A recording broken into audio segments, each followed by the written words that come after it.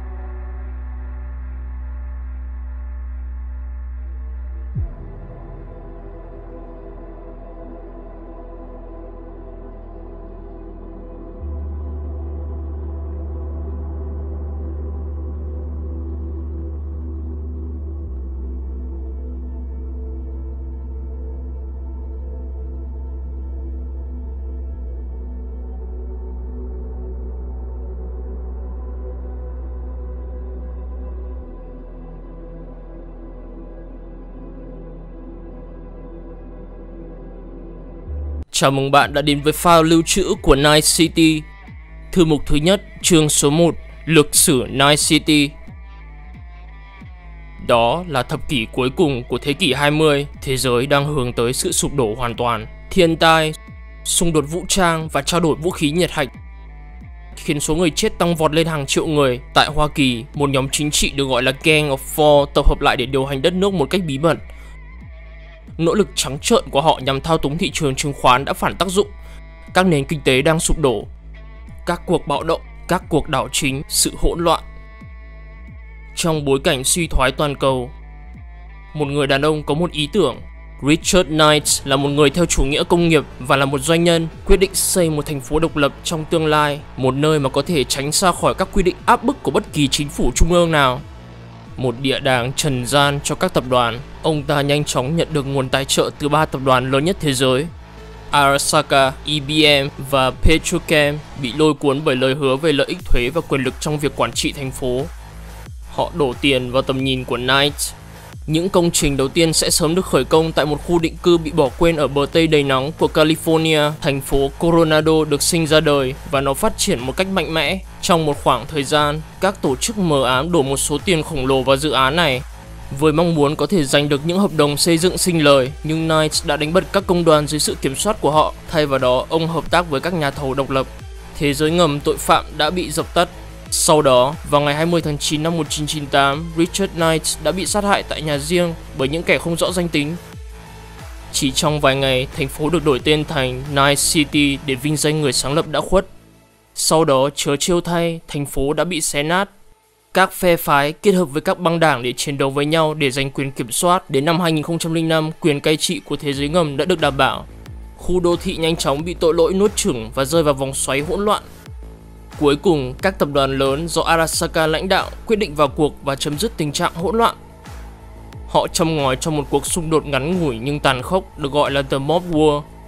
Một loạt các vụ đánh bom, ám sát và giao tranh trên đường phố đã tàn phá thế giới ngầm mà họ không ngờ tới.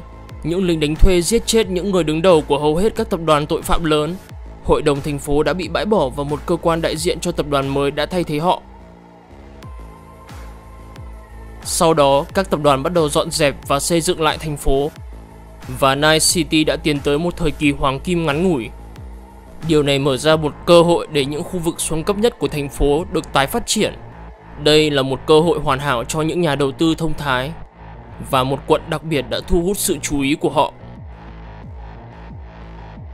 Chào mừng bạn đã đến với file lưu trữ của Night City, thư mục thứ nhất, chương số 2, một quốc gia bị chia cắt. Vào đầu năm 2022, một cuộc tranh giành quyền lực đã diễn ra giữa hai tập đoàn an ninh khổng lồ Arasaka và Militech đã leo thang thành một cuộc chiến toàn diện. Các thành phố trên khắp nước Mỹ đã bị san bằng. Night City đã bị cuốn vào làn đạn. Một nhóm tấn công chưa xác định được danh tính đã kích nổ thiết bị hạt nhân ở Corporate Plaza. Tòa tháp trụ sở của Arasaka sụp đổ, hàng ngàn người chết. Chính phủ liên bang đã tìm cách để chấm dứt xung đột này, sử dụng cuộc tấn công như một cái cớ để trục xuất Arasaka ra khỏi Bắc Mỹ. Và như vậy, cuộc chiến tranh tập đoàn lần thứ tư đã kết thúc. Xung đột toàn cầu đã bớt nóng, nhưng khu vực Bắc Mỹ vẫn bị chia cắt. Một bên là Tân Hoa Kỳ, New United States of America, được thành lập bởi những người theo chủ nghĩa liên bang nhằm thống nhất đất nước dưới một chính quyền trung ương. Ở phía bên kia, đó là những người theo chủ nghĩa cách mạng, được đại diện bởi các bang độc lập mà họ rất đề cao quyền tự chủ của mình. Hai chủ nghĩa xích bích với nhau trong hơn một thập kỷ. Một cuộc chiến tranh lạnh đã âm ỉ trong một thời gian và dần dần thay đổi bối cảnh chính trị.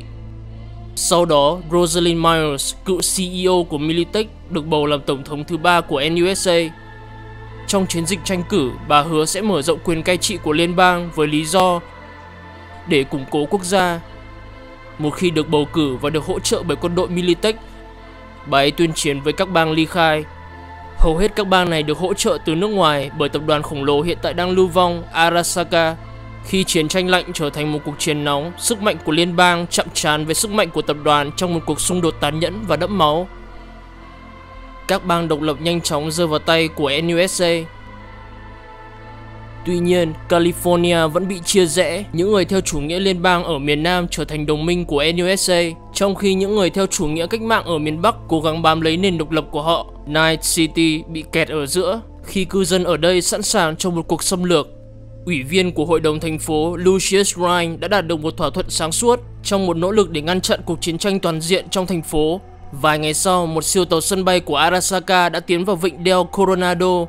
Mọi thứ đã rõ ràng. Không sẵn sàng mạo hiểm với một cuộc xung đột toàn cầu khác, Rosalind Myers ra lệnh cho lực lượng NUSA rút lui và ký hiệp định Orville. Do đó, dừng lại tất cả các hành động thù địch và chấm dứt cuộc chiến tranh thống nhất, hay còn được gọi là Unification War. Sau thỏa thuận, thành phố Night City trở thành một thành phố tự trị. Để có một sự can thiệp kịp thời, Arasaka được mời trở lại thành phố Night City và được trao một ghế trong hội đồng thành phố. Mặc dù một cuộc xung đột toàn diện có thể được tránh khỏi, nhưng lòng hiếu chiến vẫn còn đọng lại trong tâm trí nhiều người. Và đối với một số người, hiệp ước hòa bình của Tổng thống là một sự sỉ nhục trắng trợn đối với tất cả những gì họ đã hy sinh, mặc dù chiến tranh đã chính thức kết thúc. Nhưng cuộc xung đột vẫn chưa đến hồi kết. Chào mừng các bạn đã đến với file lưu trữ của Night City, thư mục thứ nhất, chương số 3, sự ra đời của Dogtown. Night City năm 2058, các nhà đầu tư thông minh nhân cơ hội du lịch đang bùng nổ để kiếm lợi nhuận. Họ để mắt đến khu ổ chuột phía nam của Haywood với hy vọng biến một nơi mục nát và bẩn thỉu này thành một nơi thịnh vượng. Sau hàng loạt các khoản quyên góp hào phóng cho hội đồng thành phố, cuối cùng họ cũng được trao giấy phép xây dựng độc quyền. Tầm nhìn của họ, một trong những khu vực nghỉ dưỡng sang trọng đẳng cấp nhất trên thế giới, mang tên Pacifica, và thiên đường nhanh chóng được xây dựng lên, và đương nhiên với một lực lượng công nhân được trả lương rất là thấp. Và trong giai đoạn phát triển, cuộc chiến tranh thống nhất giữa NUSA và các bang tự do đã lan đến California. Khi niềm tin bị sụp đổ, các nhà đầu tư rút tiền và từ bỏ dự án. Vào năm 2070, khi NUSA sẵn sàng tấn công vào thành phố, một đơn vị lính tinh nhuệ của quân đoàn Militech do đại tá kỳ cựu Kurt Hansen chỉ huy, ông được giao nhiệm vụ chiếm lấy vị trí chiến lược ở Pacifica. Mệnh lệnh của họ vạch ra một con đường cho một cuộc tấn công tổng lực vào Night City. Nhưng cuộc tấn công này không được bật đèn xanh. NUSA và các bang độc lập ký hiệp định Orville.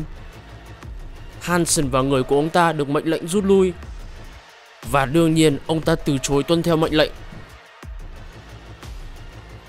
7 năm đã trôi qua, Kurt Hansen vẫn cố thủ ở Pacifica, nơi trú ẩn của lão ta. Dogtown được bao bọc trong những bức tường kiên cố.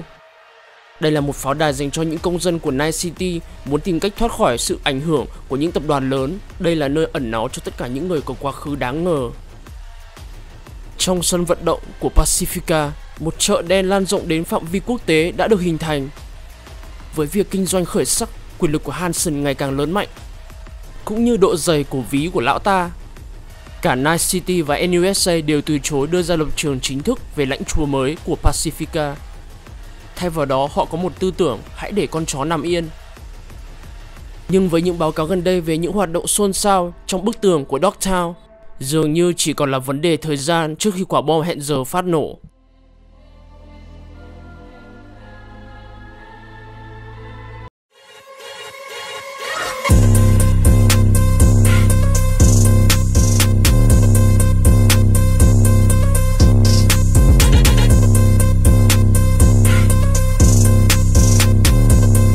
Sự kiện quan trọng duy nhất trong thập niên này chính là việc Sasai Arasaka thành lập siêu tập đoàn Arasaka vào năm 1910. Khởi đầu, Arasaka là một công ty sản xuất có trụ sở tại Nhật Bản, sau đó công ty này bành trướng ra toàn cầu và trở thành một siêu tập đoàn.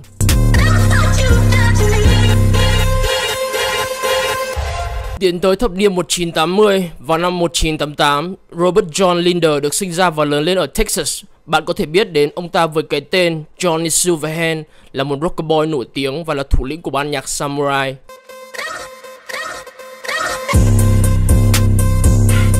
Tiến tới thập niên 90, căng thẳng trên thế giới càng ngày càng diễn biến khó lường. Đây là khoảng thời gian tệ nhất đối với nước Mỹ. Từ năm 1950, một tổ chức tên là The Gang of Four, bao gồm các cơ quan chính phủ như FBI và DEA, hợp sức để bành trướng sức mạnh của mình nhằm để thâu tóm thế giới. Trong khi đó, ở bên kia Đại Tây Dương, Liên bang Xô Viết bắt đầu tan rã. Vào năm 1992, một hiệp ước đã được ký bởi các thế lực châu Âu hùng mạnh để thiết lập một đồng tiền chung, đồng euro-đô-la.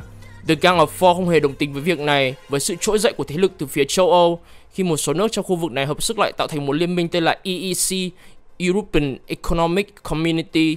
Tổ chức này cũng bắt đầu hợp tác với Tân Xô Viết, và trong khi đó NATO sụp đổ. Vì điều này, The Gang of Four quyết định làm châu Âu mất sự ổn định bằng cách can thiệp vào hiệp ước thiết lập loại tiền tệ mới và đồng thời thao túng thị trường chứng khoán.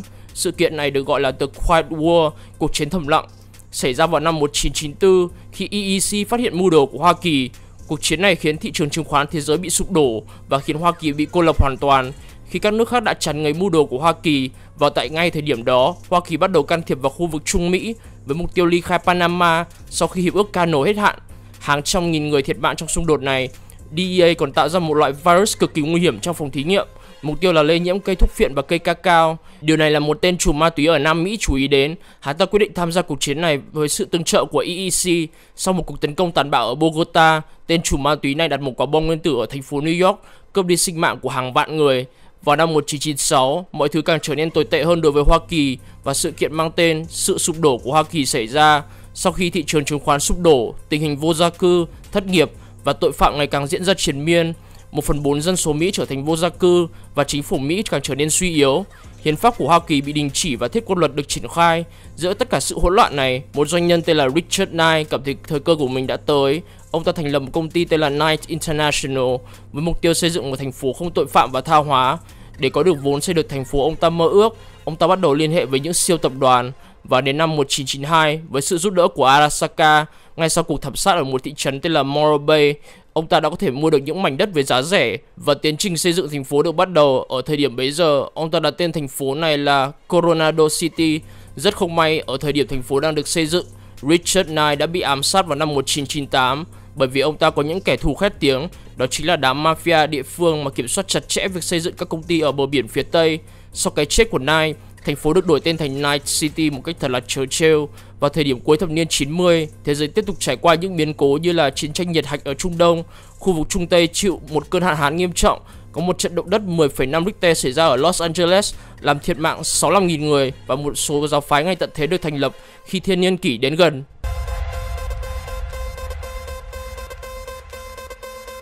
Và giống hệt với thực tại, thế giới không kết thúc vào ngày 1 tháng 1 năm 2000 và các giáo phái ngay tận thế biến mất dần dần. Vào đầu thế kỷ 21, thế giới bắt đầu phục hồi, nhưng rắc rối vẫn còn ở đó. Chiến tranh vẫn diễn ra triền miên và nguồn cung lương thực cạn kiệt. Tuy nhiên, cuộc cách mạng công nghiệp vẫn diễn ra. Giới thượng lưu thì đủ điều kiện để sắm những món đồ công nghệ tân tiến nhất, sống trong những thành phố lớn, kiểm soát bởi những siêu tập đoàn. Vì vậy, những khu vực này rất an toàn và sạch sẽ. Giấc mơ của Richard Knight đã trở thành hiện thực. Những khu vực liền kề thì là những khu vực chiến đấu, bạo lực và tội phạm liên tiếp xảy ra, kiểm soát bởi những nhóm lao động chân tay. Trong khi đó, những siêu tập đoàn liên tục chèn ép chính phủ Mỹ yếu kém, mua lại những trang trại bị bỏ hoang và các doanh nghiệp để bành trướng thế lực của mình. Các siêu tập đoàn bắt đầu xích mích và các cuộc chiến tranh bắt đầu diễn ra, bắt đầu từ những hoạt động gián điệp và hacking. Xích mích bắt đầu leo thang khi những siêu tập đoàn sử dụng những đội quân riêng. Cuộc chiến tập đoàn lần thứ nhất là một cuộc chiến đáng để ý, nhưng vẫn là tôm tép đối với những cuộc chiến tranh toàn diện nổ ra sau này. Ở thời điểm này, Robert John Linder đã nói dối về độ tuổi của mình và nhập ngũ. Chiến trường đầu tiên của ông ta phải đến chính là ở Nicaragua để tham gia cuộc chiến Trung Mỹ lần thứ hai. Sự nghiệp quân sự của Robert diễn ra không lâu khi ông ta mất một cánh tay khi chiến đấu. Sau khi phát hiện chính phủ Hoa Kỳ tha hóa đến mức độ nào, Robert quyết định đào ngũ và điểm tiếp theo của ông ta là Night City. Robert đổi tên mình thành Johnny Silverhand cũng vì cánh tay chrome mới của mình. Johnny thành lập một ban nhạc với người bạn của mình, Kerry Arundine. Tên của ban nhạc mới được thành lập này là Samurai.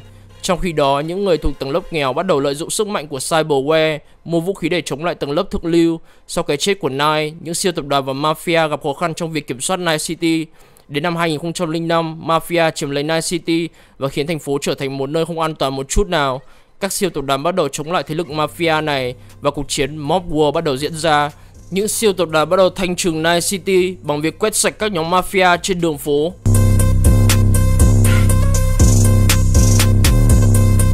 Tới năm 2010, các siêu tập đoàn đã kiểm soát được hoàn toàn Night City bằng việc sử dụng chính phủ bù nhìn. Đến thời điểm này, nhóm Samurai đã tan rã, nhưng Johnny vẫn cực kỳ nổi tiếng. Ông ta vẫn tổ chức những show diễn hoành tráng và sử dụng tiếng nói của mình để chống lại chính quyền mà ông ta nghĩ đang đàn áp người dân ở thời điểm bấy giờ. Johnny thực sự đã chọc vào tổ ong và đến năm 2013, ông ta bị đám côn đồ được phái bởi Arasaka tấn công. Bạn gái của Johnny, Out Cunningham, bị Arasaka bắt cóc.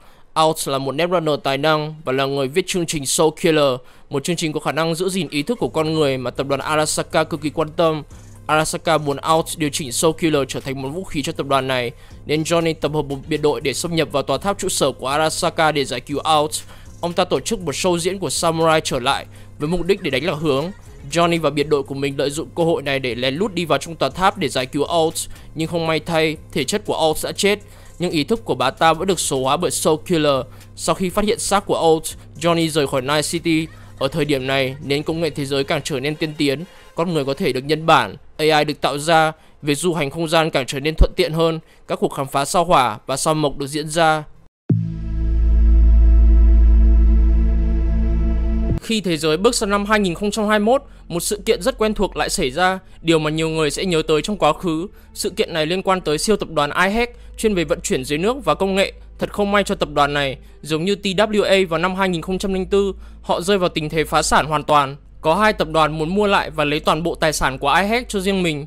Tập đoàn thứ nhất là tập đoàn chuyên về hải dương học, tên là Sino đến từ Pháp, và tập đoàn thứ hai cũng chuyên về hải dương học, tên là Otech đến từ Mỹ. Tập đoàn này có trụ sở ở Hawaii. Cả hai phe đã thao túng thị trường chứng khoán trong một cuộc chiến tranh kinh tế, nhưng điều này chỉ khiến mọi thứ trở nên tồi tệ hơn và chỉ là vấn đề thời gian trước khi một cuộc chiến thực sự nổ ra. Khi cả hai tập đoàn này đều ngang bằng về mặt tài chính, đây là lựa chọn duy nhất để họ có thể giành quyền kiểm soát tài sản của iHack. Vào tháng 11 năm 2021, Otech chính thức bắt đầu cuộc xung đột bằng cách cử một lực lượng tấn công để ngăn chặn các bên đàm phán tham gia cuộc thương lượng về sòng bạc, một động thái rất giống với vài cuộc chiến tranh tập đoàn trước đó, nhưng Sino đã nhanh chóng hành động. Họ đã cử một đội Netrunner tấn công các sàn giao dịch tài chính, làm cho cổ phiếu của Otech mất giá. Khi cả hai bên càng trở nên thù địch với nhau hơn, cả hai đều không nhận ra rằng Eurobank là kẻ giật dây từ đằng sau hậu trường để thao túng cả hai tập đoàn.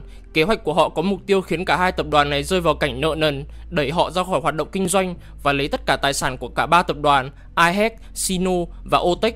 Họ có tầm nhìn biến châu Âu thành một cường quốc hàng hải và công nghệ. Khi cả hai tập đoàn Sino và Otech tiếp tục làm đối thủ của mình, càng trở nên mất giá trị. Phần còn lại của thế giới nhận ra rằng nếu tình trạng này tiếp tục xảy ra, một cuộc khủng hoảng toàn cầu sẽ nổ ra vì nhiều nền kinh tế phụ thuộc vào vận tải biển, sản xuất năng lượng và khoáng sản trên biển. Khi giao tranh tiếp tục diễn ra giữa hai tập đoàn lớn, rõ ràng cả hai bên đang ở thế bế tắc.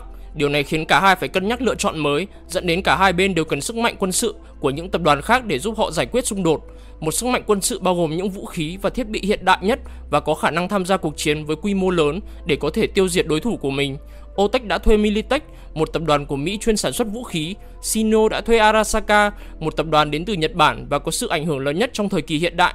Họ có một trong những công nghệ tốt nhất mà thế giới chưa từng thấy. Nhưng với việc tham gia cuộc chiến này, cả hai tập đoàn Arasaka và Militech lúc đầu đều không muốn xô xát với nhau. Thay vào đó, họ chỉ coi tập đoàn mà họ hợp tác là một phương tiện để tạo ra lợi nhuận khổng lồ và để phát huy hiệu quả dịch vụ của họ cho phần còn lại của thế giới.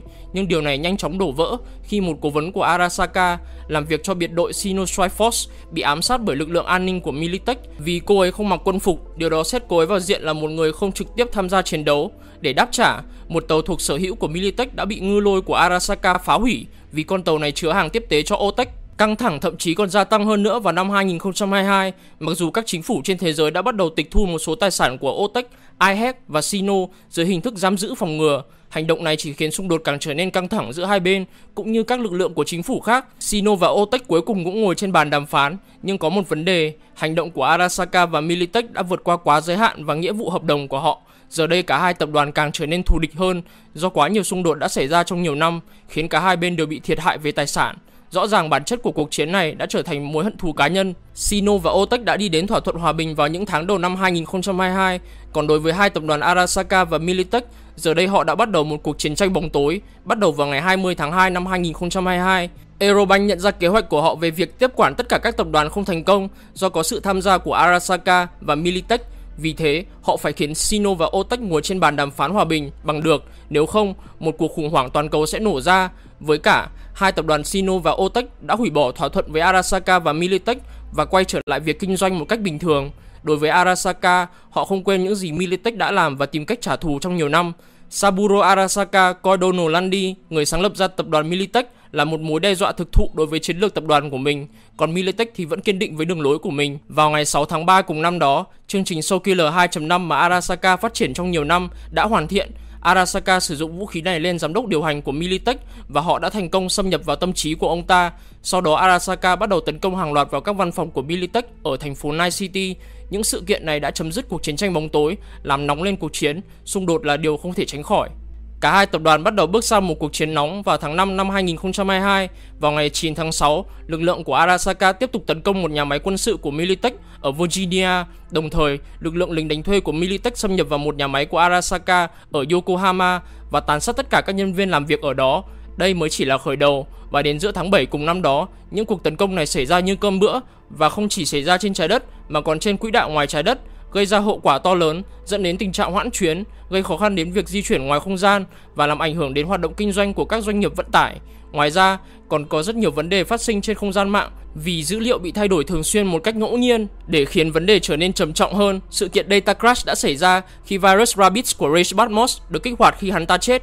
Với việc các cuộc tấn công ngoài không gian diễn ra thường xuyên dẫn đến sự hỗn loạn của ngành du lịch vận tải, Arasaka chiếm giữ một văn phòng của Militech ở Los Angeles. Để đáp trả, Militech tiến hành tổ chức một cuộc bạo loạn bên ngoài các văn phòng của Arasaka ở Paris để đánh lạc hướng. Một biệt đội bí mật xâm nhập vào hệ thống HVAC của tòa nhà và bơm vào nó đầy chất khí độc tồn tại trong một thời gian ngắn. Chất độc này nguy hiểm đến nỗi nó giết tất cả những nhân viên của Arasaka ở bên trong văn phòng. Cuộc xung đột này còn lây ra sang Chicago, một thành phố đang trong quá trình khôi phục lại sau khi bị bệnh dịch tàn phá vào năm 2012, giết chết khoảng 200.000 người và khiến môi trường ở đây khó có thể sinh sống được. Rất may cho thành phố này, hai băng nhóm Nomads từ Meta và Fox Nation đã đánh đuổi Militech và Arasaka ra khỏi thành phố. Nhưng Chicago không phải là nơi duy nhất bị ảnh hưởng bởi cuộc chiến này. Cùng lúc, thành phố Busan ở Hàn Quốc cũng trở thành tâm điểm của xung đột này. Militech tiếp tục sử dụng vũ khí sinh học có khả năng giết chết hàng ngàn người trong thành phố. Điều này khiến chính phủ Hàn Quốc phải sơ tán cư dân của họ và đưa vào khu cách ly. Dường như cả hai tập đoàn này đi đến đâu là tàn phá tới đấy, không có gì có thể làm cuộc xung đột này chậm lại. Vào tháng 9 năm 2022, Hồng Kông là thành phố tiếp theo chứng kiến sự tàn khốc của cuộc chiến khi cả hai tập đoàn Arasaka và Militech biến nơi này thành một chiến trường lớn. Những người may mắn trốn thoát trước khi trận chiến bắt đầu trở thành những người tị nạn với tâm trạng tuyệt vọng, tìm kiếm nơi an toàn khỏi cuộc xung đột tàn khốc. Cuộc chiến lây lan sang Brazil khiến nhiều cư dân ở đây một lần nữa phải rời bỏ nhà cửa và thậm chí cả đất nước của họ. Thành phố Rio de Janeiro đã trở thành đống đổ nát khi Militech cố gắng hết sức để tiêu diệt lực lượng của Arasaka trên thành phố. Cuộc chiến này cũng diễn ra trên không gian mạng. 6 nhà khoa học nghiên cứu quân sự của Militech đã bị giết bởi chương trình Soulkiller.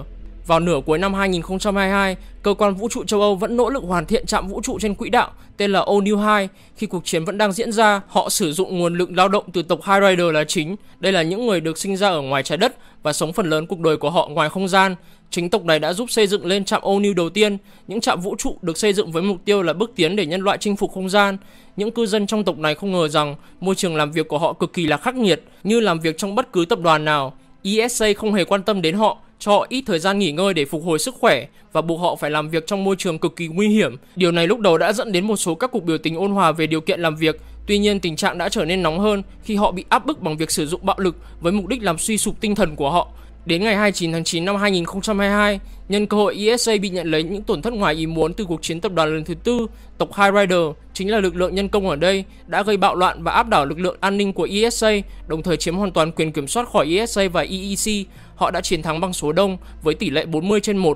Họ không biết rằng ESA không có đủ nguồn lực để chặn họ lại.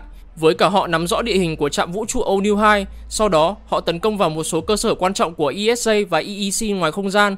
Chiến dịch này chỉ diễn ra trong 7 tiếng và nó cực kỳ hiệu quả. Đối với các cư dân của tộc High Rider ở thời điểm này, họ muốn giành lấy sự độc lập khỏi trái đất. Họ theo phe trung lập trong cuộc chiến đang diễn ra trên mặt đất giữa Arasaka và Militech. Vì quyền lực của họ trên quỹ đạo, Mỹ và Nhật Bản đều mong muốn họ làm đồng minh và công nhận sự độc lập tự chủ của họ. Vào mùa thu năm 2022, một số nơi trên thế giới đã trải qua đủ những cuộc xung đột từ cuộc chiến. Nam California và Cộng hòa Texas quốc hữu hóa tất cả các tài sản của Arasaka và Militech trong biên giới của họ. EEC tuyên bố nếu chiến tranh không dừng lại, họ sẽ làm điều tương tự. Tình trạng trở nên leo thang hơn khi một phòng trưng bày công nghệ quân sự ở Ý bị tấn công. Ngay lập tức, EEC bắt đầu quốc hữu hóa tất cả tài sản quân sự của Arasaka và Militech ở châu Âu. Arasaka và Militech đều không thích điều này và phản đối, tuyên bố EEC làm điều này vì lợi ích của riêng mình. Nhật Bản cũng tương tự làm điều đó, nhưng Saburo đã dùng sự ảnh hưởng của mình để bảo vệ tập đoàn của mình khỏi bị quốc hữu hóa. Tuy nhiên điều này kéo dài không được lâu khi người con trai nổi loạn của mình, Yorinobu Arasaka, cung cấp thông tin mật cho chính phủ Nhật Bản, dẫn đến việc tài sản của Arasaka bị quốc hữu hóa hoàn toàn. Giờ đây Hoa Kỳ phải có trọng trách chấm dứt cuộc xung đột toàn cầu. Tổng thống Elizabeth Crest đã thúc ép giám đốc điều hành của Militech, Donald Lundy, phải làm việc với chính phủ. Điều này khiến Lundy vô cùng tức giận và thất vọng. Trong khi Hoa Kỳ sở hữu toàn bộ tài sản của Militech, Nhật Bản sở hữu toàn bộ tài sản của Arasaka, hòa bình cuối cùng có thể diễn ra và cuộc chiến tranh toàn cầu giờ đây đã kết thúc. Nhưng mọi thứ vẫn chưa dừng lại ở đó, vì Arasaka vẫn nắm giữ các cơ sở ở Tây Bán Cầu, khiến Tổng thống Crest muốn loại bỏ họ khỏi toàn bộ Bắc Mỹ vì lợi ích cá nhân của riêng mình cũng như lợi ích cho Militech. Tuy nhiên, xung đột vẫn đang diễn ra tại thành phố Night City, với Kei, con trai của Saburo, vẫn còn ở lại trong thành phố này. Ông ta bị cô lập hoàn toàn, tách biệt khỏi tài sản của Arasaka ngoài thành phố. Và vì điều này, Arasaka điều động nguồn lực di chuyển vào thành phố Night City để củng cố tập đoàn, khiến Crest trở nên căng thẳng. Vào năm 2023, một số lãnh đạo cấp cao của Hoa Kỳ đã bị ám sát bởi Soul Killer trên không gian mạng vì Arasaka muốn thay đổi chính sách để có lợi ích cho riêng họ. Điều này khiến Militech rút lui khỏi thành phố Night City, coi điều này là sự thất bại thảm hại. Nhưng đồng thời, họ cũng nghĩ ra một kế hoạch để quét sạch Arasaka trên địa bàn của thành phố Night City. Cuộc chiến đã lên đỉnh điểm vào ngày 20 tháng 8 năm 2023 khi một thiết bị hạt nhân nhỏ được kích nổ bởi hàng loạt những biệt đội lính đánh thuê chỉ huy bởi Morgan Blackhand. Tòa tháp trụ sở của Arasaka đã bị phá hủy hoàn toàn, giết chết 12.000 nhân viên của tập đoàn. Không chỉ vậy, nó còn lây sang những khu vực bên cạnh trong thành phố, bao phủ thành phố bởi những mảnh vụn và bầu trời bằng một màn sương đỏ kéo dài cả thế kỷ. Một loạt phản ứng dây chuyền gây ra bởi nổ ống dẫn khí với đám cháy vô cùng dữ dội biến khu vực trung tâm thành phố thành điểm nóng phóng xạ. Vì Arasaka bị thiệt hại rất lớn trong sự kiện này, Militech đã quay trở lại Night City để tiêu diệt tất cả lực lượng Arasaka còn lại và cuộc chiến tranh nóng đã đến hồi kết. Tổng thống Crest đổ lỗi toàn bộ sự kiện này cho Arasaka, cho rằng thảm họa này được gây ra bởi Arasaka đã tàng trữ vũ khí hủy diệt hàng loạt với mưu mô dùng vũ khí này lên tập đoàn Militech. Bà ta chỉ ra những yếu kém trong việc cất giữ vũ khí nguy hiểm này, dẫn đến tai nạn kích nổ thiết bị hạt nhân này và gây ra thảm họa tại thành phố Night City. Với việc Arasaka đã không còn ngáng đường mình nữa, bà ta bây giờ có thể khôi phục lại đất nước và đổi tên Mỹ thành Tân Hoa Kỳ, hay còn gọi là NUSA. Và đến năm 2025, Militech đã trở thành quân đội quốc gia của NUSA và đánh bật toàn bộ lực lượng của kẻ thù còn lại, dẫn đến sự kết thúc của cuộc chiến tập đoàn lần thứ tư. Ngoài cuộc chiến tranh tập đoàn lần thứ tư khốc liệt và đẫm máu trong thập niên này, chúng ta còn có một sự kiện quan trọng khác, đó chính là Data Crash và việc xây dựng lên Black War. Chúng ta hãy quay trở về năm 2022, giữa cuộc chiến tranh tập đoàn lần thứ tư, vào thời điểm mà nó vẫn được coi là chiến tranh bóng tối, chứ không phải là cuộc đối đầu công khai như chiến tranh nóng. Militech với sự hỗ trợ của huyền thoại solo Morgan Blackhand và Netrunner Alt Cunningham đã thuyết phục được Netrunner huyền thoại Rage Batmos để giúp đỡ họ trong cuộc chiến chống lại Arasaka. Trong thâm tâm, Badmoss không hề muốn giúp đỡ bất kỳ tập đoàn nào dưới mọi hình thức, nhưng với yêu cầu từ người bạn thân của anh ấy, Cunningham, anh ấy đã không thể từ chối. Mục tiêu là săn lùng chương trình Soul Killer 2.5 mà Arasaka nắm trong tay cũng là một đề xuất tuyệt vọng vì Militech thậm chí còn đồng ý hoàn toàn để yên cho Badmoss, ngay cả trong pháo đài dữ liệu riêng của họ. Badmoss thực sự có thể được coi là Netrunner Adam Smasher khi hắn ta rất vui khi gây ra thiệt hại ngoài ý muốn và sử dụng các program nguy hiểm đến chết người. Không mất quá nhiều thời gian để Badmoss có thể truy tìm được chương trình Soul Killer, thực tế chỉ mất chưa đầy 1 tháng. Phấn khởi với thành quả của mình, Badmoss đã tiến hành một cuộc tấn công tội phạm mạng toàn diện chống lại Arasaka và một số tập đoàn không liên quan khác. Chính vì những đòn tấn công liều lĩnh này, dấu vết của hắn ta đã bị lần ra và đột nhiên cả Militech và Arasaka đều biết vị trí của hắn ta. Arasaka ngay lập tức đã cử một đội tấn công tinh nhuệ đến vị trí của Badmoss. Blackhand đã tuyệt vọng vì muốn cứu một tài sản và một người bạn. Ông ta đã cử lực lượng quân sự Militech phản ứng nhanh đến để bảo vệ hắn ta, với mục tiêu là giải cứu Badmoss khỏi vị trí của hắn ta. Và cuối cùng, không điều nào trong số đó là đủ, vì vào cuối ngày khi thủy triều tượng trưng cho vận may của Militech dường như đã rút, Arasaka đã thả một tảng đá từ quỹ đạo vào vị trí của Badmoss. Vào thời điểm trước khi chết, hắn ta đã mời Spider Murphy vào phòng trò chuyện riêng trong không gian mạng và thú nhận tình yêu của mình dành cho cô ấy. Và sau đó, hắn ta đã kích hoạt công tắc thả virus Rabbit ra mạng. Rabbit viết tắt của Roving Autonomous Badmoss Interface Drones. Virus này được tạo ra như một hành động thách thức chính quyền và các tập đoàn. Nó sẽ bị kích hoạt trong trường hợp hắn ta qua đời. Nó được thiết kế để xâm phạm tất cả các pháo đài dữ liệu của các tập đoàn và giải phóng dữ liệu cho họ công khai để tất cả mọi người đều có thể truy cập được. Các loại virus mạnh được lây ra nhanh đã phá hủy mạng lưới cũ và lây nhiễm 78,2% trong số đó chỉ trong vài tháng. Đây gọi là sự kiện Data Crash. Lưu lượng truy cập mạng bị đình trệ, các tập đoàn mất hàng tỷ USD khi thị trường chứng khoán mất ổn định, một lượng lớn dữ liệu bị hỏng và vô số trí tuệ nhân tạo các quân sự đã bị giam giữ lại và biến thành những thực thể cực kỳ nguy hiểm sau sự sụp đổ của mạng lưới cũ. Vậy chúng ta sẽ chuyển sang phần về lịch sử về sự hình thành của Blackwater, hay còn được gọi là Blackwater Project.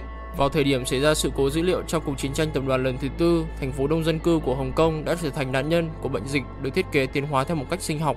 Vì mức độ nguy hiểm của bệnh dịch này, toàn bộ thành phố đã bị cách ly và tách biệt khỏi phần còn lại của nhân loại.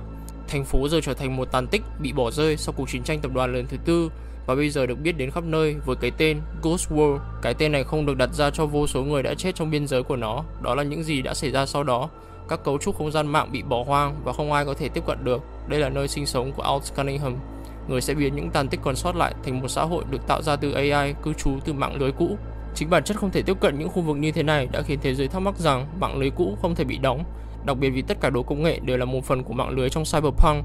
Tất cả các đống đồ công nghệ này sẽ phải làm cho ngừng hoạt động để bỏ mạng lưới cũ đi. Một ví dụ khác là thành phố Busan ở Hàn Quốc, một địa điểm cuối cùng cũng sẽ tìm thấy Alt Cunningham cư trú trong đó, và đó là lý do tại sao Netwatch lại hợp tác với Alt Cunningham và một nhóm AI siêu việt.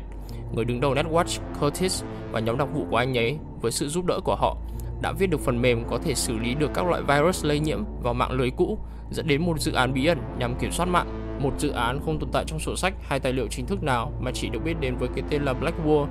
Tường lửa ảo xuất hiện mà không có cảnh báo từ đâu. Điều đó có nghĩa là bất kỳ Netrunner nào bị mắc kẹt ở phía bên kia cũng không có cách nào để check out thoát ra ngoài một cách an toàn, cũng như không có cách nào để tồn tại vô thời hạn trong không gian mạng. Kết quả là Netwatch đã bắn một mũi tên trúng hai đích.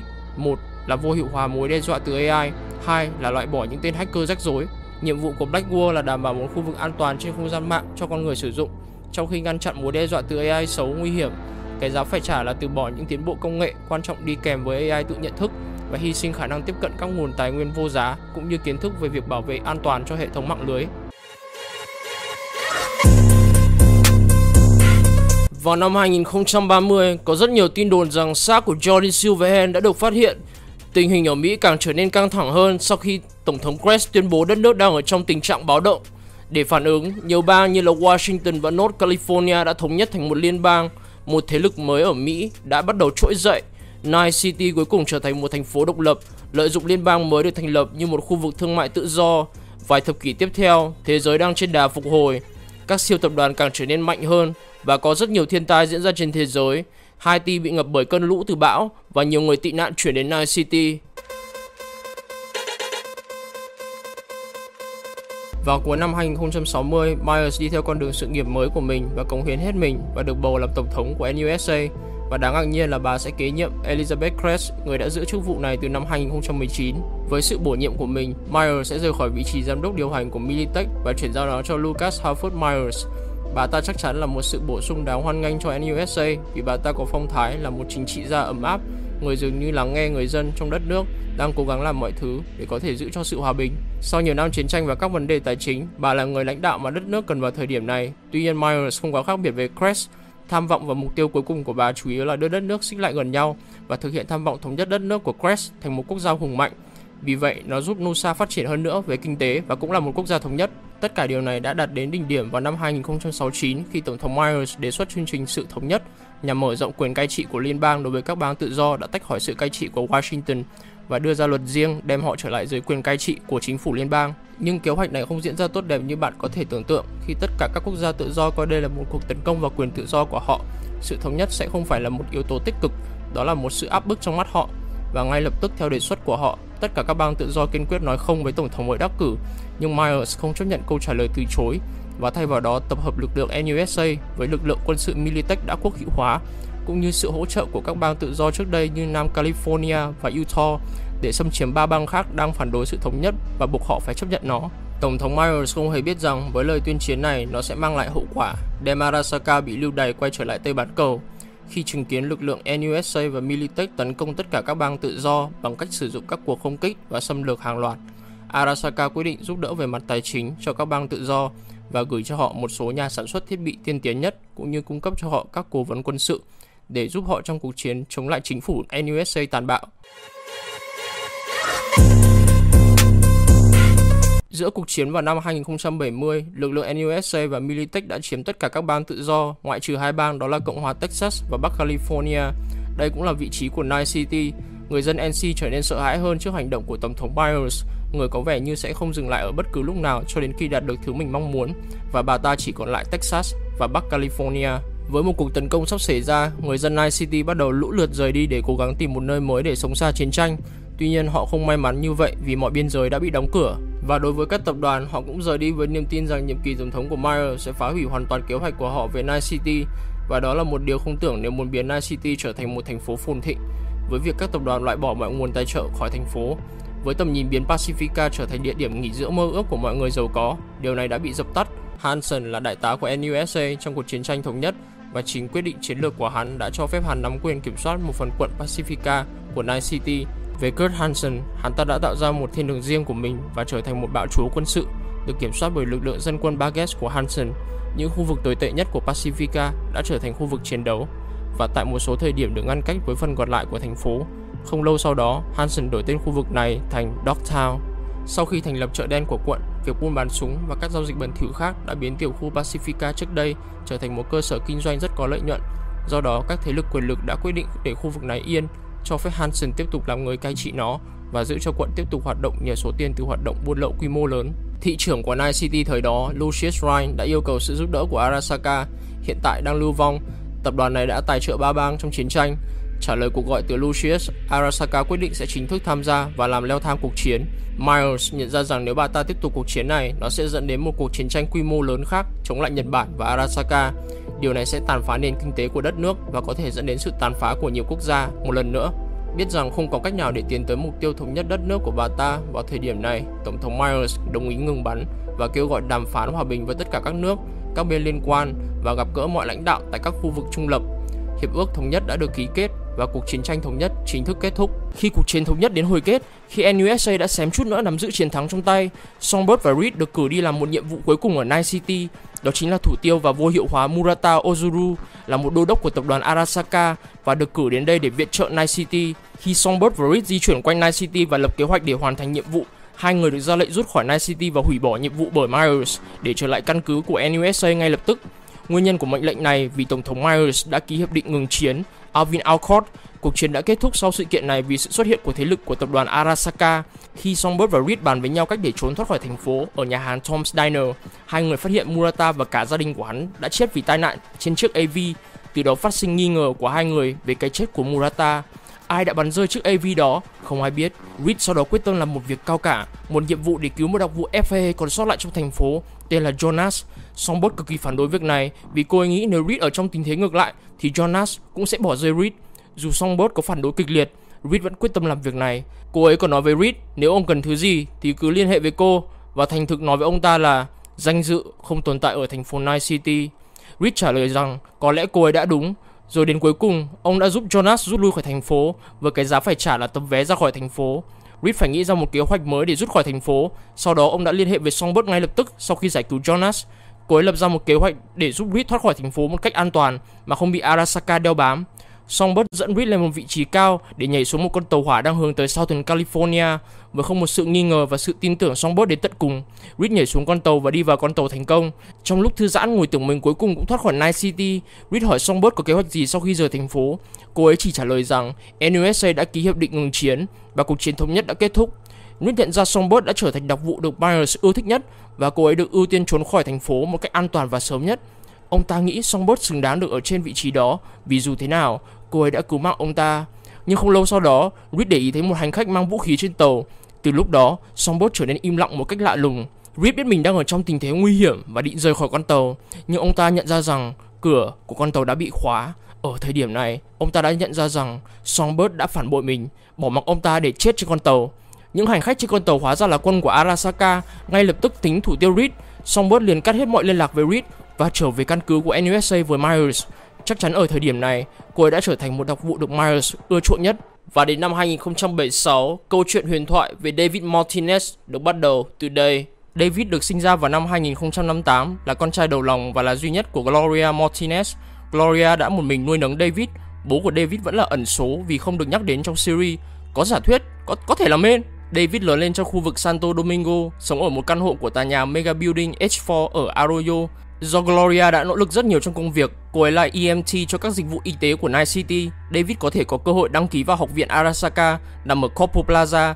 David thường bán XBD cho các bạn cùng lớp mà anh ấy lấy từ một Ripper Dog, thường gọi quen là Dog. David thường chứng kiến Gloria luôn làm việc cực nhọc, mệt đến nỗi cô ấy phải làm qua đêm.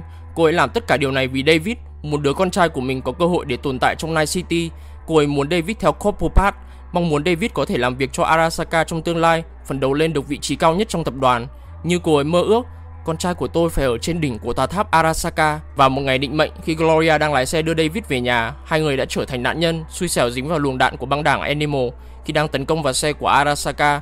Xe của hai người đâm vào chiếc xe bị băng đảng Animal bắn tên lửa vào nổ tung. Một cảnh tượng bi thương khi David thấy mẹ mình bị Trauma Team bỏ rơi khi đang nằm bất động, vì đơn giản cô ấy và David quá nghèo để trong diện tập khách hàng được Trauma Team chăm sóc. David đã đưa mẹ mình đến phòng khám, nơi cô ấy trút hơi thở cuối cùng. Sau khi mẹ mình chết, khi đang trong tình cảnh đau buồn vì người mẹ quá cố của mình, David đã bị tên Casio, một bạn học khác, phỉ báng liên tục.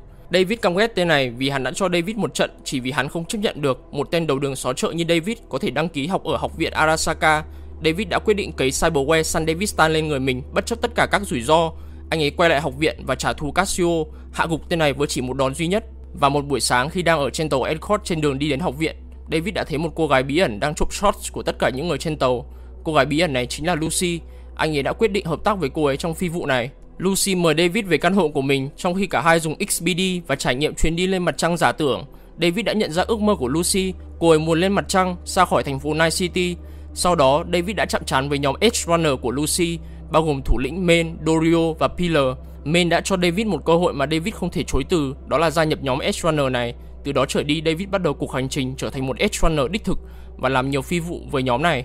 Với khả năng có thể tận dụng được San Davistan mà không hóa thành Cyber Psycho, Maine coi David là một thành viên quan trọng, không thể thiếu được trong nhóm. Sau vụ bắt cóc Tanaka, Maine bắt đầu có những triệu chứng của Cyber Psychosis vì anh ta cấy cho mình quá nhiều cyberware.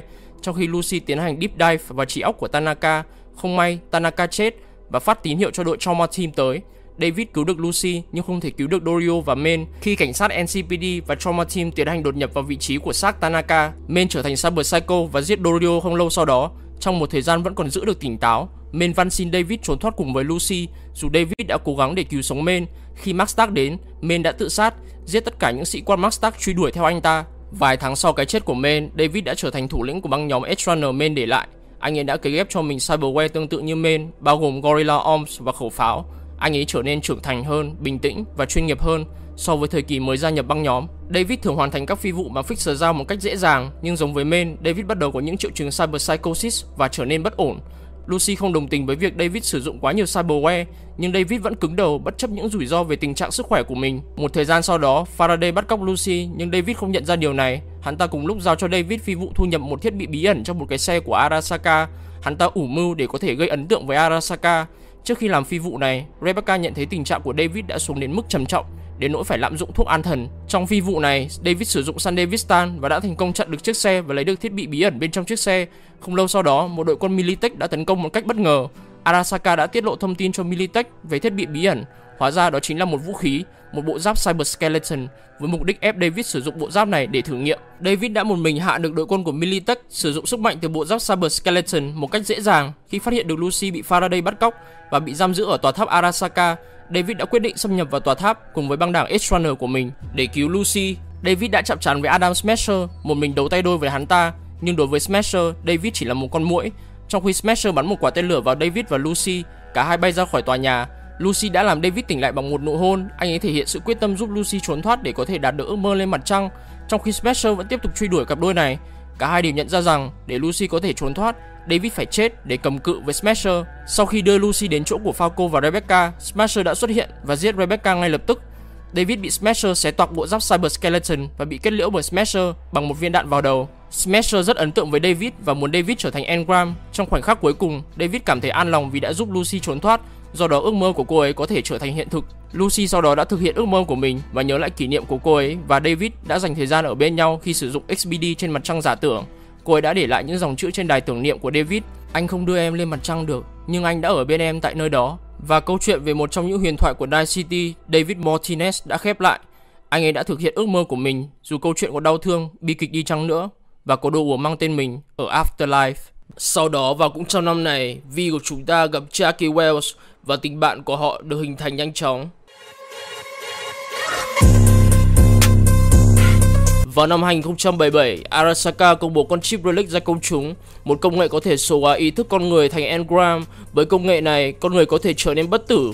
Vi và Jackie sau khi làm một số gig cho fixer địa phương và đã đến lúc có cơ hội để làm một phi vụ để đời từ một fixer tên là Dexter Dishon. Vi và Jackie có nhiệm vụ cướp con chip Relic từ tay của Yorinobu Arasaka. Mặc dù cả hai đã thành công, nhưng việc trốn thoát trở thành khó nhằn khi Saburo Arasaka xuất hiện. Vi và Jackie chứng kiến Yorinobu giết Saburo và Jackie đã không may mất mạng khi cả hai trốn thoát. Vi cũng bị thương và đồng thời phải giữ con chip Relic trong đầu mình để tránh cho con chip bị hỏng. Vi bị Dexter Dishon bắn vào đầu và cơ thể bị vứt vào một bãi chôn lấp gần đó. Với hy vọng đưa vụ Yorinobu giết Saburo ra ánh sáng, vệ sĩ cũ của Saburo, Takemura, tìm được thi thể của Vi và mang về tay của Ripper Dog thân thuộc với Vi, Victor Vector, để chữa trị. Con chip Relic hồi sinh Vi, nhưng có một vấn đề là trong con chip có engram của Silverhand. Ông ta lúc này đe dọa chiếm lấy thân thể của Vi. Vi có loại thuốc để áp chế Silverhand trong một thời gian, nhưng về lâu về dài, Vi cần một giải pháp cho vấn đề này. Để khám phá bí ẩn trong vụ này, Vi đã gặp được Evelyn Parker, người mà đã giao gig này cho Dexter Dishon. Hóa ra Evelyn làm việc ngầm cho băng đảng Voodoo Boys. Voodoo Boys là một băng đảng có những Netrunner khét tiếng nhất, và bọn chúng đồng ý cho Vi gặp gỡ Alt Cunningham. Lúc này, Alt Cunningham đã trở thành một AI bên kia bức tường đen. Vi biết được cách viết lại dữ liệu của Relic sau khi nói chuyện với bà ta. Tiếp đến, Vi bắt được Anders Selman với sự giúp đỡ của Panem và băng đảng Nomad Audicaldo. Đặc biệt, ông ta chính là người thiết kế con chip Relic.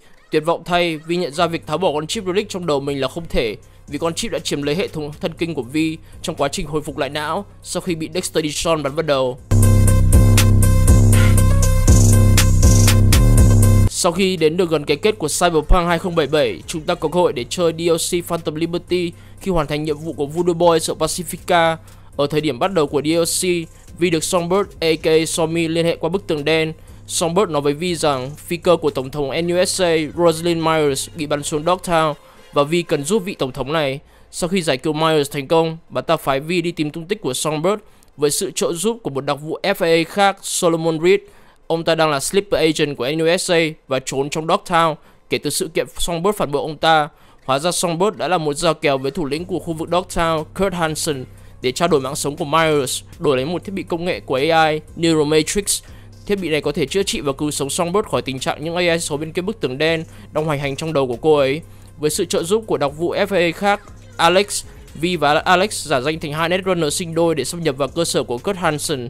Bạn có hai lựa chọn, một là theo phe Somi để đưa cô ấy lên mặt trăng với Neuromatrix, hai là theo phe Reed và NUSA, tiếp tục tống giam Somi và lợi dụng sức mạnh của cô ấy. Quay trở lại sự kiện của Cyberpunk 2077, Vi gặp lại Takemura. Lúc này ông ta vẫn muốn đòi lại công lý vì bị đổ oan. Với sự giúp đỡ của Vi, Takemura có cơ hội được gặp Hanako Arasaka, con gái của Saburo, để nói với bà ta ai thực sự đã giết Saburo. Adam Smasher giờ đã lên chức vệ sĩ của Yorinobu và là người đứng đầu an ninh của Arasaka, quyết định phục kích Vi. Vi có thể giết Smasher hoặc bị giết. Sau khi thoát khỏi tòa tháp trụ sở của Arasaka, con chip Relic tiếp tục gặp trục trặc, đồng nghĩa với việc Vi còn lại rất ít thời gian để sống. Cyberpunk 2077 có rất nhiều ending mà bạn có thể lựa chọn. Một là trở thành Engram và đi theo Ult, hai là để Johnny chiếm lấy thân xác của mình, và ba có cả lựa chọn để tự sát. Phantom Liberty còn cung cấp thêm một ending khác, nhưng từ đây tôi sẽ để bạn quyết định và khám phá số phận của Vi. Trong video này chúng ta sẽ bàn luận về ending của DLC Phantom Liberty. Tất cả các ending đều có ưu điểm và nhược điểm riêng của mình, nhưng theo tôi chỉ có một cái ending là mang lại cho chúng ta cái kết tốt đẹp nhất. Đầu tiên, chúng ta có một lựa chọn quan trọng tại quest Firestarter. Bạn có thể giúp Songbird hoặc phản bội cô ấy. Bạn có thể theo phe Songbird hoặc Reed. Cả hai lựa chọn đều mang đến những nhiệm vụ hấp dẫn như là The Killing Moon, Black Steel in the Heart of Chaos và Somewhat Damage. Sau khi chơi cả hai route, tôi phải công nhận cả hai đều rất thú vị và hấp dẫn theo một cách riêng. Tôi nghĩ điều quan trọng nhất bạn nên chơi cả hai route vì chúng sẽ mở mang cho bạn rất nhiều kiến thức về lore của game. Bạn chơi Phantom Liberty và chỉ có thể được một ending và sẽ không nắm được toàn bộ bức tranh tổng thể. Chính vì thế trong video này, tôi sẽ nói về từng ending một trong Phantom Liberty và phân tích cho các bạn. Và tôi sẽ nói về cái ending tốt nhất bạn nên chọn theo ý kiến của tôi. Đầu tiên, đứng về phía Somi có vẻ không phải là lựa chọn đúng đắn nếu bạn không suy nghĩ kỹ. Bạn rõ ràng thấy Somi đang chơi khăm bạn một chút và cô ấy không hoàn toàn thành thật với chúng ta. Chúng ta biết một chút về lịch sử của cô ấy khi ở triển lãm. Cô ấy nói rất nhiều điều tiêu cực về Miles. Chúng ta còn biết rằng cô ấy đứng về phía Hansen. Vì vậy chúng ta biết rằng cô ấy lúc nào cũng dối trá và chưa kể cho chúng ta toàn bộ câu chuyện một cách trung thực. Bạn có thể nghĩ tại sao chúng ta phải tự nhiên hoàn toàn tin tưởng cô ấy. Có thể đây sẽ là một điều ngu ngốc. Nếu bạn nghĩ lại về cuộc chạm trán với Chimera và cô ấy hoàn toàn mất đi sự kiểm soát, đó là dấu hiệu đầu tiên bạn sẽ thấy khi bạn đồng hành với Reed. Đó hoàn toàn không phải là cô ấy. Có vẻ một phần tính cách của cô ấy đã cố gắng kết liễu Miles. Và đó là lý do tại sao con robot có dòng điện màu đỏ. Nên chúng ta nên hiểu rằng cô ấy cực kỳ nguy hiểm, cực kỳ mạnh và có một tâm trí rối răm. Bạn có thể nghĩ đây không phải là lựa chọn đúng đắn khi bạn chọn giúp đỡ cô ấy. Bạn cũng có thể để ý đến thái độ của cô ấy và sau đó nhận ra rõ ràng thái độ của cô ấy thay đổi đột ngột như thế nào khi phản bội cô ấy. Cô ấy hoàn toàn không phải là chính mình. Tâm trí của cô ấy đã bị thao túng bởi AI cực mạnh bên kia bức tường đen. Từng hành động của cô ấy cũng bị ảnh hưởng. Trong trường hợp này, AI đã sai khiến cô ấy và bắt cô ấy phải phục tùng. Và nếu bạn không phản bội Somi, chúng ta sẽ tiến tới quest Killing Moon và bạn sẽ giúp cô ấy vào được sân bay để giúp cô ấy lên mặt trăng. Ở thời điểm này, chúng ta tin rằng chúng ta đang làm điều tốt nhất cho Somi và hỗ trợ cô ấy. Nhưng bạn nhanh chóng biết rằng người đàn ông mắt xanh đang giám sát hành trình của chúng ta. Ông ta muốn cô ấy lên mặt trăng và chúng ta biết điều đó. Rõ ràng ở thời điểm này, chúng ta có thể đoán được thân phận của người đàn ông mắt xanh là ai. Là một con người điều khiển bởi AI xấu bên kia bức tường đen. Chúng ta không thể đoán được ý định của ông ấy là gì khi muốn đưa Somi lên mặt trăng. Ông ta đúng là rất giống G-Man, quan sát mọi hành động của chúng ta. Ông ta có thể nắm rõ bất cứ điều gì mà chúng ta đang làm. Chúng ta tiếp tục route này và chạm trán với Reed. Chúng ta có hai lựa chọn, giết Reed và đưa Somi lên mặt trăng, hoặc đưa Somi cho Reed để đưa cô ấy về NUSA. Đưa Somi lên mặt trăng có vẻ như là một sự hy sinh lớn khi cô ấy tiết lộ rằng cô ấy đã lừa chúng ta ngay từ đầu. Neuromatrix chỉ có thể cứu được một người, nhưng chúng ta tin rằng đây là điều tốt nhất cho cô ấy. Nhưng làm điều này, chúng ta đang làm theo kế hoạch của những AI xấu như Mr. Blue Eye sắp đặt. Điều này có vẻ không tốt cho lắm. Sau đó chúng ta được Somi liên hệ từ một số điện thoại lạ. Chúng ta có vẻ tưởng như cô ấy đang liên hệ với chúng ta. Nếu không đứng về phía Somi, chúng ta cũng nhận được tin nhắn từ một số điện thoại lạ. Chúng ta nhận ra rõ ràng đó không phải là Somi, đó chính là từ AI xấu bên kia bức tường đen. Rõ ràng khi chúng không thể lợi dụng được Somi, chúng quay sang lợi dụng chúng ta và chúng ta có thể là nạn nhân tiếp theo. Đây là một nỗ lực khác để vượt qua bức tường đen của những AI xấu. Bạn còn có thể tìm thấy cái shot mà cô ấy để lại ở cái hẻm. Đây là cái hẻm mà chúng ta tìm thấy con xe van để chở cả hai ra trạm vũ trụ. Trong shot có một cái video Somi cảm ơn chúng ta, nhưng chúng ta không biết rằng đây có phải là Somi ở một trạng thái tốt hơn hay đây là AI. Đó là tất cả những gì chúng ta nghe ngóng từ cô ấy. Alex còn liên hệ với chúng ta. Cô ấy được giao nhiệm vụ là giết chúng ta, nhưng cô ấy đã không làm điều đó. Đó không phải là vì cô ấy tin tưởng rằng chúng ta đã làm những điều đúng đắn, mà cô ấy biết tình trạng của chúng ta kiểu gì cũng sẽ chết. Tôi nhận thấy đây là một điểm tài tình của cốt truyện game, làm cho chúng ta nghĩ chúng ta đã làm điều đúng đắn khi đưa Somi lên mặt trăng, bất chấp biết được sự thật cô ấy đã phản bội chúng ta. Với một điều trong đầu là đưa Somi cho Reed sẽ là một hành động hận thù để trả đũa lại Somi. Và tiếp theo về một lựa chọn xấu khác, đó là đưa Somi cho Reed. Đưa cô ấy với tình trạng này dù còn sống cho NUSA là một điều tồi tệ cho cả Somi và cả thế giới. Chúng ta biết NUSA không tốt một chút nào. Chúng ta nghe lén cuộc trò chuyện giữa Miles và Reed. Họ không hề quan tâm tới Somi. Chúng ta thấy rõ ràng điều này khi làm Somewhat Damage Quest. Những gì họ đã làm với cô ấy, cách mà họ thao túng cô ấy, cách mà họ đã biến đổi cô ấy thành half-bot. Họ chỉ coi cô ấy là một tài sản, một vũ khí. Còn về phía thế giới, đây có thể là một tin không vui chút nào khi bạn đưa một vũ khí nguy hiểm cho NUSA. Điều này giống như đưa bom nguyên tử cho Hitler vậy. Và nếu bạn giao cô ấy cho NUSA để đổi lấy sự điều trị căn bệnh từ Relic, đó vẫn không phải là một ending tốt như tôi đã nói, giao một vũ khí nguy hiểm cho nhầm người. Nói chung không có thứ gì tốt đẹp nếu bạn theo quest Killing Moon. Bạn chỉ có thể nhận ra điều này khi chơi cả quest Somewhat Damage. Dù Reed có nói điều gì đi chăng nữa thì bạn cũng không thể tin tưởng ông ta được. Vậy hãy quay trở lại về lựa chọn phản bội cô ấy, làm theo nhiệm vụ bắt giữ cô ấy và đứng về phía Reed. Bạn có thể học được rất nhiều điều từ route này và nó làm bạn dễ dàng hơn khi lựa chọn một ending tốt nhất. Khi bạn đi xuống cơ sở Sinosure của Militech, bạn có thể hiểu được NUSA đã thao túng và biến đổi Somi đến thế nào. Trong quá trình làm việc với NUSA, Somi biến thành một Netrunner điêu luyện top tier với một đống cyberware mà NUSA thúc ép Somi cấy vào người. Nói chung chúng ta biết được tất cả những gì cô ấy đã trải qua và biết NUSA, FAA không phải là một tổ chức tốt đẹp gì cả. Solomon Reed là một trường hợp đặc biệt. Ông ta thực sự quan tâm đến cô ấy, nhưng ông ta đã bị mù quáng bởi bổn phận của mình đối với đất nước mà ông ta phục vụ. Chính vì Reed bị mắc kẹt bởi việc một phía thì ông trung thành với đất nước, một phía thì ông muốn cứu Somi.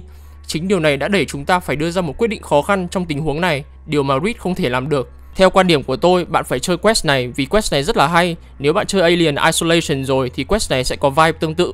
Alien Isolation là một game rất hay nên tôi khuyến nghị các bạn nên chơi game này. Khi chơi quest này đến thời điểm quan trọng, khi Somi phải vật lộn chiến đấu chống lại AI và kiểm soát được chúng trong một khoảng thời gian nhất định, chúng ta cuối cùng cũng tìm được vị trí của cô ấy và chúng ta sẽ có hai lựa chọn: kết liễu cô ấy như cô ấy muốn hoặc đưa cô ấy cho Reed. Nếu bạn chọn đưa cô ấy cho Reed, mọi thứ sẽ trở nên tồi tệ hơn khi bạn giao cô ấy cho NUSA.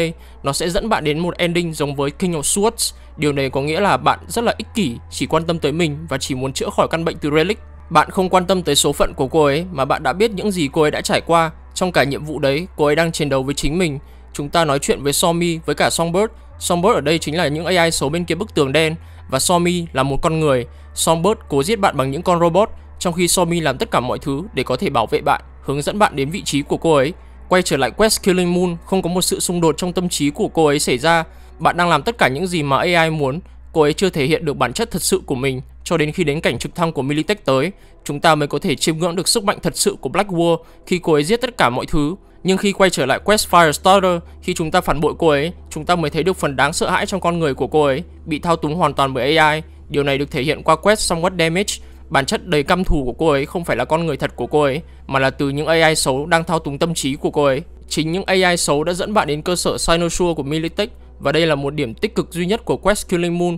Bạn không để những AI xấu đó thâm nhập hoàn toàn vào tâm trí của cô ấy. Dù sao, nó vẫn tệ. Lên mặt trăng vẫn là plan B trong kế hoạch của AI xấu. Khi nhìn một cách thấu đáo về việc Songbird muốn được lên mặt trăng, cô ấy nghĩ điều duy nhất có thể cứu được mạng sống của cô ấy, nhưng đây hoàn toàn nằm trong kế hoạch của Mr. Blue Eyes để có thể kết nối với những AI xấu bên kia bức tường đen. Điều này thực sự rất là tệ. Khi giao cô ấy cho Reed, chúng ta ép cô ấy vào việc phải xuống cơ sở Sinosure, dẫn đến hệ quả mà cô ấy muốn tự sát vì cô ấy ở trong trạng thái mà AI xấu đã hoàn toàn thao túng tâm trí của cô ấy không thể kiểm soát được. Tất cả những điều này dẫn tới lựa chọn khó khăn nhất. Đây là những lựa chọn rất là tồi tệ, nhưng chỉ có một lựa chọn hợp lý nhất mà chúng ta cảm thấy là đúng. Quay trở lại lựa chọn kết liễu cô ấy, bởi vì tâm trí cô ấy đã dần phai mờ. Cô ấy phải chiến đấu với AI để bảo vệ chúng ta bằng mọi cách có thể. Somi đã cứu chúng ta và dẫn chúng ta đến vị trí của cô ấy, trong khi Songbird cố gắng giết chúng ta. Somi làm tất cả điều này vì muốn chúng ta cứu cô ấy, van xin chúng ta có thể kết liễu cô ấy. Lựa chọn này thật là đau lòng. Chúng ta cảm thấy chúng ta không có quyền để giết cô ấy, chúng ta không có quyền để lựa chọn phương án này. Tuy nhiên, chúng ta là người duy nhất thấy được cô ấy nguy hiểm đến chừng nào. Chúng ta là người duy nhất hiểu được những gì cô ấy đã trải qua và cũng cảm nhận được nỗi đau của cô ấy khi ở trong tình cảnh hiện tại. Và tôi đã chọn lựa chọn mà tôi cảm thấy là đúng nhất, đó là kết liễu cô ấy, giải thoát cô ấy khỏi nỗi đau này. Đương nhiên Reed sẽ phản đối. Ông ấy sẽ nói với chúng ta, ông ta mới là người được quyết định chọn lựa chọn nào là đúng đắn nhất. Đây không phải là quyết định của chúng ta. Ông ta tin chắc rằng ông ấy có thể bảo vệ Somi và cứu được cô ấy. Nhưng sau này, khi nói chuyện với chúng ta sau sự kiện này, ông ta mới nhận ra lựa chọn của chúng ta là đúng. Lựa chọn này là tốt nhất đối với cả nhân loại. Chúng ta đã giúp Reed đưa ra quyết định khó khăn mà ông ta không thể làm được, bởi vì ông bị ràng buộc bởi bổn phận của mình đối với đất nước, và ông ấy cảm thấy mang ơn đối với chúng ta vì chúng ta đã đưa ra lựa chọn đúng đắn. Khi Reed nghĩ bạn đúng thì chắc chắn theo khách quan bạn đã đúng. Đôi khi chúng ta phải thất bại trong một công việc để làm điều đúng đắn nhất. Đôi khi những cái kết đau buồn nhất mới là những cái kết đúng đắn nhất.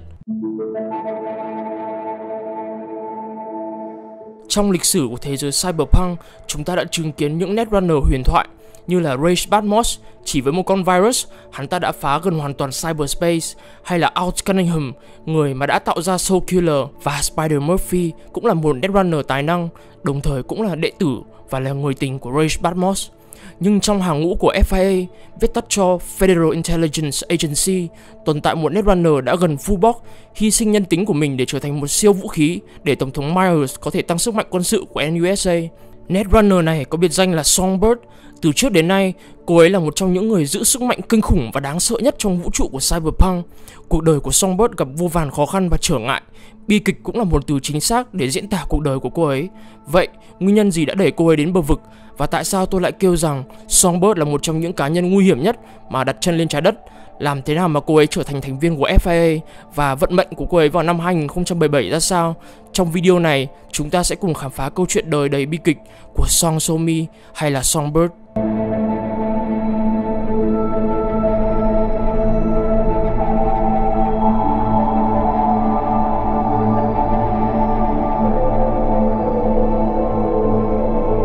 Song So-mi được sinh ra vào ngày 29 tháng 12 năm 2045 và lớn lên ở thành phố New York. Ở thời điểm này, Mỹ vẫn đang ở trong tình thế loạn lạc. Người dân của Night City vẫn phải trải qua giai đoạn Time of the Red khi bầu trời trở nên đỏ rực sau sự kiện Militech thả bom nguyên tử vào tòa tháp trụ sở của Arasaka. Thị trưởng của thành phố có những dự án cải tổ và xây dựng lại thành phố, nhưng mọi người vẫn phải trải qua vô vàn khó khăn sau sự kiện Rage Batmos tấn công Net vào năm 2022. Ở thời điểm loạn lạc này, So-mi được nuôi nấng bởi mẹ của cô ấy. So-mi lớn lên không có cha bởi vì trong những bức ảnh chụp với gia đình, chúng ta chỉ thấy mẹ của cô ấy. Ở tuổi 13, ở thời điểm bấy giờ, So-mi vẫn sống ở New York. Cô ấy bắt đầu được trải nghiệm những kỹ năng netrunning. Khá giống với Rage Batmos, cô ấy thuyết phục một Ripperdoc địa phương bán cho mình một cái cyberdeck cũ để So-mi có thể đắm mình trong cyberspace mọi lúc mà cô ấy có thể. Chỉ trong một vài năm, So-mi trở thành một netrunner có trình độ cao. Nhờ vào tài năng của mình, cô ấy rời khỏi New York và chuyển đến một căn hộ ở Brooklyn. So-mi sắm cho mình những thiết bị netrunning cần thiết để cô ấy có thể truy cập vào net với những thiết bị tối tân. Cô ấy có thể di chuyển đến bất cứ chỗ nào trong cyberspace để thỏa mãn sự tò mò của cô ấy. So-mi bắt đầu có danh tiếng là một netrunner tài năng và những người bạn của cô ấy bắt đầu để ý. Bạn trai của cô ấy vào thời điểm bấy giờ chính là Lucas. Trong một vài năm tiếp theo, So-mi bắt đầu nhận làm những gig rủi ro và nguy hiểm từ fixer ở hẻm sau để có thể nâng cao trình độ netrunning của mình, nhưng hầu hết đều không thành công. Tuy nhiên, những gig thành công giúp cô ấy trang trải cuộc sống của mình. Một trong những gig lớn nhất mà So-mi làm được chính là hack tập đoàn Biotechnica vào khoảng năm 2063 và năm 2064. Ở tuổi 19, cô ấy bắt đầu được FIA để ý tới chỉ vì sai lầm ngu ngốc khi So-mi hack tập đoàn Militech. Tập đoàn này được sở hữu bởi NUSA. FIA đã có thể dễ dàng truy lùng được cô ấy bởi vì sai lầm ngu ngốc này. Netwatch cũng bắt đầu để ý hành vi của So-mi và xém nữa bắt được cô ấy. Nhưng may mắn thay, cô ấy trốn thoát được khỏi tầm ngắm của Netwatch. Militech và NUSA vẫn không bỏ cuộc trong việc truy lùng So-mi. Khử cô ấy nằm trong kế hoạch ban đầu của NUSA, nhưng do Solomon Reed can thiệp, NUSA đã quyết định tuyển dụng cô ấy. Reed đã trực tiếp gặp gỡ So-mi và đưa ra lời đề nghị, và ông ta biết rằng cô ấy không có lựa chọn nào khác ngoài việc phải gia nhập hàng ngũ của cơ quan tình báo FIA dù không thích đi chăng nữa. Nếu cô ấy từ chối, Netwatch sẽ truy lùng và bắt So-mi, không chỉ cô ấy mà cả những người bạn của cô ấy. Cô ấy đã đồng ý với lời đề nghị này và bắt đầu một cuộc sống mới với vai trò là một đặc vụ netrunner của FIA, từ bỏ căn hộ ở Brooklyn và những người thân cận với mình. Khi rời khỏi thành phố, cô ấy biểu hiện không hoàn toàn cảm thấy cắn rứt và cảm thấy buồn vì tin rằng Reed đã cứu sống cô ấy. Nhưng Reed biết rằng So-mi hận mình vì điều này và sẽ không bao giờ tha thứ cho ông ấy. Khi đến trụ sở của NUSA, cô ấy chính thức trở thành một đặc vụ của FIA sau khi thực hiện lời thề với Tổng thống Myers, tuyên bố trung thành với đất nước. Với việc làm việc với NUSA, So-mi đã được NUSA cho một bí danh, đó chính là Songbird, và Solomon Reed chính thức là người bảo hộ và đồng thời làm việc với cô ấy. Có một điều thực sự đáng buồn khi làm việc với FIA, So-mi đã được cho là đã chết và được làm một ngôi mộ giả ở Calvary trong thành phố New York. Gia đình và bạn bè của cô ấy sẽ không bao giờ gặp lại cô ấy một lần nữa. Họ cũng nghĩ rằng điều này không thể tránh khỏi vì họ cũng biết bản chất nguy hiểm trong công việc của cô ấy và nghĩ Netwatch đã thủ tiêu So-mi.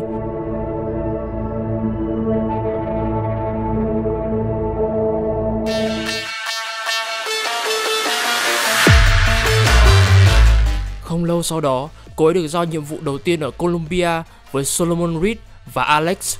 Mục tiêu của nhiệm vụ này là triệt hạ một tên buôn bán vũ khí tên là Luis Hernandez. Hắn ta làm việc với chính phủ Colombia để trộm và buôn bán những món đồ công nghệ quan trọng từ những tập đoàn lớn. Chiến dịch này hoàn toàn là chiến dịch ngầm vì đặc thù hoạt động ở nước ngoài. Những đặc vụ tham gia chiến dịch này đều dùng danh tính giả để xóa đi dấu vết của mình. Đặc biệt, lợi dụng kỹ năng và kinh nghiệm là một diễn viên braindance của Alex là một yếu tố quan trọng. Và đồng thời, cô ấy giả danh thành một kỹ sư của Hernandez. So-mi đóng vai trò khai thác hết toàn bộ thông tin về Hernandez, nhưng trong chiến dịch, cô ấy đã bỏ qua một chi tiết quan trọng, đóng góp cho sự thành công của chiến dịch. Kỹ sư của Hernandez rất sợ chó và thường đổ mồ hôi và run cầm cập, nên Alex không biết điều này, cho đến khi bị phát hiện khi làm một số cử chỉ thân thiện với một con chó. Sau khi Alex trong tình thế ngăn cân treo sợi tóc, tất cả những họng súng đều hướng tới cô ấy, và cô ấy biết rằng không hề có lối thoát. Reed với những đặc vụ FAA khác không có lựa chọn nào khác ngoài việc xông thẳng vào vị trí của Hernandez, đá cửa và nhảy vào thủ tiêu hết thành viên của băng nhóm Hernandez. Để giấu sự kiện này, NUSA che đậy vụ này bằng cách tuyên truyền bằng một cách nào đó rằng biệt đội của Hernandez đã bị thủ tiêu bởi một gang đối lập. Điều này giúp những đặc vụ FAA có thể trốn thoát thành công mà không gây ra một vấn đề mang tính quốc tế. Đối với Songbird, cô ấy cảm thấy mình hoàn toàn thất bại trong việc thực hiện vai trò của mình, và đối với những người khác, họ nghi Songbird đã phản bội để thủ tiêu những đặc vụ FAA. Đến cuối cùng, tất cả những đặc vụ FAA tham gia chiến dịch này đều sống sót và trở về căn cứ của NUSA. Chiến dịch này được coi là thành công dù những sai lầm gây ra rủi ro đến tính mạng của những cá nhân trong biệt đội FAA tham gia chiến dịch này. Dù mọi việc có đổ bể như thế nào, Songbird vẫn được Tổng thống Myers trao huy hiệu danh dự. Vì với việc băng nhóm của Hernandez đã bị thủ tiêu, việc trộm cắp và buôn bán những món đồ công nghệ của những siêu tập đoàn đã được dừng lại. Reed tha thứ cho Songbird vì tân binh luôn mắc sai lầm trong chiến dịch đầu tiên của mình. Nhưng đối với Alex, những ký ức đó ám ảnh cô ấy và luôn nghi ngờ khả năng của Songbird.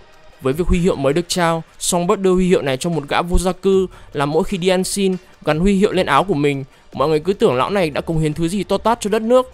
Đối với Somi, cô ấy được phép thăm ngôi mộ giả của mình cùng với Reed và Alex. Họ đặt vòng hoa và rót rượu whisky xuống ngôi mộ. Đây là cơ hội để Somi có thể từ biệt cuộc sống cũ của mình. Và khoảng thời gian tới, cô ấy lại trở về với công việc của mình, trở thành một trong những đặc vụ trung thành của Tổng thống Myers và phục vụ Tổ quốc.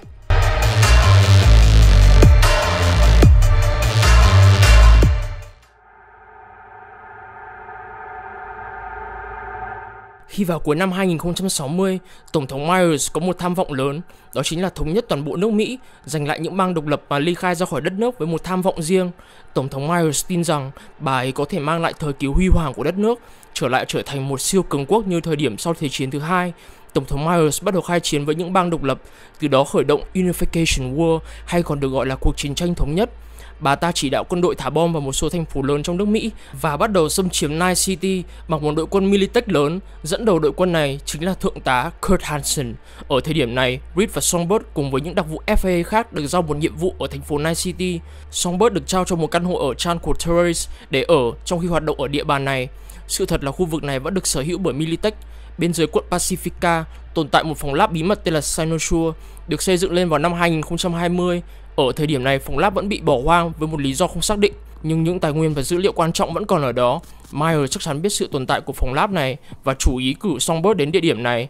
Ở trong căn hộ, Songbird thường nhìn ra ngoài thành phố và con người ở đây, làm cô ấy nhớ tới cuộc sống trước đây khi sống ở căn hộ ở Brooklyn. Khi cuộc chiến thống nhất đến hồi kết, khi NUSA đã xém chút nữa nắm giữ chiến thắng trong tay, Songbird và Reed được cử đi làm một nhiệm vụ cuối cùng ở Night City, đó chính là thủ tiêu và vô hiệu hóa Murata Ozuru, là một đô đốc của tập đoàn Arasaka và được cử đến đây để viện trợ Night City. Khi Songbird và Reed di chuyển quanh Night City và lập kế hoạch để hoàn thành nhiệm vụ, hai người được ra lệnh rút khỏi Night City và hủy bỏ nhiệm vụ bởi Myers để trở lại căn cứ của NUSA ngay lập tức. Nguyên nhân của mệnh lệnh này vì Tổng thống Myers đã ký hiệp định ngừng chiến Alvin Accord. Cuộc chiến đã kết thúc sau sự kiện này vì sự xuất hiện của thế lực của tập đoàn Arasaka. Khi Songbird và Reed bàn với nhau cách để trốn thoát khỏi thành phố ở nhà hàng Tom's Diner, hai người phát hiện Murata và cả gia đình của hắn đã chết vì tai nạn trên chiếc AV. Từ đó phát sinh nghi ngờ của hai người về cái chết của Murata. Ai đã bắn rơi chiếc AV đó, không ai biết. Reed sau đó quyết tâm làm một việc cao cả, một nhiệm vụ để cứu một đặc vụ FAA còn sót lại trong thành phố tên là Jonas. Songbird cực kỳ phản đối việc này vì cô ấy nghĩ nếu Reed ở trong tình thế ngược lại thì Jonas cũng sẽ bỏ rơi Reed. Dù Songbird có phản đối kịch liệt, Reed vẫn quyết tâm làm việc này. Cô ấy còn nói với Reed nếu ông cần thứ gì thì cứ liên hệ với cô, và thành thực nói với ông ta là danh dự không tồn tại ở thành phố Night City. Reed trả lời rằng có lẽ cô ấy đã đúng. Rồi đến cuối cùng, ông đã giúp Jonas rút lui khỏi thành phố với cái giá phải trả là tấm vé ra khỏi thành phố. Reed phải nghĩ ra một kế hoạch mới để rút khỏi thành phố. Sau đó ông đã liên hệ với Songbird ngay lập tức sau khi giải cứu Jonas. Cô ấy lập ra một kế hoạch để giúp Reed thoát khỏi thành phố một cách an toàn mà không bị Arasaka đeo bám. Songbird dẫn Reed lên một vị trí cao để nhảy xuống một con tàu hỏa đang hướng tới Southern California. Với không một sự nghi ngờ và sự tin tưởng Songbird đến tận cùng, Reed nhảy xuống con tàu và đi vào con tàu thành công. Trong lúc thư giãn ngồi tưởng mình cuối cùng cũng thoát khỏi Night City, Reed hỏi Songbird có kế hoạch gì sau khi rời thành phố. Cô ấy chỉ trả lời rằng NUSA đã ký hiệp định ngừng chiến và cuộc chiến thống nhất đã kết thúc. Reed nhận ra Songbird đã trở thành đặc vụ được Myers ưa thích nhất và cô ấy được ưu tiên trốn khỏi thành phố một cách an toàn và sớm nhất. Ông ta nghĩ Songbird xứng đáng được ở trên vị trí đó vì dù thế nào, cô ấy đã cứu mạng ông ta. Nhưng không lâu sau đó, Reed để ý thấy một hành khách mang vũ khí trên tàu. Từ lúc đó, Songbird trở nên im lặng một cách lạ lùng. Reed biết mình đang ở trong tình thế nguy hiểm và định rời khỏi con tàu, nhưng ông ta nhận ra rằng cửa của con tàu đã bị khóa. Ở thời điểm này, ông ta đã nhận ra rằng Songbird đã phản bội mình, bỏ mặc ông ta để chết trên con tàu. Những hành khách trên con tàu hóa ra là quân của Arasaka. Ngay lập tức tính thủ tiêu Reed, Songbird liền cắt hết mọi liên lạc với Reed và trở về căn cứ của NUSA với Myers. Chắc chắn ở thời điểm này, cô ấy đã trở thành một đặc vụ được Myers ưa chuộng nhất.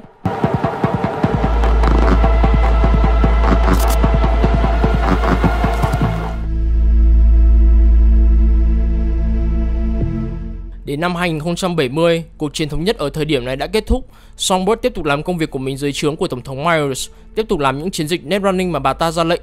Myers lúc này đã ấp ủ những kế hoạch mới dành cho Songbird, lợi dụng khả năng netrunning của cô ấy đến giới hạn cùng cực. Từ sự kiện Netwatch xây lên bức tường đen, đã có rất nhiều siêu tập đoàn và cường quốc muốn khai thác sức mạnh của những AI xấu bên kia bức tường. Chúng ta có thể so với cuộc đua vũ khí hạt nhân ở ngoài đời thật. Cho dù thế nào, nó chỉ đơn thuần là cuộc đua vũ trang giữa những thế lực mạnh, xem ai có gậy to hơn. Tổng thống Myers xem đây là một cơ hội và liên tục cử Songbird xâm nhập vào phía bên kia bức tường đen để lợi dụng sức mạnh của bức tường đen trước kẻ thù của NUSA, đó chính là Arasaka, thời điểm này đang sở hữu siêu vũ khí Soul Killer. Tiến vào bên kia bức tường đen không phải là một nhiệm vụ dễ dàng. Somi dần dần bị bao mòn hoàn toàn về thể chất và tinh thần. Myers còn ép Songbird trở thành nửa người máy, hay còn là Borg. Với việc cột sống của cô ấy đã bị thay thế bởi cyberware của Militech, da được cường hóa, không còn được như tự nhiên như một con người, và chẳng chỉ những dây vàng luồn trên cơ thể của Somi làm ngoại hình của cô ấy trở nên dị thường và làm kinh hãi những người có nỗi sợ đối với căn bệnh cyberpsychosis. Songbird đã trở thành một cá nhân cực kỳ nguy hiểm mà bước chân trên trái đất bằng việc thuần thục trong việc lợi dụng sức mạnh kinh khủng khiếp của bức tường đen. Ngày 22 tháng 12 năm 2076, Netwatch phát hiện một hành vi thâm nhập vào Blackwater. Họ biết rằng có một cá nhân nào đó đang lợi dụng việc này vì một mục đích có lợi cho mình. Điều này làm họ bắt đầu những chiến dịch để điều tra, nhưng kết quả họ không biết đó là Songbird. Và một lần nữa, Songbird đã né được viên đạn của Netwatch lần thứ hai. Đến năm 2077, lúc này Somi đã mất đi tất cả. Cô ấy đã mất đi con người trước đó của mình và trở thành vô nhân tính. FA hoàn toàn kiểm soát Somi, ra lệnh cô ấy từ việc phải nghĩ và cư xử như thế nào. Đến lúc này, cô ấy nhận ra rằng hoàn toàn không có lối thoát đối với mình, dù Somi đã tuyên thệ trung thành với NUSA cho đến kết cục đắng cay. Ngoài ra, cô ấy đã mất đi người duy nhất quan tâm đến mình, đó chính là Solomon Reed, người mà cô ấy đã phản bội. Alex đã biến mất hoàn toàn và không còn trong FA nữa, và đối với Tổng thống Myers, Songbird đơn thuần chỉ là một vũ khí chứ không phải là một con người, một thứ vũ khí mạnh nhất mà có thể tiêu diệt bất cứ ai ngáng đường bà ta. Đến một thời điểm, những con AI xấu bắt đầu thâm nhập vào trí óc của Somi, cô ấy dần trở nên điên cuồng một cách chậm rãi và mất đi nhân tính hoàn toàn. Nếu sự việc tiếp tục tiến triển, đây có thể là một case cyberpsychosis nguy hiểm nhất đối với nhân loại. Khi kể cả cô ấy chết, những con AI xấu sẽ tràn lan đại hải ra ngoài. Với một chút minh mẫn và tỉnh táo còn lại, Somi biết rằng cô ấy phải hành động ngay trước khi mọi thứ trở nên quá muộn. Cô ấy lập ra một kế hoạch bí mật dưới căn hộ mà cô ấy từng ở Pacifica, đó chính là phòng lab Cynosure. Ở đây tồn tại một thiết bị AI mang tên Neuromatrix. Đây chính là thiết bị cần thiết để chữa bệnh và cứu cô ấy. Và với việc đó, Somi có thể hồi sinh và giành lại cuộc đời của mình khỏi Tổng thống Myers. Nhưng không may rằng Thượng tá Kurt Hansen đã chiếm lấy khu vực này và lập ra Dogtown. Hắn ta đồng thời sở hữu thiết bị này vì biết được sự tồn tại của phòng lab Cynosure. Somi biết rằng cô ấy phải thỏa thuận với Kurt để cứu mạng sống của cô ấy. Sau khi bí mật trao đổi với hắn ta, Somi đưa ra lời đề nghị cô ấy sẽ trao mạng sống của Tổng thống Myers cho Kurt Hansen để đổi lấy Neuromatrix. Điều này dẫn tới sự kiện vào mùa hè năm đó. Tổng thống Myers, Songbird cùng 9 người khác di chuyển đến khu vực California Coast trên con tàu Space Force One, bị chú ý bắn hạ bởi Kurt Hansen để rơi xuống Dogtown, và sự kiện Phantom Liberty bắt đầu từ đây. Trong video này tôi sẽ kể cho anh em về câu chuyện về một vị tổng thống NUSA tai tiếng, đó chính là Rosalind Myers. Trước đó tôi sẽ kể cho các bạn về câu chuyện trước thời điểm mà Rosalind Myers nắm quyền. Trước khi Myers trở thành tổng thống, đã có rất nhiều tổng thống khác từng phục vụ trước bà ấy. Xét về điểm khác biệt giữa dòng thời gian của chúng ta với dòng thời gian của Cyberpunk, George W.H. Bush sẽ là tổng thống cuối cùng được biết đến khi những gương mặt mới bắt đầu xuất hiện. Tuy nhiên, sau nhiệm kỳ của Bush, vai trò tổng thống không hẳn là điều mà mọi người thực sự muốn đảm nhận. Tất cả là bởi vì trong những năm sau nhiệm kỳ của Bush cho đến người tiền nhiệm của Rosalind Myers, đã có 3 vụ ám sát thành công đã diễn ra, cũng như nhiều năm thiết quân luật được áp đặt lên người dân. Tất cả là vì những hành động đã được thực hiện bởi những nhân vật mờ ám trong chính phủ Hoa Kỳ, những kẻ đã thao túng thị trường chứng khoán quốc tế, nâng cao tình hình tài chính của Hoa Kỳ một cách giả tạo và gây ra sự sụp đổ tài chính trên toàn thế giới. Sự sụp đổ này đã được điều tra rộng rãi và Hoa Kỳ bị cho là phải chịu trách nhiệm về nó. Kể từ thời điểm đó trở đi, mọi tổng thống đắc cử đều có nhiệm vụ khó khăn là cố gắng lấy lại sự tôn trọng mà họ đã đánh mất và cố gắng đưa nền kinh tế trở lại mức ổn định. Vào năm 2018, Tổng thống Blair, Tổng thống thứ 44 của Hoa Kỳ đã bị ốm nặng khi còn đương chức, khiến ông không thể làm bất kỳ công việc gì hoặc điều hành đất nước. Trước hoàn cảnh này, Phó Tổng thống của ông vào thời điểm đó, Elizabeth Crest, sẽ lên nắm quyền với tư cách là Tổng thống mới của NUSA. Cho đến ngày 14 tháng 4 năm 2019, khi Tổng thống Blair qua đời, có nghĩa là Crest sẽ tuyên thệ nhậm chức Tổng thống tiếp theo của NUSA. Trong hơn 40 năm, Crest cai trị đất nước và chứng kiến một trong những cuộc chiến kinh hoàng nhất mà thế giới đã từng chứng kiến trong một thời gian. Đó là cuộc chiến được gọi là cuộc chiến tranh tập đoàn lần thứ tư giữa các cường quốc tập đoàn Arasaka và Militech. Khi chiến tranh trở nên căng thẳng hơn, cuối cùng nó đã tiến sâu vào Night City. Đội tấn công bí mật do huyền thoại solo Morgan Blackhand dẫn đầu đã thâm nhập vào tòa tháp Arasaka ở trung tâm thành phố và cố gắng trích xuất dữ liệu ở đó. Khi nhiệm vụ này tiếp tục thì nhiều đội được cử đến đó để kích hoạt một vài quả bom hạt nhân nhỏ bên trong tòa tháp, phá hủy nó hoàn toàn và gửi sóng xung kích khắp thành phố và đất nước, bao phủ toàn bộ khu vực trong một đám mây phóng xạ và bụi đỏ sẽ tồn tại trong không khí trong nhiều năm. Sự kiện này gây sốc cho Arasaka, họ đã bị buộc rời khỏi nước Mỹ và cuối cùng đầu hàng chiến tranh, nghĩa là chiến tranh cuối cùng đã kết thúc và mọi người có thể xây dựng lại các quốc gia và thành phố đã bị phá hủy hoàn toàn, mà các tập đoàn đã không ngừng thả bom và tấn công trong các chiến dịch của họ. Áp lực trong sự cố này tiếp tục diễn ra, dẫn đến việc tiếp theo là quốc hữu hóa hoàn toàn Militech ngay trước cuộc tấn công vào tòa tháp để đảm bảo rằng họ không thể khởi xuất những cuộc chiến như thế này một lần nữa. Đồng thời Crest đã tiếp tục đổ lỗi hoàn toàn vụ đánh bom thành phố Night City cho Arasaka, nói rằng họ muốn phá hủy Tây bán cầu và chiếm lấy nó, mặc dù thực tế Militech rõ ràng là người chịu trách nhiệm về vụ đánh bom và rất có thể vụ đánh bom này là do chính Crest ra lệnh. Nhiều năm trôi qua trong nhiệm kỳ tổng thống của bà, báo chí liên tục bôi nhọ tập đoàn Arasaka để thúc đẩy lợi ích riêng của bà, vì Arasaka hoàn toàn không được phép đến gần đất Mỹ và bất kỳ hoạt động kinh doanh nào họ muốn tham gia đều bị từ chối ngay lập tức vì họ bị coi là khủng bố quốc tế. Tất cả tài sản của họ đã bị Crest tịch thu. Và đột nhiên khi chiến tranh kết thúc, Crest thay đổi quyền cai trị của mình để trở nên giống như một nhà độc tài và đẩy nước Mỹ vào kỷ nguyên NUSA, và giờ đây với Militech là quân đội quốc gia chính, Crest có thể giải quyết bất kỳ tình huống khẩn cấp quốc gia nào bằng vũ lực mà không phải lo lắng về các cuộc nổi loạn hình thành hoặc quyền cai trị của bà ta bị thách thức. Với quy định và quân đội mới này, Crest đã có một mục tiêu hoàn toàn mới mà bà ta muốn đạt được, đó chính là thống nhất hoàn toàn tất cả các bang lại với nhau thành một quốc gia thống nhất hoàn toàn. Và một lần nữa, tất cả có thể tuân theo những lý tưởng mới của bà ta trong suốt những năm 2030 cho đến những năm 2060. Crest tiếp tục vai trò độc tài của mình, trở thành tổng thống tại vị lâu nhất nước Mỹ, được nhiều người coi là một trong những người giỏi nhất mà họ từng có. Người sẽ dùng nắm đấm sắt chống lại các tập đoàn quốc tế độc ác, nhưng đồng thời cũng công bằng và chính trực, và luôn ưu tiên NUSA đầu tiên trong mọi quyết định của mình. Sau 4 cuộc tái tranh cử, Crest đã đưa nước Mỹ vượt qua một số thời điểm tồi tệ nhất và thực sự đã giúp nước Mỹ phát triển ở một mức độ nào đó. Tuy nhiên, khi kết thúc nhiệm kỳ của bà ta, các câu hỏi bắt đầu được đặt ra về điều gì đã thực sự đã xảy ra vào năm 2023 khi bom nổ ở tòa tháp Arasaka. Crest có biết chuyện gì thực sự đã xảy ra và bà ta có vai trò gì trong đó? Rất nhiều người cũng biết về mối liên hệ của bà ta với Militech và thấy tập đoàn đó đã hưởng lợi bao nhiêu từ những sự kiện sau đó. Nhưng Crest từ chối nói về những gì đã xảy ra vào ngày hôm đó. Điều này chỉ khiến mọi người thêm nghi ngờ về vai trò của bà ta. Về đất nước trong tương lai cho đến thời điểm này, Militech đã nằm dưới sự lãnh đạo của Donald Lundy, người đã đưa họ từ một công ty vũ khí nhỏ trở thành một tập đoàn lớn nổi tiếng và là nhà sản xuất vũ khí lớn nhất thế giới, và cho phép ông ta trở thành một trong những người đàn ông quyền lực nhất hành tinh. Sau vụ đánh bom tháp Arasaka, Lundy muốn tiếp tục cuộc chiến chống lại Nhật Bản vì ông muốn biết đến là người đã đánh bại quân Nhật trong một cuộc xung đột mở. Tuy nhiên, khi Militech hiện đã bị quốc hữu hóa dưới sự lãnh đạo của Crest, mục tiêu của ông ta đã bị dập tắt. Lundy rất tức giận vì điều này, ông ta vẫn giữ chức vụ CEO trong Militech nhưng giờ đây liên tục phải đấu tranh với những người trong tập đoàn của mình và liên tục tuyên bố rằng ông ta sẽ chấm dứt sự cai trị hèn hạ của Saburo Arasaka. Đến năm 2040, Lundy tiếp tục đặt ra mục tiêu cho tập đoàn của mình. Tuy nhiên vào thời điểm này, ông ta đã là một ông già và sự tức giận về diễn biến của cuộc chiến 20 năm trước đã biến ông thành một người cực kỳ hoang tưởng, kiêu ngạo và nóng tính và thường xuyên xung đột với các nhân viên Militech khác. Vào năm 2045, sau khi có con trai tên là Donald Dixie Lundy Jr., người sẽ sau này gia nhập ban giám đốc Militech, Donald Lundy qua đời ở tuổi 98, để lại một di sản khổng lồ sẽ tồn tại trong nhiều năm tới. Với cái chết của Lundy, một vị trí mới giám đốc điều hành Militech đã chính thức mở ra cho một gương mặt mới để nhậm chức và thực hiện những thay đổi mới đối với tập đoàn. Vào khoảng năm 2050, Rosalind Myers đã đảm nhận vai trò đó và sẽ bắt đầu dẫn dắt tập đoàn tiến tới một hướng đi hiện đại.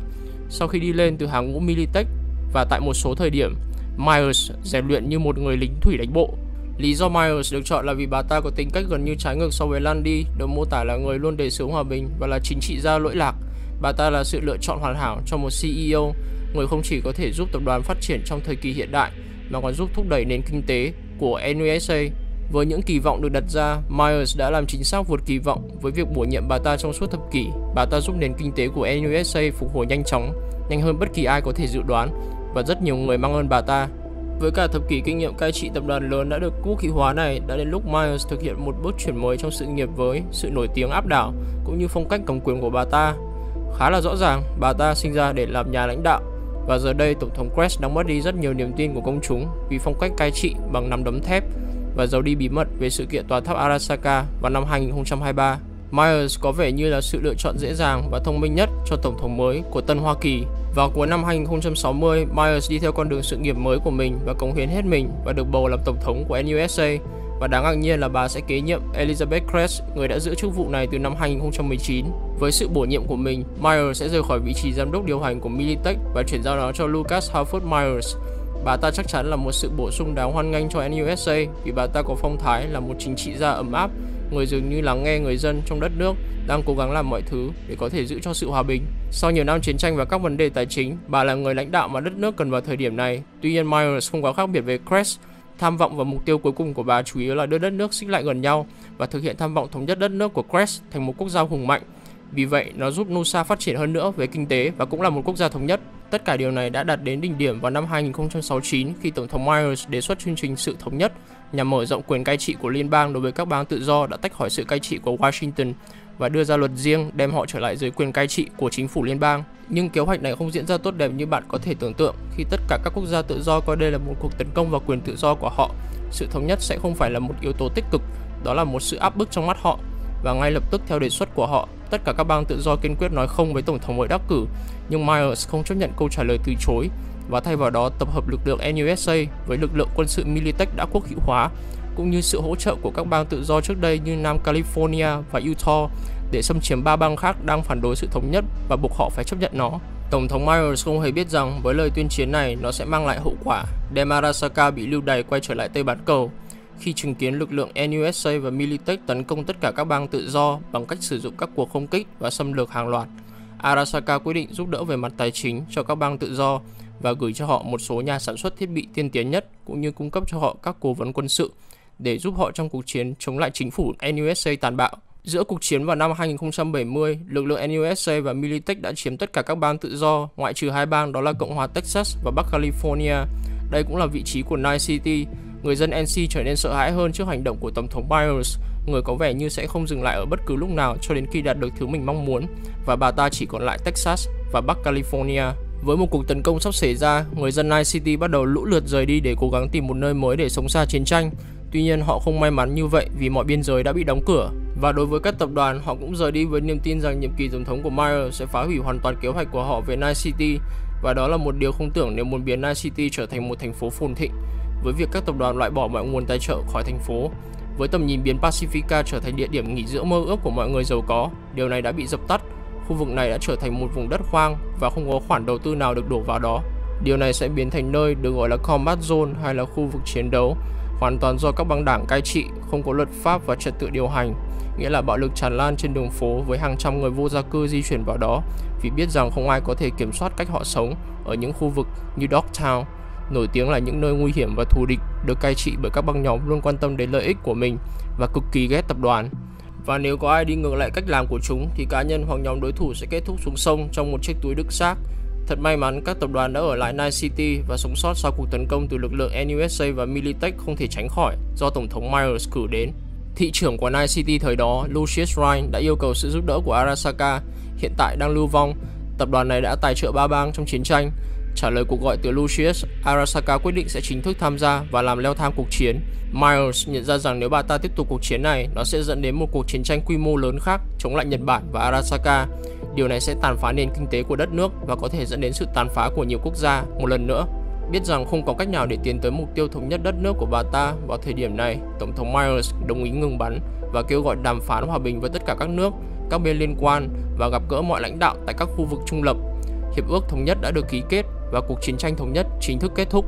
Với việc NUSA không hoàn toàn thành công trong việc sáp nhập 3 bang dưới ngọn cờ NUSA, tuy nhiên, điều đó đã bắt buộc 3 bang này phải liên minh với chính phủ, cho phép họ tham gia vào các cuộc bầu cử và quyết định quốc gia, hoàn toàn tách biệt khỏi Night City và Cộng hòa Texas, nơi vẫn hoàn toàn trung lập và không ai bị kiểm soát. Cuối cùng thì chiến tranh cũng kết thúc với việc Arasaka có thể kinh doanh trở lại ở Mỹ và tất cả các bên đều tuyên bố rằng họ đã thắng trong cuộc chiến. Nhưng trên thực tế, bên duy nhất hưởng lợi nhất là Night City bây giờ đã trở thành thành phố quốc tế hoàn toàn và giờ nhận được dòng đầu tư tài chính của Arasaka. Tuy nhiên, một số lực lượng Militech đã bị bỏ lại trong Night City với tất cả trang bị của họ và chọn di chuyển đến khu vực chiến đấu Pacifica bị bỏ hoang để sinh sống ở đó và tạo ra cộng đồng riêng của họ. Hầu hết các thành viên Militech này cư trú trong Dogtown nhưng thường xuyên xung đột với các băng nhóm ở đó, những người cực kỳ ghét bất kỳ ai trong một tập đoàn. Nhưng nhờ được đào tạo, họ có thể tự bảo vệ mình.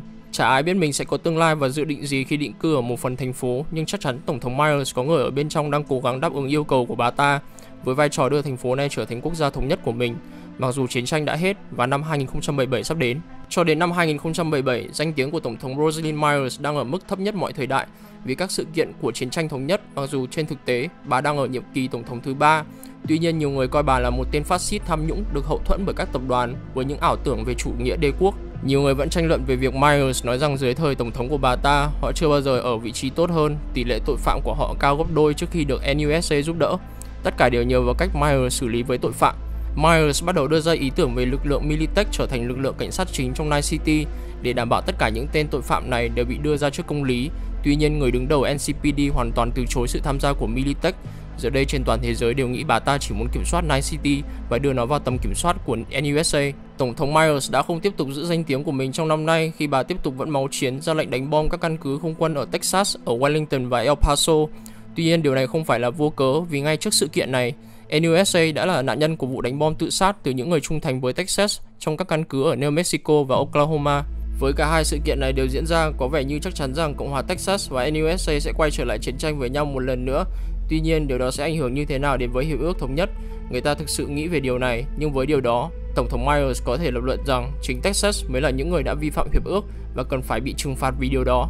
Cùng khoảng thời gian đó, Myers cũng tiếp tục thừa nhận trong tuyên bố công khai về dòng người tị nạn khổng lồ đang đến lãnh thổ của NUSA được cho là tràn vào từ Hà Lan ở châu Âu. Tuyên bố chính trị này rõ ràng là một động thái nhằm cố gắng chứng minh cho các quốc gia tự do còn lại cũng như EEC rằng NUSA là nơi tốt nhất để sống trên thế giới, và ngay cả những người từ châu Âu cũng chuẩn bị sẵn sàng rời đi để sống ở khu vực NUSA thịnh vượng. Thực sự không có ai biết đây có phải là một chiến thuật tốt hay không. Tuy nhiên, vào đầu năm nay, Saburo Arasaka, chủ tịch của tập đoàn Arasaka, đã bị chính con trai mình giết chết tại penthouse của Yorinobu ở Konpeki Plaza. Tin tức nhanh chóng nổi lên khắp nơi về cái chết của Saburo với những cáo buộc lan truyền khắp nơi về người đã thực hiện nó. Không ai trong số họ chỉ về phía huyết thống của Saburo. Myers nhanh chóng vào thế phòng thủ với tư cách đại diện cho Militech. Militech bị buộc tội thẳng thừng về việc tổ chức hoạt động ám sát Saburo, vì đây không phải là lần đầu tiên Militech làm điều gì đó đâm sau lưng để hạn chế sự cạnh tranh. Tuy nhiên, Myers đã kiên quyết rằng Militech không hề liên quan đến cái chết của Saburo Arasaka, nói rằng tất cả những tuyên bố rằng họ có liên quan là hoàn toàn vô căn cứ và vô trách nhiệm, khiến có vẻ như thế giới đang cố gắng khiêu khích một cuộc chiến mới giữa NUSA và Nhật Bản. Myers tiếp tục tuyên bố rằng trước đây họ thường xuyên nói với Saburo rằng ông ta không phải là vô đối và nếu cần, bà ta sẽ không ngần ngại dạy cho người kế nhiệm của ông ta, Yorinobu Arasaka, một bài học tương tự. Mặc dù tuân theo và tôn trọng hiệp ước thống nhất, NUSA và Militech sẽ không ngần ngại hành động nếu Arasaka chỉ giơ ngón tay út và chỉ vào Militech đổ lỗi cho họ về mọi thứ. Nếu họ làm vậy, họ sẽ cảm nhận được toàn bộ lực lượng của quân đội NUSA. May mắn thay cho mọi người là không có chuyện gì xảy ra giữa hai bên và trong một thời gian mọi thứ đã ổn định. Vì cái chết của Saburo không còn bị nghi ngờ nhiều nữa và gia đình chỉ tập trung vào việc tưởng nhớ người cha đã khuất của họ. Đối với Chủ tịch Myers, bà ta đi tham dự đại hội của Đảng Liên bang trong cùng năm đó và tuyên bố rằng bà ta sẽ tiếp tục làm việc chăm chỉ trong vai trò của mình để đảm bảo được nhiệm kỳ thứ 4 tại chức. Vì vậy, có thể một ngày nào đó sẽ sánh ngang và vượt qua kỷ lục tổng thống phục vụ lâu nhất của Elizabeth Crest. Khẩu hiệu tranh cử cho nhiệm kỳ thứ 4 này sẽ đi theo một ý tưởng tương tự nhưng gây sự khó chịu cho nhiều người, với nội dung đem sự thống nhất trở lại, cho thấy rằng tham vọng củng cố đất nước của bà ta vẫn còn đó, thực sự đẩy lùi các giới hạn của những gì có thể chấp nhận được trong hiệp ước mà các lãnh đạo đã ký kết ở Bắc Mỹ. Trong thời gian này, một mức trẻ tên là Vi đang loay hoay tìm kiếm giải pháp cho vấn đề của mình. Vi không biết mình còn sống được bao lâu khi một engram đang tiêu diệt Vi từ bên trong, chiếm lấy toàn bộ chức năng não của Vi. Tìm kiếm một giải pháp mà Vi sẽ gặp phải con gái của Saburo Arasaka, người sẽ cho Vi một phao cứu sinh và một lối thoát khỏi cái chết. Sau đó, Vi có cơ hội tiếp xúc với engram của Saburo Arasaka. Ông ta nói chuyện với Vi để giải thích mọi thứ như dự án Relic và chương trình Soul Killer. Với những công nghệ này, Saburo có thể vạch trần con trai mình và cũng có thể sử dụng cơ thể của anh ta để sống lại, để cai trị tập đoàn Arasaka một lần nữa. Engram của Saburo sẽ tiếp quản ý thức của Yorinobu, cho phép Saburo sửa chữa tất cả những thiệt hại đã gây ra cho tập đoàn yêu quý của ông ta. Nghe về việc Saburo trở lại nắm quyền, Myers rất tức giận nói rằng ông ta không thể lấy lại quyền lực của Arasaka vì nó vi phạm mọi luật pháp quốc tế. Căng thẳng một lần nữa lại gia tăng giữa hai người trong nhiều tháng liên tục, với việc Arasaka và Militech gần như xảy ra xung đột nhiều lần. Ngay sau đó, Saburo và Myers gặp nhau lần đầu tiên sau nhiều năm để bắt đầu đặt nền móng nhằm đảm bảo rằng luôn có hòa bình giữa hai tập đoàn. Với việc ký kết này sẽ có sự đảm bảo rằng sẽ không có chiến tranh nữa. Đối với người dân trên thế giới, mọi người nghi ngờ rằng không biết hiệp ước đó sẽ thực sự kéo dài bao lâu, nhưng thỏa thuận này rất có thể là một động lực to lớn cho chiến dịch chính trị của Tổng thống Myers, nhất là đảm bảo hòa bình. Rất có thể sẽ giúp bà ta tái đắc cử trước vụ Tổng thống lần thứ tư. Sang đến DLC Phantom Liberty, giữa cuộc chậm trán của Vi với Alt Cunningham và cuộc tấn công cuối cùng của họ vào Arasaka, Vi chọn theo đuổi một đầu mối khác, đó là Netrunner của NUSA tên là Songbird. Vi được giao nhiệm vụ tiến vào Dogtown và cứu Tổng thống Rosalind Myers với lời hứa rằng cô ấy có thể chữa khỏi căn bệnh gây ra bởi relic của Vi. Mặc dù Vi đã cứu Tổng thống nhưng họ vẫn bị mắc kẹt trong Dogtown.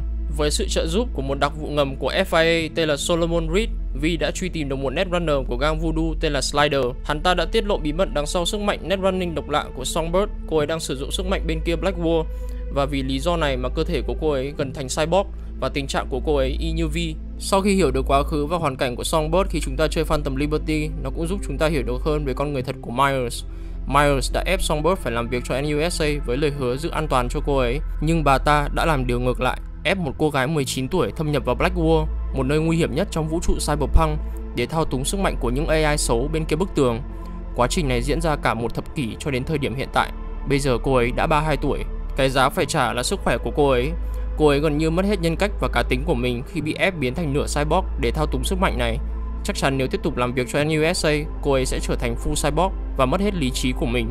Myers không coi cô ấy là một con người mà chỉ coi cô ấy như là một vũ khí, và Reed cũng biết điều đó. Đó là lý do tại sao Reed bị Somi phản bội, nhưng ông ta không hề oán hận cô ấy mà trong thâm tâm luôn thương xót cô ấy. Chắc hẳn ông ấy cũng phải hối hận rất nhiều khi tuyển Somi vào FIA. Ông ta luôn nghĩ mình đã đưa cô gái ngây thơ đó vào chỗ chết. Về phía Myers, bà ta chỉ luôn quan tâm đến cải tiến sức mạnh quốc gia của mình để đè bẹp các đối thủ cạnh tranh.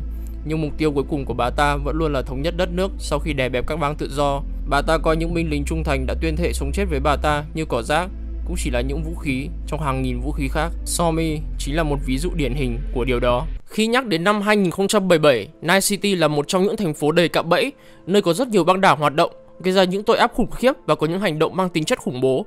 Trong khi đó, hội đồng thành phố vẫn chống một ghế cho một thị trưởng mới, trong khi vị thị trưởng trước đó đã bị ám sát một cách đáng ngờ.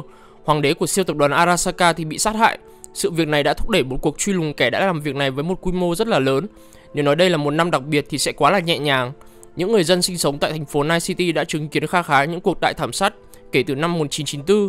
Tuy nhiên, sau chiến dịch của FIA hay là NUSA với mục tiêu truy lùng Netrunner khét tiếng của họ, Songbird, một lính đánh thuê dày dặn kinh nghiệm có tên là Vi, đã tạo dựng tiếng tăm của mình sau khi giúp đỡ tổng thống của Tân Hoa Kỳ Rosalind Myers để đổi lại một cơ hội để cứu lấy tính mạng của mình khỏi con chip relic, thứ mà đang ăn mòn Vi của chúng ta từng ngày.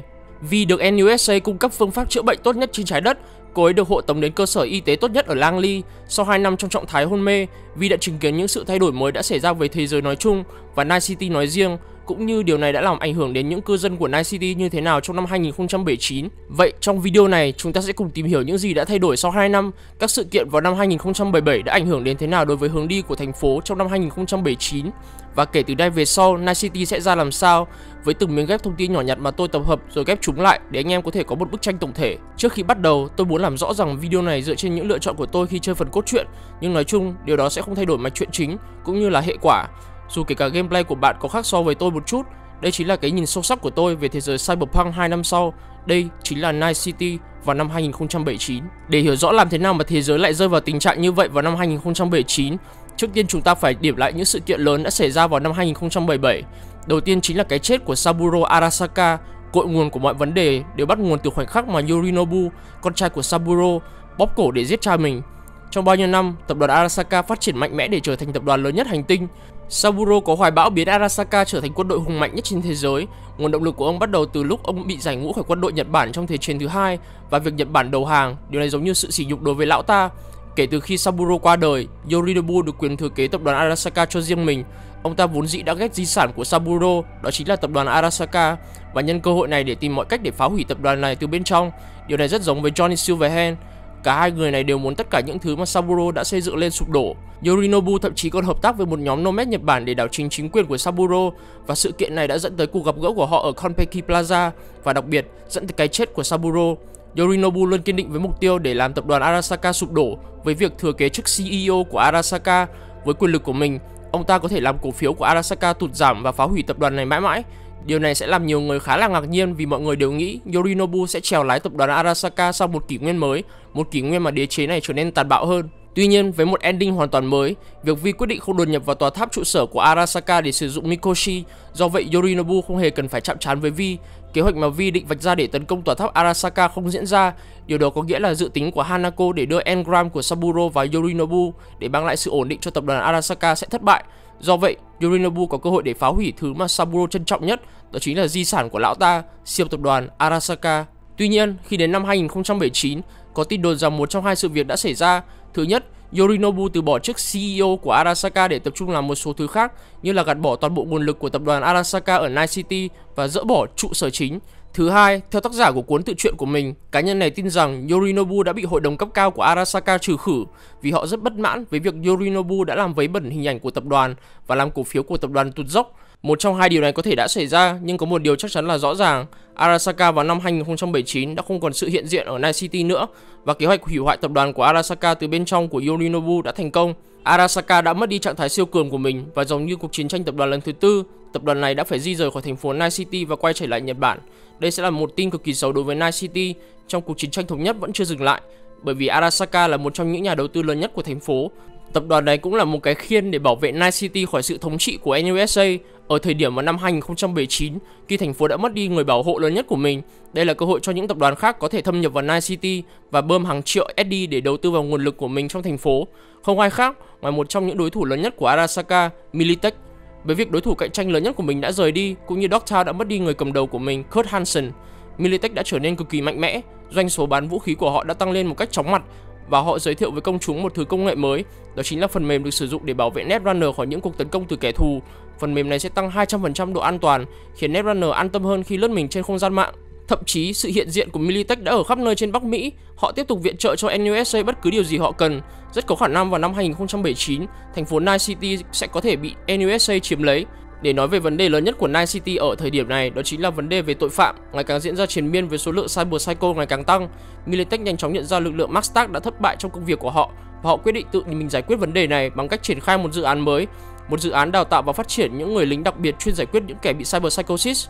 Night City cần tất cả các sự giúp đỡ mà họ có thể nhận được, và điều này làm kế hoạch của Tổng thống Myers để chiếm lấy thành phố thành công vang dội.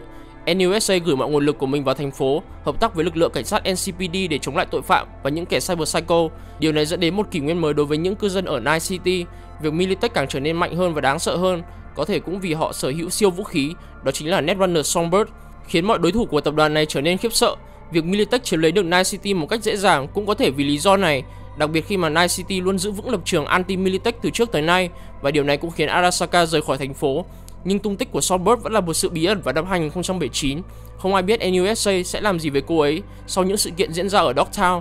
Và đặc biệt, có một tập đoàn đã đổi mình và vươn lên vị trí có nhiều quyền lực nhất mà khiến ai cũng ngạc nhiên, đó chính là Zetatech. Zetatech thực sự là một tập đoàn không có sự hiện diện ở Night City. Lần cuối cùng cái tên Zetatech nổi như cồn là từ cuộc chiến tranh tập đoàn lần thứ nhất giữa IBM và Orbital Air, khi mà cơ sở dữ liệu của Zetatech bị tấn công và bị xóa sổ. Trong một thời gian dài, họ vẫn tiếp tục việc kinh doanh của mình, nhưng với quy mô rất là nhỏ. Tuy nhiên, dự án phát triển cyberware của họ ngày càng lớn hơn vào cuối năm 2070, với việc Arasaka rời khỏi Night City mang lại một cơ hội rất lớn cho tập đoàn này thâm nhập vào thị trường béo bở. Ở thời điểm năm 2019, có tới 83% hộ gia đình ở Bắc Mỹ sở hữu sản phẩm của Zetatech. Tập đoàn này sở hữu những cyberware có công nghệ tinh vi và tân tiến nhất. Những sản phẩm của họ có đặc tính chống lại căn bệnh Cyber Psychosis khi được cấy trực tiếp vào hệ thần kinh của một cá nhân. Điều này đã trở thành lợi điểm bán hàng của họ và giúp họ có tên tuổi lớn và có lãi khủng nhất trên thị trường. Vào năm 2018, Zetatech đã ra mắt những sản phẩm có tính cách mạng như là Immuno A+ giúp tăng cường hệ miễn dịch của cơ thể để tăng cường sức đề kháng chống lại căn bệnh Cyber Psychosis, một loại drone chiến đấu mới và một bản mẫu đầu tiên của dòng Chariot AV cực kỳ hiện đại mà được Trauma Team sử dụng. Sản phẩm này dự kiến được ra mắt trước công chúng vào năm 2080 khi Zetatech đã có tên tuổi khi là một trong những tập đoàn có sức ảnh hưởng nhất. Sau những năm ngục lặn trên thị trường, cuối cùng họ đã quyết định chuyển tới thành phố Night City để kinh doanh. Họ xây dựng trụ sở tại Berkeley Avenue và có 2 văn phòng khác ở Westbrook và Watson. Ngoài ra, họ còn mua thôn tính một số những Ripper Dog có hoạt động kinh doanh trong thành phố thành một cửa hàng bán cyberware mang tên họ. Không ai biết được tại sao Zetatech lại trở nên to đến vậy. Có một tin đồn rằng họ đã ký một hợp đồng bí mật với hội đồng thành phố. Đó có thể là lý do tại sao mà những sĩ quan NCPD được trang bị những phương tiện và thiết bị tân tiến nhất hầu như đều là hàng của tập đoàn này. Còn đối với một số cá nhân, cuộc sống đã trở nên tốt đẹp hơn với họ vào năm 2019, như là Judy Alvarez. Sau sự kiện bi kịch khi cô ấy mất đi người bạn thân của mình, Evelyn Parker, và cô ấy giúp Vi rất là nhiều khi Vi cần một chuyên gia về breakdance editor. Judy rời thành phố NC và đi khắp Bắc Mỹ. Đầu tiên cô ấy tới Seattle, rồi cuối cùng dừng chân ở Pittsburgh. Nơi này đã thay đổi rất nhiều từ những năm 2000, khi mà vốn được biết tới là khu vực chiến đấu. Ở nơi này cô đã gặp được nửa kia của mình, Bianca.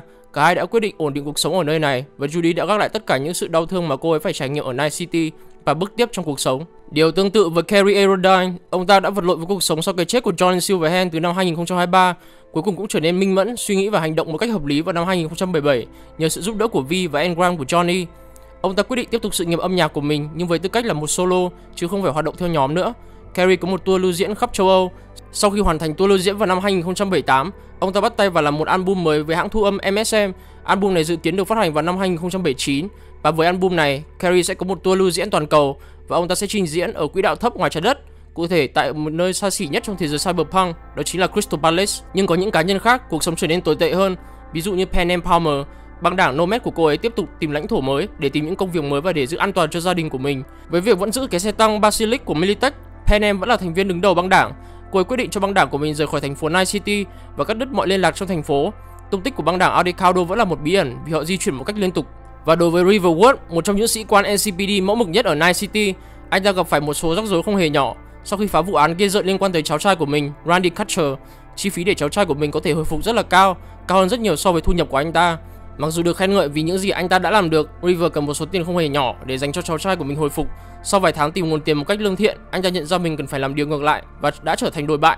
River bán những dữ liệu mật của NCPD cho Trauma Team để có đủ tiền cho Randy. Điều này đã thay đổi tất cả đối với anh ta. Anh ta trở nên càng ngày càng căm ghét bản thân vì đã làm những điều dơ bẩn đạo đức của mình và cắt đứt mọi liên lạc thân cận. Mọi thứ càng trở nên tệ hơn khi River trở thành kẻ bị truy nã và phải lúc nào cũng trốn chạy. Solomon Reed thì lúc nào cũng có cảm giác tội lỗi vì những hành động của mình khi ở Dogtown, lúc nào cũng chỉ đổ lỗi cho bản thân vì mình mà Somi có số phận nghiệt ngã. Ông ta cảm thấy đã đến lúc mình nghỉ hưu và làm công việc bàn giấy cho FIA với tư cách là người huấn luyện cho những thế hệ điệp viên tiếp nối. Ông ta lúc nào cũng chỉ vùi đầu nghĩ mình có thể làm tốt hơn trong quá khứ, nhưng Saul phải chấp nhận rằng đã quá muộn màng và tự nhủ bản thân không nên nghĩ lại về chuyện quá khứ. Còn đối với Victor Vector, cuộc sống của ông ta đã thay đổi hoàn toàn khi so với năm 2017. Trong nhiều năm, ông ta đã phải đối mặt với việc các tập đoàn muốn mua thôn tính cửa hàng của mình, nhưng Vic luôn từ chối vì muốn làm cho những khách hàng là người thân cận đối với mình. Nhiều năm trôi qua, chi phí thuê nhà càng trở nên đắt đỏ, các tập đoàn thì ngày càng hung hãn hơn, đã làm Vic trở nên yếu đuối và cuối cùng ông ta đã bán cửa hàng của mình cho Zetatech. Misty trở nên tức giận và đã quyết định đóng cửa hàng của mình và rời khỏi Night City. Hiện tại, Vic tiếp tục điều hành công việc kinh doanh của mình dưới sự giám sát của Zetatech. Hệ quả là ông ta đã mất hết những khách hàng thân quen. Đã đến lúc Misty phải bỏ lại đằng sau tất cả những gì cô từng biết và tạm biệt Night City. Nhưng trong lúc rời đi, cô ấy đã gặp phải một cá nhân đặc biệt, đó chính là Vi. Vi vẫn đang ở trạng thái sốc khi gặp lại Misty, khi cô ấy đã mất đi tất cả sau ca phẫu thuật lược bỏ relic trong não mình. Với cái giá phải trả là Vi sẽ mất đi sự nghiệp lính đánh thuê của mình, vì sau ca phẫu thuật, cô ấy không thể sử dụng cyberware được nữa. Mọi thứ Vi đã nỗ lực hết mình để đạt tới đã sụp đổ. Cô ấy giờ chỉ là một con người bình thường như bao cư dân khác ở Night City. Thành phố đã trở thành một nơi nguy hiểm đối với cô ấy vì tình trạng bạo lực diễn ra triền miên. Và còn tệ hơn nữa, Vi vừa mới tỉnh dậy sau cơn hôn mê trong 2 năm. Tất cả những mối liên lạc thân cận đã bị cắt đứt vì họ nghĩ cô ấy đã chết vì cái engram trong não. Misty thuyết phục với Vi rằng đây chính là cơ hội của họ để tìm đến một cuộc sống mới, trải nghiệm một số thứ khác biệt hoàn toàn so với cuộc sống cũ. Ví dụ như Misty muốn phiêu lưu và khám phá một khu rừng cổ đại ở Ba Lan để tránh khỏi sự hỗn loạn của thành phố Night City. Ở thời điểm hiện tại, Vi có thể làm tất cả những gì cô ấy muốn, ví dụ như làm fixer chẳng hạn, hay làm công việc bán giấy với Reed ở Langley. Tiếng tăm của Vi đã lan rộng đến tay rock, cô ấy đã trở thành huyền thoại như Morgan Blackhand, Johnny Silverhand, vân vân và vân vân. Nhưng nếu Vi có ghé qua Afterlife, cô ấy chỉ là một con người bình thường trong mắt cộng đồng Edge Runner. Điều tốt nhất Vi cần phải làm là ở ẩn, nghe theo lời Misty bước chân nhìn ra thế giới rộng lớn và đón nhận cuộc sống cô ấy được ban tặng. Trong video này tôi sẽ kể cho các bạn về câu chuyện về một nhân vật bị ghét nhất trong thế giới cyberpunk, nhưng tình cờ ông ta là một legend của Night City, người mà đã giết Johnny Silverhand và David Martinez, đó chính là Adam Smasher. Đầu tiên, chúng ta hãy đi sâu vào quá khứ của Smasher cũng như những mốc sự kiện quan trọng trong cuộc đời của hắn ta. Adam, không có ai nắm rõ tên thật của hắn ta, khởi đầu là một tên street punk ở thành phố New York, sinh ra và lớn lên ở khu vực South Bronx. Adam cầm đầu một băng đảng tên là Blood Boys.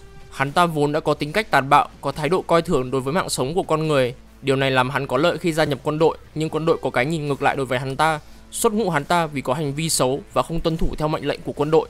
Adam trở lại khu vực Big Apple với tư cách là tay súng đánh thuê. Hắn thích tự coi mình là samurai của đường phố. Mọi việc đều êm thấm cho đến năm 2015 khi một phi vụ của hắn ta đổ bể. Hắn ta bị bắn bởi những quả RPG, biến hắn ta thành đúng nghĩa đen là một đống thịt bầy nhầy. Bạn hắn nhặt những gì còn sót lại từ hắn ta, cho vào cái cặp và mang hắn trở lại New York. Nhưng Adam không chết, một tập đoàn bí ẩn đã hồi sinh hắn ta như phim Robocop, biến cơ thể hắn ta hoàn toàn thành kim loại, đổi lấy 15 năm phục vụ. Và Adam Smasher đã được sinh ra, hắn ta trở thành một cyborg chiến đấu. Tập đoàn bí ẩn đã cứu hắn ta chính là Arasaka.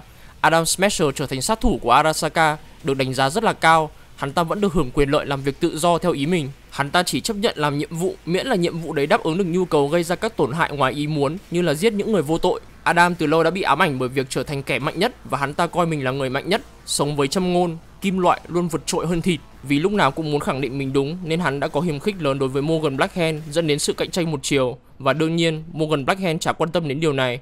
Morgan trái ngược với hắn ta hoàn toàn, giải quyết nhiệm vụ được giao một cách chuyên nghiệp, tránh gây ra thương vong. Smasher nghĩ nếu hắn ta hạ được Blackhand, hắn ta có thể chứng minh được kim loại luôn vượt trội hơn thịt. Và cuộc chiến tranh tập đoàn lần thứ tư đã nổ ra. Đây là một cuộc xung đột đẫm máu giữa hai tập đoàn, Arasaka và Militech.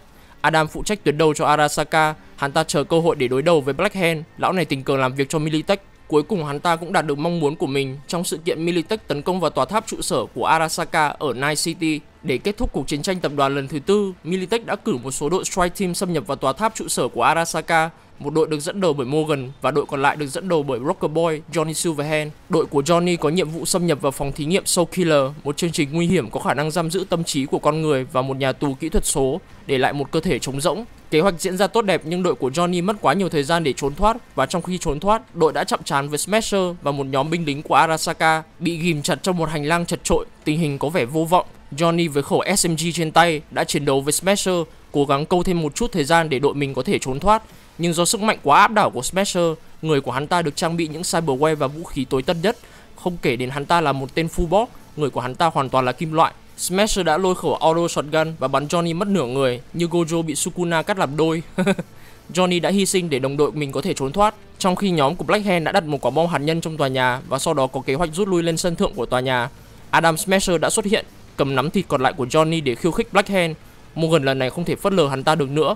Ông ta quyết định ở lại trong khi team mình rút lui. Và thế là trên đỉnh của tòa tháp Arasaka, Smasher cuối cùng đã có một cơ hội để đấu tay đôi với Blackhand. Đây là cơ hội để chứng minh châm ngôn sống của hắn ta luôn đúng. Đội của Morgan chứng kiến trận chiến từ trên cao. Hai người lao vào chiến đấu với nhau trong khi quả bom hạt nhân được kích nổ, phá hủy tòa nhà. Cả hai người cuối cùng rơi xuống khi tòa nhà sụp đổ. Không ai biết kết quả của cuộc chiến. Sau sự kiện này, Smasher sống sót và được Arasaka giải cứu. Trong quá trình chữa trị vết thương của hắn ta, Arasaka thay thế những gì còn sót lại của hắn ta bằng nhiều máy móc hơn. Saburo giao cho hắn ta công việc xử lý phần thi thể và tài sản còn lại của Silverhand.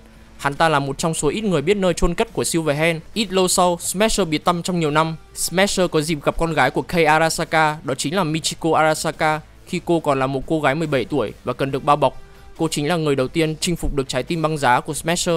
Hai người đã nảy sinh tình cảm và hẹn hò nhau sau khi Michiko bước sang tuổi 18. Trong những thập kỷ tiếp theo, Smasher qua lại thành phố Night City và hợp tác với Rock trong một thời gian. Và một thời điểm nào đó sau năm 2045, Smasher tìm thấy nhiều tài sản của Silverhand hơn. Mặc dù đã bán gần hết nhưng hắn vẫn giữ lại chiếc xe Push và khẩu súng huyền thoại của Silverhand, Malorian Arms 3516. Một thời gian sau năm 2050, Adam được bổ nhiệm làm vệ sĩ riêng cho Yorinobu Arasaka và chịu trách nhiệm thực hiện các công việc bẩn thỉu nhất của Arasaka. Hắn ta nổi tiếng là chuyên gia giải quyết những phần việc cuối cùng như bịt đầu mối. Điều này có nghĩa là hắn ta chỉ có giết người và giết người. Vào năm 2076, Smasher được đặc vụ Kate và Douglas của Arasaka đưa đến để giải quyết David Martinez. Lúc này anh ta đang trở nên hung hãn hơn khi sở hữu vũ khí của Arasaka đang trong quá trình thử nghiệm, Cyber Skeleton. Khi David đến tòa tháp Arasaka, Smasher xuất hiện để cứu mạng Douglas và trong khi đó, hắn ta giao chiến với David. Khi David bị phân tâm bởi Faraday, Smasher nhân cơ hội này đã bắn vào bụng David, khiến David rơi vào trạng thái Cyber Psychosis và kích hoạt Sandevistan. Smasher cũng kích hoạt Sandevistan và bắn một quả tên lửa đủ lực để khiến David và Lucy bay ra khỏi tòa nhà. David trốn thoát được cùng với Lucy trong một thời gian ngắn, trong khi Smasher vẫn tiếp tục truy đuổi anh ta. Trong quá trình này, Smasher đã giết Rebecca. Smasher trở nên mất tập trung trong một thời gian ngắn khi cố gắng giết Lucy và Falco. David đã quyết tâm cầm cự với Smasher để Lucy và Falco có thể trốn thoát. Nhưng không được lâu, Smasher đã xé toạc bộ giáp Cyber Skeleton của David và sau đó kết liễu David bằng một viên đạn vào đầu. Đến năm 2077, Smasher vẫn là vệ sĩ của Yorinobu. Hắn ta thường hoạt động quanh khách sạn Konpeki Plaza để bảo vệ Yorinobu. Và sau đó, câu chuyện của game Cyberpunk được bắt đầu, nên tôi sẽ dừng ở đây. Trong video này tôi sẽ kể cho các bạn về câu chuyện về The Myth, The Legend, về một solo huyền thoại của Militech, đó chính là Morgan Blackhand. Một nhà tuyển dụng của Militech, thông thường anh ta sẽ đến một trong những quán bar yêu thích của mình để làm vài chén rượu.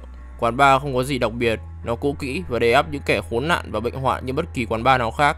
Nhưng anh ấy có thể nhận ra sự thay đổi của bầu không khí trong quán bar.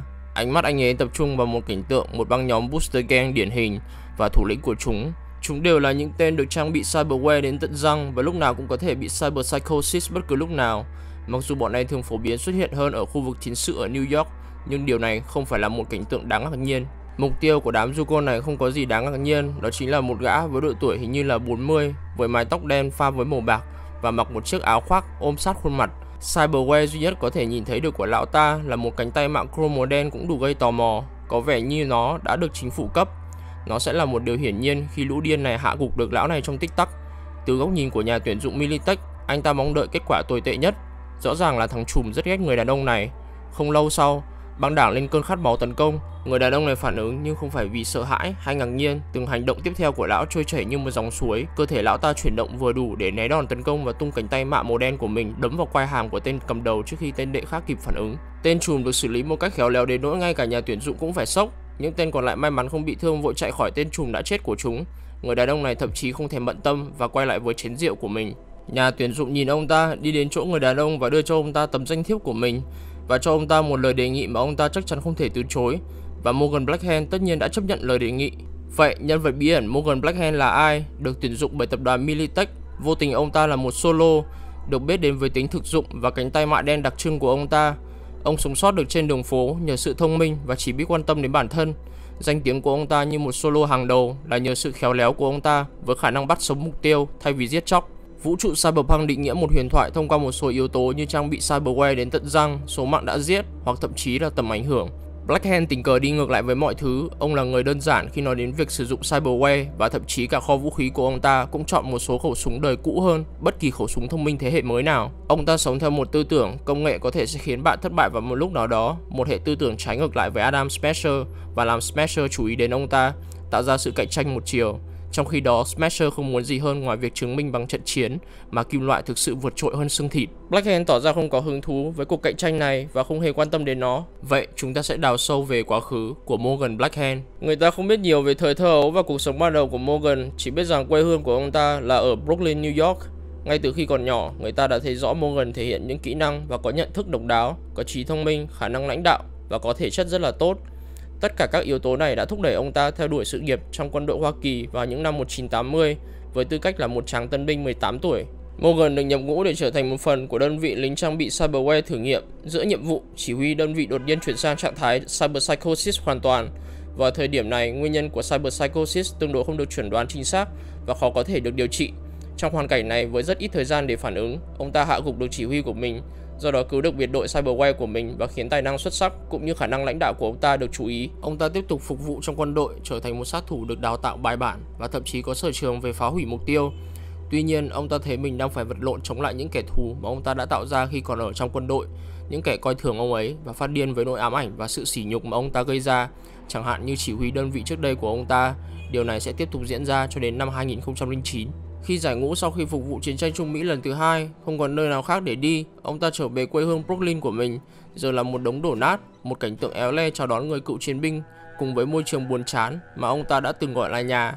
Morgan Blackhand cho rằng ông ta đã đánh mất mục đích sống, kỹ năng chiến đấu và huấn luyện chuyên về phá hủy mục tiêu trong quân sự của ông ta không mấy hợp để làm công việc bàn giấy.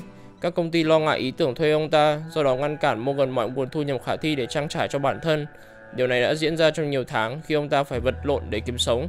Tuy nhiên tại một thời điểm nào đó, Morgan lại có cơ hội để sử dụng những kỹ năng và sở trường của mình. Đó là sự kiện bất ngờ khi Morgan bảo vệ một người hàng xóm bên cạnh khỏi một người chồng cũ bạo hành. Với sự việc ngày càng leo thang, Morgan đã kết thúc sự việc này bằng việc giết chết tên chồng cũ điên cuồng. Dù Morgan có thích hay không thì việc này đã cho ông mang danh hiệu là một người bảo vệ cho những kẻ yếu thế. Sau khi được Militech tuyển dụng, cách làm việc thực dụng của Morgan khi làm việc độc lập trong tập đoàn cũng không khác mấy hơn là đi nghĩa vụ. Boss cấp trên phái đi đâu và đến bảo vệ ai hoặc bắn ai thì cũng phải tuân theo. Sau đó Morgan trở thành một gã lính đánh thuê trung thành chuyên giải quyết các vấn đề cho tập đoàn Militech. Vào năm 2013, Blackhand đã được biết đến trong khắp cộng đồng hội anh em của Solo với tư cách là một chuyên gia ngang hàng với những người giỏi nhất ở châu Âu. Chính trong thời gian này, ông ta đã sử dụng chiếc áo khoác cờ lê cổ lọ màu đen và mái tóc cắt sát đã dần trở thành thương hiệu của ông ta. Morgan đã đạt được danh tiếng trên đường phố bằng cách dạy cho nhiều chuyên gia tất cả các mánh khóe mà ông ta biết và bằng cách giải quyết các sự cố cấp cao. Một trong số đó là vụ bắt cóc Kerry Aerodine vào năm 2019, là cựu thành viên của ban nhạc Johnny Silverhand, Samurai. Ông ta đã sử dụng kiến thức chiến lược của mình và lén lút để bắt giữ cả 5 kẻ bắt cóc mà không gây ra thương vong và giao chúng ngay cho chính quyền liên bang. Rõ ràng là tuổi tác của ông ta không làm ông ta chậm lại. Bất cứ ai cũng có thể giết chúng, nhưng chỉ có người tài giỏi như Blackhand mới có thể loại bỏ mối đe dọa, đồng thời làm xấu hổ tên giật dây vụ bắt cóc này. Morgan tiếp tục được đánh giá là solo số 1 trên thị trường bởi giải thưởng Solo of Fortune được trao giải thường niên vào năm 2020 tại Hoa Kỳ. Ngay cả tổ chức này cũng không thể đánh giá chính xác khả năng của Morgan.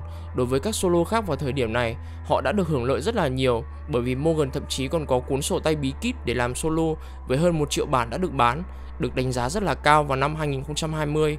Không có gì ngạc nhiên khi chuyên môn của ngành nghề solo đã được cải thiện bởi Morgan. Theo thời gian, Morgan được thăng chức từ vệ sĩ lên vị trí chuyên hoạt động chiến thuật và quản lý mối đe dọa chiến lược.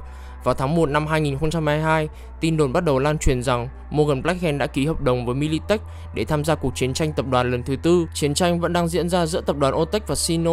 Việc một solo huyền thoại đã được bổ nhiệm làm giám đốc của Otech để quản lý vấn đề an ninh, một sự thăng tiến mà Arasaka cảm thấy bị đe dọa. Họ đã thực hiện các cuộc đột kích nhằm ngăn cản các hoạt động mà cá nhân ông ta giám sát. Tất nhiên họ phủ nhận điều này. Mục tiêu của họ là loại bỏ Blackhand khỏi cuộc chiến. Sự xuất sắc của ông ta đã dẫn đến sự thất bại của một số hoạt động đầy tham vọng của Arasaka. Nhưng Arasaka không phải là người duy nhất giám sát hành động của Blackhand. Militech đã cử một đặc vụ ưu tú Anastasia Lucchesi dưới sự chỉ đạo của Blackhand. Mục tiêu là phối hợp với ông ta để tiếp thu các kiến thức mà ông ta có, thậm chí còn được giao một nhiệm vụ khác để loại bỏ Blackhand nếu ông ta đe dọa chiến dịch bằng bất cứ cách nào. Ông ta nhận ra tính chất tế nhị của nhiệm vụ này, chưa kể đến sự nguy hiểm và nhằm mục đích dụ dỗ Blackhand trong thời gian cô ấy ở bên ông ta, hay cuộc chiến giữa hai tập đoàn Otech và Sino này. Morgan Blackhand sẽ dẫn đầu một nhóm hoạt động bí mật có đủ kinh phí từ Militech để ký hợp đồng phụ với một nhóm freelancer có tay nghề cao và có động lực để làm cho Militech, và họ chỉ nghe lệnh ông ta. Blackhand sẽ ủy quyền cho các cặp tương thích với nhiệm vụ. Nhiều đội này, mỗi đội sẽ hoàn thành một nhiệm vụ của mình một cách riêng lẻ, trong khi Morgan làm việc độc lập, tham gia nhiều đơn vị mà cần ông nhất. Các hoạt động này sẽ tiếp tục cho đến khi có sự thay đổi lớn trong cuộc chiến vào ngày 22 tháng 2. Cả Otech và Sino đều hủy hợp đồng an ninh của họ trước ngày 27. Một hiệp định hòa bình giữa hai tập đoàn đã được ký kết. Bất chấp điều này, Arasaka đã thử nghiệm Soulkiller 2.5 mới được hoàn thiện bằng cách lập kế hoạch cho nó trong một bộ xử lý liên kết thông minh dành cho xe cộ của một giám đốc điều hành Militech, dẫn đến một cuộc tấn công vào văn phòng Militech ở Night City. Để trả thù, cuộc chiến tranh bóng tối đã bắt đầu sau 3 tháng và liên tiếp dẫn đến những cuộc tấn công bí mật của hai tập đoàn. Ngày 31 tháng 3, Militech đã nhờ Race Batmos và Alt Cunningham giúp đỡ chống lại Arasaka. Batmos lúc đầu kiên quyết và phản đối làm việc cho một tập đoàn, nhưng vẫn miễn cưỡng đồng ý giúp khi được hai người bạn của mình thuyết phục. Và chưa đầy 1 tháng, Batmos đã khám phá được vị trí của Soulkiller 2.5. Rất phấn khởi với điều này, hắn ngay sau đó tấn công Arasaka và các tập đoàn không liên quan, vi phạm luật an ninh mạng liên tục. Để đáp trả điều này, Arasaka thành lập một team chuyên gia, giao nhiệm vụ duy nhất là xác định vị trí của Batmos. Arasaka tình cờ đã lần ra vị trí của hắn ta trong diễn biến khi hắn ta liên tục tấn công vào Arasaka qua net. Morgan Blackhand đã tuyệt vọng và cố gắng cứu Batmos như một tài sản và là một người bạn. Lực lượng Militech di chuyển đến vị trí của Batmos để bảo vệ hắn ta và đã thất bại. Arasaka đã cử một đội tấn công đông đảo với mục tiêu tiêu diệt Batmos, và Batmos đã bị giết ngay sau đó. Cuộc chiến tranh bóng tối đã trở nên nóng bỏng hơn. Arasaka và Militech quyết định tham gia vào cuộc chiến tranh toàn diện nhằm mục đích chủ động tiêu diệt lẫn nhau mà không cần quan tâm tới các thành phố bị ảnh hưởng và toàn bộ thế giới xung quanh. Các cuộc xung đột đã đến mức nghiêm trọng làm cho các chính phủ thế giới sẽ bắt đầu hành động. Vào mùa thu năm 2022, chính quyền Nam California và Cộng hòa Texas đều quốc hữu hóa tất cả các cơ sở Arasaka và Militech trong biên giới của họ. EEC, Nhật Bản và một số quốc gia khác sẽ tuân theo, với tài sản của Arasaka dưới sự kiểm soát của chính phủ Nhật Bản và Militech dưới sự kiểm soát của Hoa Kỳ. Tất cả những gì còn lại là một cuộc xung đột ở Night City. Vì phần lớn lực lượng của Arasaka hoạt động ở Hoa Kỳ đã di chuyển đến Night City, họ đã thành công trong việc đẩy Militech ra ngoài. Vì vậy, Militech lại chuyển hướng sang việc vạch ra một kế hoạch để hoàn toàn tiêu diệt Arasaka và xóa tập đoàn này khỏi Night City và rộng ra là Hoa Kỳ. Lúc này Militech đã biết được cơ sở dữ liệu bí mật mà Arasaka đang giấu bên dưới trụ sở Night City của họ, một nơi hoàn toàn có khả năng bảo mật dữ liệu và nắm giữ đủ data để Arasaka có lợi thế trên hết các tập đoàn khác hiện đang ở trạng thái mất thông tin và mạng. Một cơ sở dữ liệu cô lập chưa được trích xuất sang bất kỳ phần nào khác của thế giới và do đó bị mắc kẹt trong tháp trụ sở của Arasaka ở Night City. Vào ngày 20 tháng 8 năm 2023, quân đội Militech và Hoa Kỳ đã tập hợp một đội bao gồm những con át chủ bài giỏi nhất của họ. Morgan Blackhand sẽ dẫn đầu sứ mệnh và lựa chọn các thành viên của team: Johnny Silverhand, Spider Murphy, Rogue và nhiều hơn nữa. Nhiệm vụ này sẽ bao gồm 3 đội chính. Đội Alpha của Johnny Silverhand sẽ được giao nhiệm vụ xâm nhập vào phòng thí nghiệm Soul Killer, phá hủy mọi dấu vết của chương trình và giải cứu Alt Cunningham khỏi mạng lưới. Team Beta của nhóm sẽ chịu trách nhiệm đặt bom hạt nhân trong cơ sở dữ liệu. Team Omega của Blackhand cùng với các đơn vị Borg chiến đấu ưu tú nhất của Militech sẽ đóng vai trò là quân tiếp viện trong trường hợp một trong hai đội thất bại. Cả 3 phi đội đã xâm nhập vào tòa tháp của Arasaka thành công. Mọi việc diễn ra suôn sẻ một cách đáng ngạc nhiên. Nhóm của Silverhand đã đến được phòng thí nghiệm của Soul Killer vào thời điểm an ninh bắt đầu khóa chặt vị trí của họ và đang trong quá trình xóa hết dấu vết của Soul Killer và tải xuống Alt. Mặc dù lực lượng an ninh đến muộn để phản hồi, nhưng họ sẽ gặp phải một cuộc chạm trán cực kỳ là nguy hiểm. Không chỉ quân đội Arasaka mà còn cả Adam Smasher. Team Beta tiếp tục nhiệm vụ của mình để đảm bảo rằng mục tiêu của họ được hoàn thành. Với sự trợ giúp của Team Omega, các thiết bị hạt nhân đã được lắp đặt thành công, sẵn sàng để phát nổ. Đã đến lúc đội của Morgan tiến tới mái nhà của tòa tháp Arasaka để trốn thoát. Blackhand không ngờ Adam Smasher lại xuất hiện. Trong nhiều năm, Smasher đã tạo ra sự cạnh tranh một chiều với Blackhand, nhận thấy Blackhand như là một mối đe dọa cho triết lý kim loại luôn hơn máu thịt. Smasher đã có nhiều lần cố gắng thách đấu ông ta trong một trận đối đầu trong cả một thập kỷ qua. Blackhand chỉ phớt lờ hắn ta. Giờ cả hai đã làm việc cho hai tập đoàn đối đầu Arasaka và Militech. Blackhand bị ép buộc trong một cuộc đối đầu với Smasher. Ông ta ngay lập tức ra lệnh cho mọi người sơ tán trong AV, bỏ lại ông ta trong một cuộc đấu tay đôi với Smasher bất chấp sự nguy hiểm chết người của cuộc chiến này. Adam và Morgan lao vào nhau trong giây phút cuối cùng với nỗ lực tuyệt vọng để giết kẻ thù không đội trời chung của mình. Trong khi thiết bị hạt nhân được kích nổ dẫn đến mọi thứ xung quanh đều sụp đổ, hậu quả của cuộc chiến này dẫn đến việc Adam Smasher ở trong tình trạng biến dạng và nguy kịch. Ngay sau đó, Smasher đã được Arasaka thu hồi về căn cứ. Sau khi cuộc chiến tranh tập đoàn lần thứ tư kết thúc, tung tích của Blackhand vẫn là một điều bí ẩn, nhưng đã có những lời đồn rằng ông ta đã đến gặp Tổng thống Crash và báo cáo nhiệm vụ đã thất bại. Blackhand tiếp tục làm việc ngầm cho chính phủ và được coi là tài sản bí mật của chính phủ, nhưng đó vẫn chỉ là những lời đồn đại phỏng đoán. Giữa những năm 2035 và 2045, vẫn có tin đồn rằng Morgan Blackhand đã được phát hiện ở một số thành phố mà cần ít sự tái thiết và nguồn lực để xây dựng lại sau cuộc chiến tranh tập đoàn lần thứ tư. Vẫn có khả năng Blackhand đã sử dụng vụ nổ hạt nhân như một lý do để ông nghỉ hưu. Ông chọn cách ở ẩn và đi đến bất cứ nơi nào mình thích. Đến năm 2077, với danh hiệu huyền thoại của Night City, số phận của ông ta vẫn là sự bí ẩn. Tuy nhiên, rất có thể ông ta còn sống khi không có đồ uống mang tên mình ở Afterlife. Chắc hẳn sau khi xem cái MV của ending theme của Edge Runners thì bạn cũng sẽ tự hỏi mình rằng cô gái này là ai? Và tôi sẽ kể cho các bạn câu chuyện về cô gái này. Cô gái này tên là Sasha Yakovleva, là một Netrunner thực thụ, từng là thành viên của team main trước thời Kiwi và Lucy. Cô ấy mất đi người mẹ từ lúc rất là sớm, khi cô ấy mới chỉ là một đứa trẻ con với độ tuổi rất là nhỏ. Mẹ cô ấy chết do tác dụng phụ của một loại thuốc giảm đau được phát triển và sản xuất bởi tập đoàn Biotechnica. Khi đến độ tuổi trưởng thành, cô ấy tham gia băng đảng toàn những Edge Runner của main. Thời đấy nhóm chỉ có Dorio và Rebecca.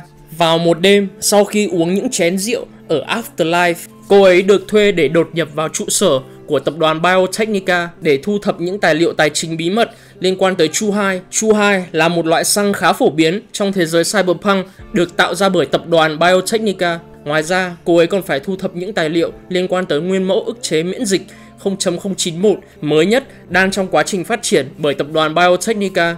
Nói chung, nó là một cái công nghệ y tế tân tiến nhất thời bấy giờ. Khi đang hack để lấy thông tin, cô ấy phát hiện ra những tài liệu bí mật về loại thuốc Securicin. Đó chính là loại thuốc giảm đau mà mẹ cô ấy dùng khi đang ốm. Cô ấy phát hiện ra rằng tác dụng phụ lớn nhất của thuốc giảm đau này là làm thoái hóa thần kinh dần dần, hay còn được gọi trong tiếng Anh là Gradual Neurodegeneration. Mặc dù tập đoàn Biotechnica biết về điều này, nhưng họ đưa ra quyết định rằng tác dụng phụ này sẽ được giấu kín trước công chúng, tại vì sản phẩm này bán rất là chạy, mang về rất nhiều lợi nhuận cho tập đoàn. Qua đó chúng ta có thể thấy được cái sự suy đồi của những tập đoàn trong thế giới cyberpunk. Và đây là một ví dụ điển hình. Sasha đặt cho mình một quyết tâm sẽ giành lại công lý cho mẹ mình. Cô ấy cuối cùng quyết định rằng sẽ upload tất cả những tài liệu bí mật liên quan đến tác dụng phụ của thuốc Securicin cho nhà báo N54 News để truyền thông cái sự bỉ ổi của Biotechnica cho công chúng biết.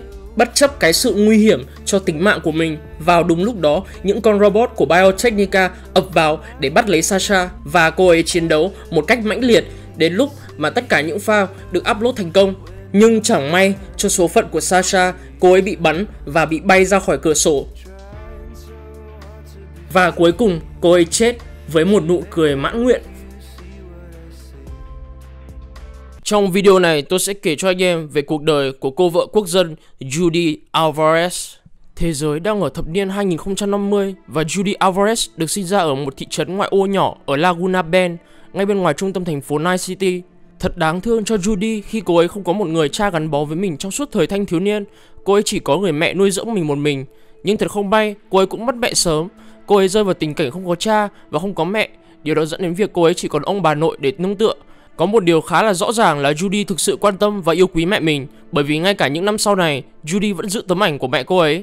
Nhưng theo lời cô ấy nói, ký ức của cô ấy về mẹ mình đã phai nhòa. Điều duy nhất còn lại chỉ là một tấm ảnh khi cô ấy sống chung với ông bà nội. Ông nội của cô ấy là một chuyên gia breakdance và có kiến thức sâu rộng về lĩnh vực này. Ông ấy đã dạy hết những thứ mình biết cho Judy. Ngoài ra, ông nội Judy rất thích kể chuyện cho cô ấy về cuộc đời và sự nghiệp của mình. Judy rất thích thú và lắng nghe ông nội mình kể chuyện. Tuy nhiên, bà nội của cô ấy lại rất đanh đá và dễ nóng nảy với chồng mình. Dường như Judy cũng thừa hưởng tính cách này từ bà nội của mình sau này. Cuộc sống của cô ấy ở thời điểm bấy giờ không hề cô đơn. Dù không có cha với mẹ, cô ấy thường xuyên đi chơi với những đứa trẻ khác, thường là chơi hockey với giày trượt patin hay một trò khác tên là Mustang và Psycho. Nhưng khi Judy muốn kết bạn với đám trẻ con, chúng thường chế nhạo cô ấy vì không có cha với mẹ và xuất thân từ một gia đình nghèo. Judy bị tổn thương vì bị chế giễu nhưng vẫn ngẩng cao đầu và gạt những lời trêu chọc sang một bên. Để an ủi bản thân, cô ấy thường đến quán Floss Diner, là một nhà hàng duy nhất trong thị trấn để ăn burger, và đặc biệt cô ấy rất thích đồ ăn ở đây. Tuy nhiên, có một cô bé mà Judy để mắt tới, đó chính là Jenny Chapman. Cô bé này nổi tiếng trong thị trấn khi đi đâu cũng mang con búp bê đồ chơi của mình. Vào năm 2007, cô ấy trộm con búp bê của Jenny và giấu đi. Judy nghĩ việc chơi với búp bê là một điều ngu ngốc và chỉ có kẻ thua cuộc mới làm vậy.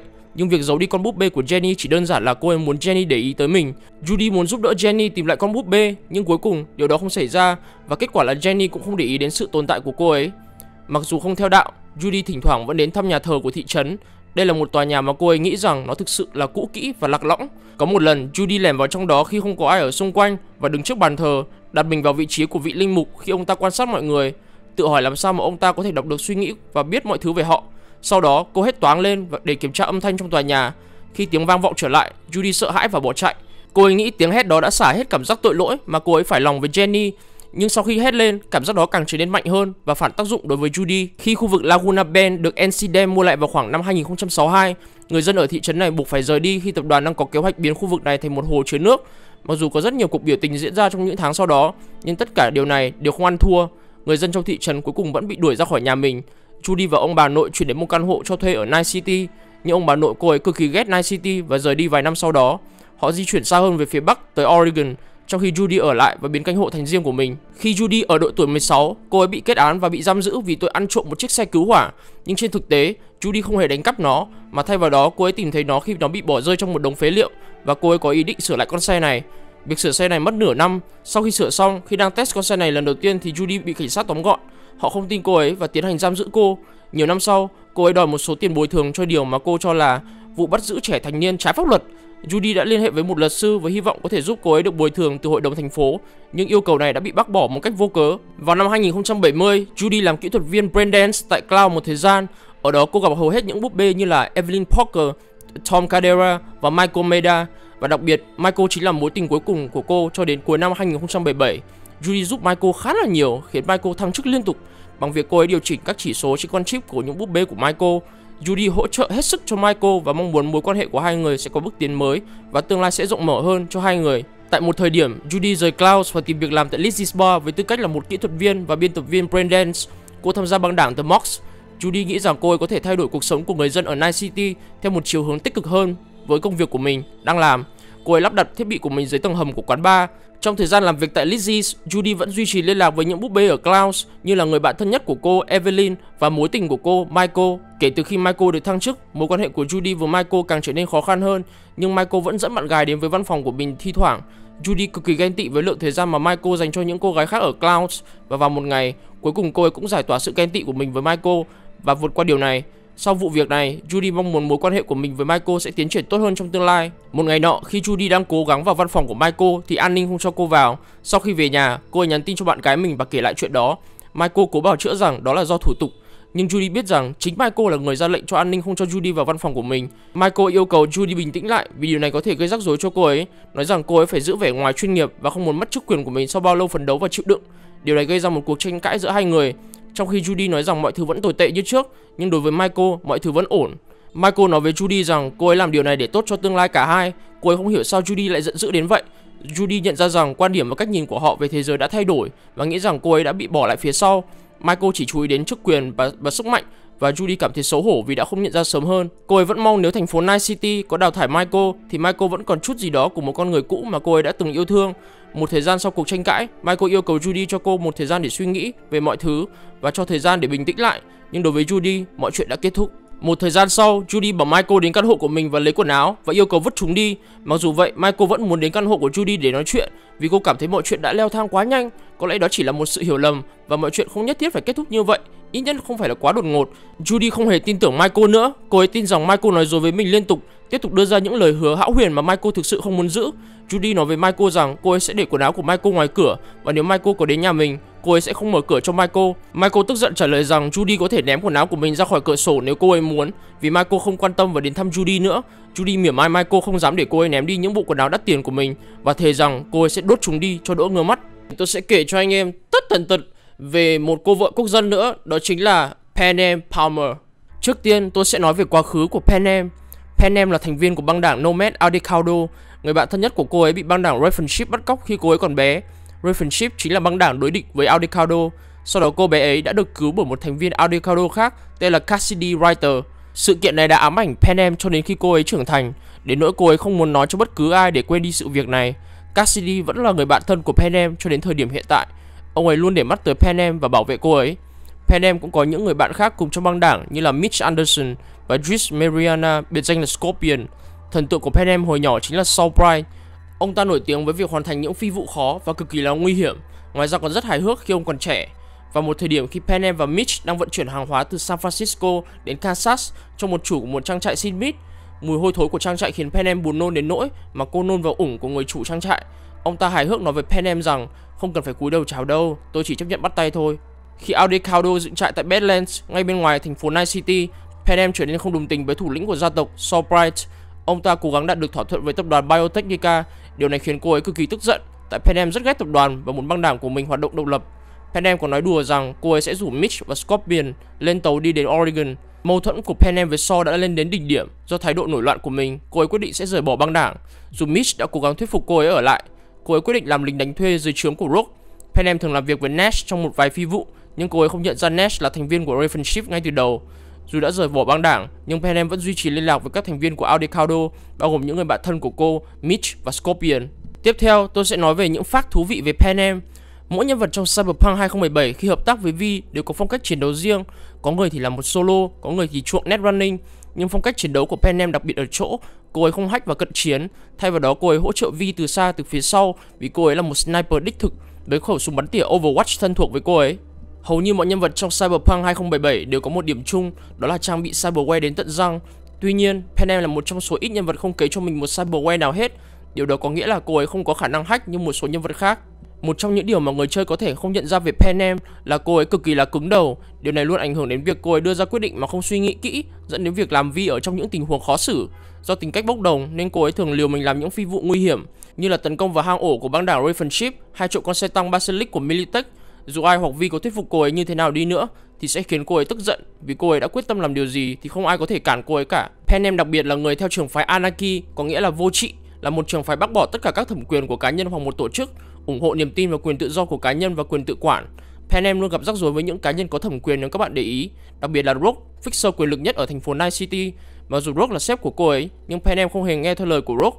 Thay vào đó cô ấy làm những gì cô ấy cảm thấy đúng. Mặc dù cô ấy có ý định tốt, nhưng kết quả không phải lúc nào cũng như vậy. Trong Cyberpunk 2077, các tập đoàn đóng một vai trò rất là lớn. Họ hiện diện ở hầu hết mọi khía cạnh của cuộc sống, như là việc tạo ra công nghệ cyberware, hay thậm chí có thể tiến hành những cuộc chiến tranh lớn mà có thể thay đổi cục diện của cả thế giới. Không có gì ngạc nhiên khi nhiều người cực kỳ căm ghét tập đoàn, như Pan Am chẳng hạn. Cô ấy là một trong những người có quan điểm kiên quyết chống lại các tập đoàn. Cô thậm chí còn thúc ép thủ lĩnh của băng đảng Aldecaldo tránh đạt được thỏa thuận với Biotechnica. Thức uống yêu thích nhất của Pan Am chính là một chai bia lạnh. Cô ấy cực kỳ ghét rượu. Hầu hết các nhân vật trong game mà Vi gặp đều thích rượu, chẳng hạn như Johnny Silverhand và Jackie Wells. Hai người này rất thích uống tequila, nhưng Pan Am thì ngược lại so với số đông. Chắc hẳn khi chơi Cyberpunk 2077, các bạn đều muốn mình là Netrunner. Netrunner là một nhóm người sở hữu trí thông minh cao nhất trong thế giới Cyberpunk 2077, với một bộ não cực kỳ tinh vi, với khả năng dùng cyberware để lướt mình trong cyberspace. Trong một thế giới tân tiến như là Cyberpunk 2077, con người không còn tương tác với net bằng bàn phím nữa, mà Netrunner sử dụng một phụ kiện tên là Cyberdeck để có thể cắm trực tiếp vào net. Nhóm người này sở hữu những kỹ năng mà cực kỳ là nguy hiểm và overpowerful, như là viết một con virus có thể phá hủy bất cứ bộ não nào hoặc những cái máy có công nghệ tân tiến nhất, nên Netrunner được coi là mối nguy hiểm có level cao nhất đối với các tập đoàn và Netwatch. Nói tóm lại cái khả năng của Netrunner trong thế giới này ấy, thì họ được coi là chúa, nên theo logic đó thì Lucy cũng là chúa. Ahihi. Nhân tiện nói về chủ đề của Netrunner, tôi sẽ kể cho các bạn về câu chuyện của một Netrunner đỉnh nhất trong thế giới Cyberpunk 2077, đó là Rage Badmos. Rage Badmos là một Netrunner huyền thoại ở đầu thế kỷ 21. Thanh niên này trở thành mục tiêu truy nã mà có giá trị cao nhất sau khi gây ra data crash làm sập The Net. Rage nổi tiếng với những phát minh như là chương trình The Demon, chương trình The Hound. Demon là một chương trình khá là thông dụng trong thế giới Cyberpunk. Chương trình này có khả năng có thể hack cyberware của đối phương và điều khiển nó. Cái chương trình này là anh em rất hay dùng khi chơi Cyberpunk. Còn chương trình Bloodhound cũng rất là quan trọng. Chương trình này có khả năng có thể truy vết được những kẻ đột nhập vào không gian mạng của máy chủ. Và Rage Badmos có 2 quyển sách nổi tiếng. Quyển thứ nhất là Rage Badmos Guide to the Net. Quyển thứ hai là Brainwave Blowout với sự giúp đỡ của Spider Murphy. Anh em có thể đọc 2 quyển sách này khi mà access vào máy tính của Vi. Ok, vậy chúng ta hãy bắt đầu câu chuyện của Rage Badmos từ mốc thời gian 1990. Rage Badmos bắt đầu netrunning từ năm 4 tuổi. Khi bắt đầu netrunning thì Rage Badmos dùng tên thật của mình. Và cái việc dùng tên thật của mình trong netrunning là một điều cấm kỵ. Nhưng vì do ngáo và thiếu hiểu biết, tại vì thanh niên này 4 tuổi mà, nên thanh niên vẫn dùng tên thật của mình. Trình độ của Rage Badmos năm 4 tuổi thì cũng khá là ghê, nhưng mà không đủ để tạo một cái sự khác biệt.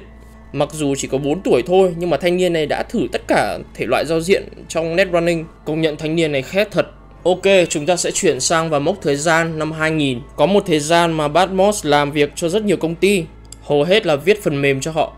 Nhưng mà Badmos có cái thói quen là hay chơi đểu công ty mình làm. Chắc là do thanh niên này cũng có tính tò mò nên hack và đột nhập vào dữ liệu của công ty mình làm. Xong rồi hay có thói quen chạy trước khi bị phát hiện. Thanh niên này khôn đến nỗi mà xóa hết tung tích của mình rồi chuyển sang công ty khác làm. Vào năm 2004, Badmos làm việc cho công ty CCI Development. Vào đúng cái thời điểm này, thanh niên này viết cái chương trình Demon cho họ. Mà bệnh vãi cả trưởng, thanh niên này bị đuổi việc là do cho một cái bộ phim chính trị vào cái mã dữ liệu của công ty. Thế là ông này cay quá rồi hack cháy toàn bộ hệ thống máy tính của công ty, làm cho công ty bị phá sản. Vãi! Rồi sau này thằng này nó rất là khôn, nó bán tất cả mã nguồn của chương trình Demon cho công chúng. Thế là thanh niên này nó giàu đến nỗi mà không phải làm việc nữa. Ở tuổi 17, thanh niên gặp một legendary netrunner khác, đó là Spider Murphy. Spider Murphy chính là netrunner mà tham gia cái heist đánh bom nguyên tử vào Arasaka với Johnny Silverhand, nếu các ông không biết. Và cảnh báo với Spider Murphy rằng bố của Spider Murphy là một cán bộ ở tập đoàn, định xóa căn cước công dân của thanh niên này khỏi hệ thống. Và từ đó thanh niên này nhận Spider Murphy là đệ tử và train cho cô ta những gì mình biết. Ở thời điểm này, Rage Badmos với Spider Murphy và các netrunner khác như là Doc và Edger thường lướt trên cyberspace cho vui. Và buồn cười nhất, đội này chỉ muốn tấn công Netwatch thôi, toàn hack Netwatch for free. Tại vì nhóm này có ego rất là cao, tại vì nghĩ nếu hack được Netwatch ấy, thì là làm một cái điều mà không ai khác có thể làm được. Vào năm 2010, thanh niên này chuyển vào một tòa nhà chọc trời gần khu vực chiến đấu để ở và sắp xếp cho tất cả những người mà không có cấy ghép thần kinh ra khỏi tòa nhà. Còn những cán bộ tập đoàn mà có cấy ghép thần kinh thì được chuyển vào ở.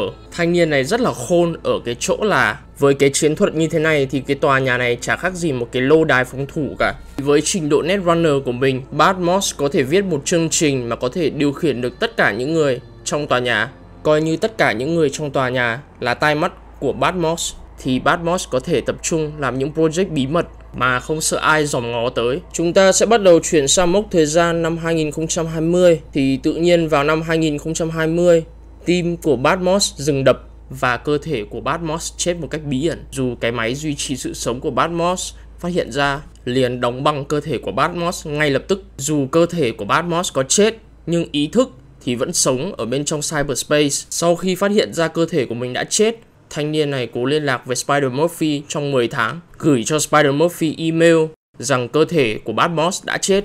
Và thanh niên này truyền đạt lại những ký ức về cuộc sống của mình để có thể hoàn thiện quyển sách Rage Badmos Guide to the Net với sự giúp đỡ của Spider-Murphy. Vào năm 2021, Militech liên hệ với Badmos để có sự trợ giúp vào cuộc chiến với Arasaka ở cuộc chiến tập đoàn thứ tư. Sau khi được thuyết phục bởi bóng ma kỹ thuật số Alt Cunningham, Rage Badmos tấn công Arasaka từ The Net và tìm được mã nguồn của Soul Killer. Badmos cuối cùng cũng chết vào năm 2022, cả thể chất lẫn tinh thần, sau khi bị Arasaka truy vết được vị trí của mình. Ngay trước khi cái chết của mình, Badmos liên hệ với Spider-Murphy và bày tỏ tình cảm của mình, rồi thả chương trình Rabbids vào The Net và gây ra một cái event như kiểu Big Bang ấy. Nó gọi là Data Crash. Cái Rabbids virus này không khác gì một quả bom nguyên tử, nhưng khác ở chỗ là nó được thả vào không gian mạng. Vậy tôi sẽ giải thích về virus này. Cái virus này nó hoạt động theo cơ chế mà có thể sản sinh ra AI mà có thể có khả năng tự sao chép. Mục đích của virus này là làm mục nát dữ liệu trên không gian mạng. Những AI này đặc biệt nó di chuyển một cách rất là ngẫu nhiên. Tôi sẽ nói một số ví dụ mà cái hậu quả mà cái AI này đem lại. Tự nhiên dữ liệu bí mật của quân đội được hiện trên phần mềm học của trẻ con, hay tự nhiên công thức làm bánh của bà của bạn tự nhiên hiện lên trên dữ liệu bệnh nhân của bệnh viện. Nói chung là nó rất là hỗn loạn. Đây chính là cái mục đích mà Netwatch xây dựng lên bức tường đen, The Black Wall, để bảo vệ không gian mạng khỏi những cái AI xấu này. Và nếu các bạn để ý thấy thì cái vụ này nó có liên quan trực tiếp đến cái side quest của thị trưởng Perales, và qua thời gian đến cái thời điểm của game Cyberpunk 2077, những cái AI này nó trở nên càng ngày càng thông minh, và nó không chỉ dừng lại ở mục đích là làm mục nát dữ liệu trên không gian mạng, mà đám AI này có ý muốn là thâu tóm thế giới. Đến năm 2077, Badmos được coi là thủ phạm duy nhất mà gây ra cái vụ Data Crash. Nhưng cái chết của thanh niên này vẫn là một sự bí ẩn. Thanh niên này có chết thật không hay là vẫn lơ lửng trong cyberspace? Vi nhà mình phát hiện ra một cái tín hiệu từ khu vực Badlands, và trong cái đống rác đổ nát, Vi tìm thấy cái tủ lạnh mà đựng xác của Badmos. Đấy, xong anh em thao hồ mà lút người Badmos toàn mấy cái cyberware với cả cái neuron implant xịn vãi nồi. Tôi sẽ giải thích cho các bạn về một căn bệnh rất là phổ biến trong thế giới cyberpunk, đó chính là cyberpsychosis. Cyberpsychosis chính là mối đe dọa tiềm tàng lớn nhất mà phát sinh từ cuộc cách mạng công nghệ bắt đầu từ thập niên 2020. Nó chính là căn bệnh tâm thần phát sinh từ việc khi mà con người cấy ghép quá nhiều kim loại, hay còn gọi là cyberware, vào cơ thể mình. Khả năng bị cyberpsychosis càng cao hơn khi mà một con người quyết định cấy ghép thêm cho mình một cyberware mới. Nhưng cái khả năng đó sẽ tùy vào cơ địa của mỗi con người. Sẽ có những cá nhân đặc biệt mà có thể chịu được cái tầm ảnh hưởng của cyberpsychosis, ví dụ như là David Martinez, và trong một trường hợp hiếm nhất là một số cá nhân không hề bị ảnh hưởng bởi căn bệnh này, như là Mr. Adam Smasher. Còn Vi của chúng ta cũng thuộc trường hợp đặc biệt do cái chip Relic, công nghệ tân tiến nhất của Arasaka, gắn ở bên trong đầu, mà Vi của chúng ta có thể lắp cyberware thoải mái mà không sợ bị cyberpsychosis. Tôi đã research và phát hiện ra một điều là ai mà có tính cách càng đồng cảm với những con người khác thì tỷ lệ bị cyberpsychosis sẽ thấp hơn rất là nhiều. Chúng ta có thể để ý thấy David dù gắn quá là nhiều cyberware trên người, nhưng do cái tính cách thẩm thấu lúc nào cũng suy nghĩ cho người khác, nên quá trình bị cyberpsychosis chậm lại khá là nhiều. Trái ngược lại với những tên máu lạnh có tư tưởng nihilism hay còn gọi là chủ nghĩa hư vô, những kẻ theo tư tưởng này luôn phủ nhận ý nghĩa của sự tồn tại của con người và hoàn toàn không có một chút đạo đức nào cả, nên tỷ lệ bị cyberpsychosis khá là cao. Cyberpsychosis có những triệu chứng mà rất dễ để nhận ra, như là mất ngủ trầm trọng, sống ẩn dật, cách ly với người khác, bị tê liệt cảm xúc và mất ham muốn tình dục. Nhưng đó mới chỉ là giai đoạn đầu thôi. Khi mà tình trạng bệnh ở giai đoạn cuối, đó là khi số lượng kim loại trên cơ thể đã đạt đến mức báo động, thì tâm trạng bạo lực, khát máu và giết người sẽ chiếm lấy tâm trí. Chính phủ và các tập đoàn lớn luôn coi cyberpsychosis là một mối đe dọa tiềm tàng, cho nên họ giám sát rất là chặt những cá nhân mà tiềm tàng sắp bị cyberpsychosis. Họ sẽ liên lạc với bạn nếu bạn thuộc nhóm mà có rất nhiều cyberware trên người. Đó là lý do mà bạn cần một Ripper Dog rất là giỏi. Họ có thể giúp che giấu bạn khỏi tai mắt của chính phủ và những tập đoàn lớn. Điều này khá là hữu dụng khi bạn là một Edge Runner thực thụ. Trong video này tôi sẽ nói về 10 băng đảng chủ chốt ở thành phố Night City trong thế giới của Cyberpunk. Đầu tiên, chúng ta có Voodoo Boys. Bạn có thể biết qua về băng đảng này về việc lúc nào cũng phát cuồng về việc vượt qua bức tường đen. Voodoo Boys ở năm 2017 bao gồm toàn những người nhập cư từ Haiti vì quê hương của họ bị tàn phá hoàn toàn bởi biến đổi khí hậu vào năm 2062. Băng đảng này tập trung vào việc bảo vệ những người tị nạn từ Haiti và hỗ trợ họ. Họ là một nhóm rất nhỏ và hoạt động một cách bí mật và bạn sẽ không tìm thấy họ trên đường phố. Phần lớn thành viên của nhóm toàn là những Netrunner, họ thường xuyên hack vào cơ sở dữ liệu của các tập đoàn hoặc là làm lính đánh thuê. Tuy nhiên, Voodoo Boys ở năm 2020 khác hẳn so với năm 2017. Băng đảng này ban đầu là một nhóm khủng bố, chuyên tra tấn và giết chết nạn nhân của mình vô tội vạ. Các thành viên sẽ dùng xương hàm làm khuyên mũi, cấy lông vũ lên da đầu và rót máu gà trước cửa. Họ tin rằng những điều này là một phần của một nghi lễ ma thuật nào đó. Điều đặc biệt, thành viên của băng đảng ở thời điểm này toàn là da trắng, mặc trang phục cosplay một cách phân biệt chủng tộc và thường sử dụng bạo lực để mua vui. Băng đảng thứ hai mà tôi muốn nhắc tới chính là Scavenger. Không rõ thực sự có bao nhiêu thành viên trong băng đảng. Scap không có lãnh thổ riêng của mình, thường hoạt động với quy mô nhỏ và không có tổ chức. Scap thường săn lùng bất cứ ai có cyberware hoặc những phần cơ thể bắt mắt và có giá trị. Họ thường gom chúng lại và bán trên chợ đen. Băng đảng này rất tàn nhẫn và không quan tâm đến những sinh mạng mà họ giết. Điều đặc biệt là những thành viên Scap thường đeo một cái mặt nạ rất là kỳ cục và rất dễ để nhận ra. Nên nếu những cư dân ở thành phố Night City mà nhìn thấy người đeo cái mặt nạ dị thường này, họ sẽ tránh xa. Và tiếp theo đến băng đảng lớn nhất của Night City, đó chính là Valentinos. Phần lớn các thành viên đều có gốc Mexico, tuy nhiên họ vẫn chấp nhận những thành viên mang dòng máu khác. Các thành viên Valentinos gắn kết với nhau bằng văn hóa và truyền thống. Họ rất thích kỷ niệm nhiều ngày lễ của Mexico. Cộng đồng khu vực Haywood mà họ bảo vệ rất trung thành với băng đảng này, khiến cảnh sát cũng khó mà muốn dây dưa vào. Valentinos đã tồn tại từ năm 2020. Ngày xưa băng đảng này không bao giờ dùng vũ lực. Họ say mê về nghệ thuật quyến rũ phái đẹp, thi nhau săn những phụ nữ hấp dẫn trên đường phố. Sau đó các thành viên sẽ tổ chức offline 3 tháng một lần để so thành tích. Nói chung, Valentino như một nhóm nghệ sĩ fuckboy tự nhiên một ngày quyết định theo sự nghiệp Edge Runner. Tiếp theo tôi sẽ nói đến băng đảng The Mox. Tiger Claws đã vô tình tạo ra băng nhóm này. Elizabeth Borden với biệt danh là Lizzie là một chủ của một câu lạc bộ thoát y nổi tiếng. Cô ấy có danh tiếng đối xử rất tốt với nhân viên của mình, bao gồm việc trả lương rất cao và luôn bảo vệ nhân viên của mình. Vì vậy, vào năm 2067, khi một trong những cô gái của Lizzie bị các thành viên Tiger Claws hành hung và sát hại, Lizzie đã giết tất cả những tên này, treo xác chúng bên ngoài như một lời cảnh báo. Tuy nhiên, Tiger Claws đã trả đũa và phá hủy câu lạc bộ của Lizzie và giết cô ấy. Điều này gây ra những cuộc biểu tình và bạo loạn lớn ở thành phố Night City và biến Elizabeth Borden thành người tử vĩ đạo trong phong trào chống lại sự bạo lực từ các băng đảng. Để giữ lại di sản của Lizzie, những người theo cô ấy đã xây dựng lại câu lạc bộ của cô, đặt tên là Lizzie's Bar và biến nó thành trụ sở của The Mox, một băng đảng đã được thành lập để bảo vệ những cô gái theo ngành nghề mại dâm và những người trong cộng đồng LGBT. Họ là một trong những băng đảng lành nhất của Night City, chủ yếu tập trung vào công việc kinh doanh của họ nếu bạn không gây rối với họ. Một băng nhóm khác đã hoạt động từ năm 2020, đó chính là Tiger Claws. Ban đầu là một nhóm nhỏ nhưng ở thời điểm hiện tại, nhóm đã có 5.000 thành viên. Họ là một băng nhóm rất đáng sợ vì hoạt động theo phong cách Yakuza của Nhật Bản. Điều này thể hiện sự chú trọng đến danh dự và nguyên tắc. Họ thậm chí có quan hệ tốt với Arasaka vì đám này toàn là Nhật Bổn mà. Nhưng chỉ đối với những thành viên cấp cao, còn những thành viên cấp thấp thì toàn là những kẻ tàn bạo và bạo lực, thích lạm dụng quyền lực của mình. Lãnh thổ của Tiger Claw trong khu vực Japantown ở thành phố Night City, phần lớn họ kiếm được tiền nhờ buôn lậu với mại dâm.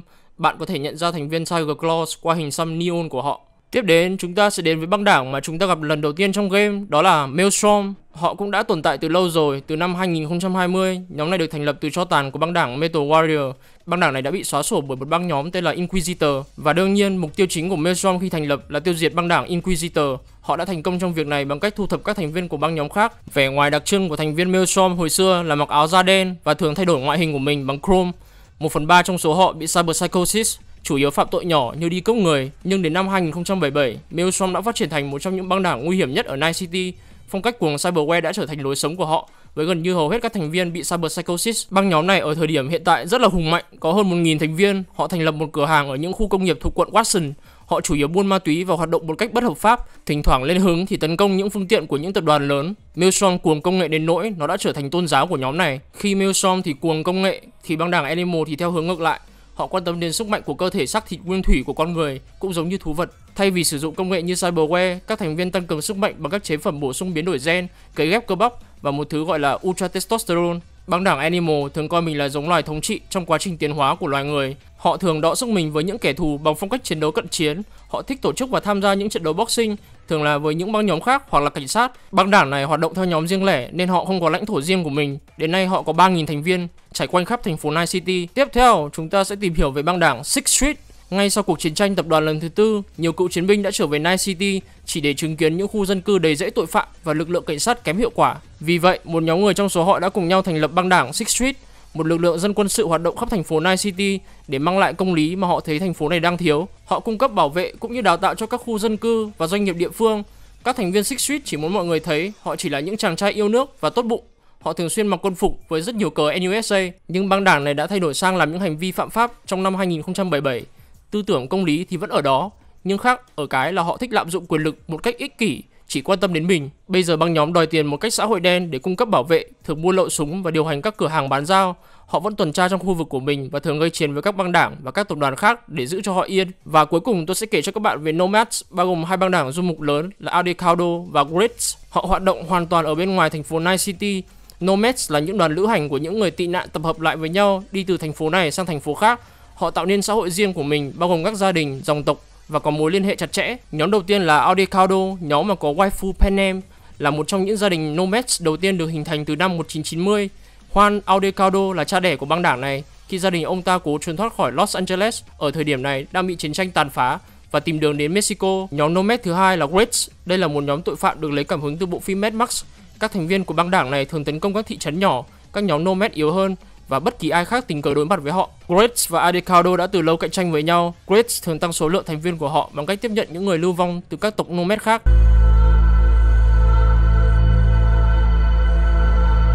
Sự phát triển của công nghệ và cuộc sống hiện đại trong thế giới Cyberpunk 2077 đã tạo ra nhiều xu hướng thời trang độc đáo.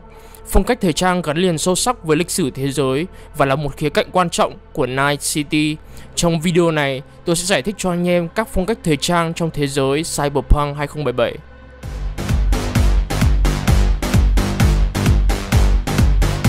Có tổng cộng 4 phong cách thời trang trong Cyberpunk, đó chính là Kitsch, Entropism, Neo-Militarism và Neo-Kitsch. Kitsch hay là chủ nghĩa xến, chủ trương khoe ra những gì mang tính công nghệ, phần cơ thể được cyber hóa tối đa chứ không phải che giấu, lấy việc chỉnh sửa cơ thể làm thước đo phong cách. Đôi khi người ta sẽ lắp cyberwear mà chả vì chức năng gì, tóc nhuộm dã quang, hình xăm phát sáng, mạ chrome bất cứ chỗ nào dễ thấy, thay toàn bộ da thành màu sắc kỳ lạ. Nó là tiếng kêu gào của những kẻ bị đẩy ra rìa cuộc sống và bị nó làm cho câm lặng. Bây giờ họ đã mang tiếng kêu đó ra ánh sáng, không sợ hãi, không lo ngại, không che giấu nữa. Function comes second, look are what matter. Chức năng chỉ là phụ, vẻ ngoài mới là tất cả. Đại diện cho style kitsch là anh em nhà Pilar và Rebecca. Entropism hay chủ nghĩa hiện năng hay khắc khổ là phong cách đặt nặng tính chức năng và tính sẵn có, giá rẻ của thiết kế kiến trúc hoặc trang phục. Xe thì vuông như hộp, nhà thì chắp từ những thứ đồ tái chế, quần áo thì dùng nhựa hoặc vải cũ. Nói chung là phong cách đồ chợ, đồ lao động của người nghèo. Getting the job done, no matter how, what's the primary goal? The look, who cares? Làm cho xong việc, không quan trọng là cách nào, là mục tiêu chính. Vẻ ngoài, ai thèm quan tâm.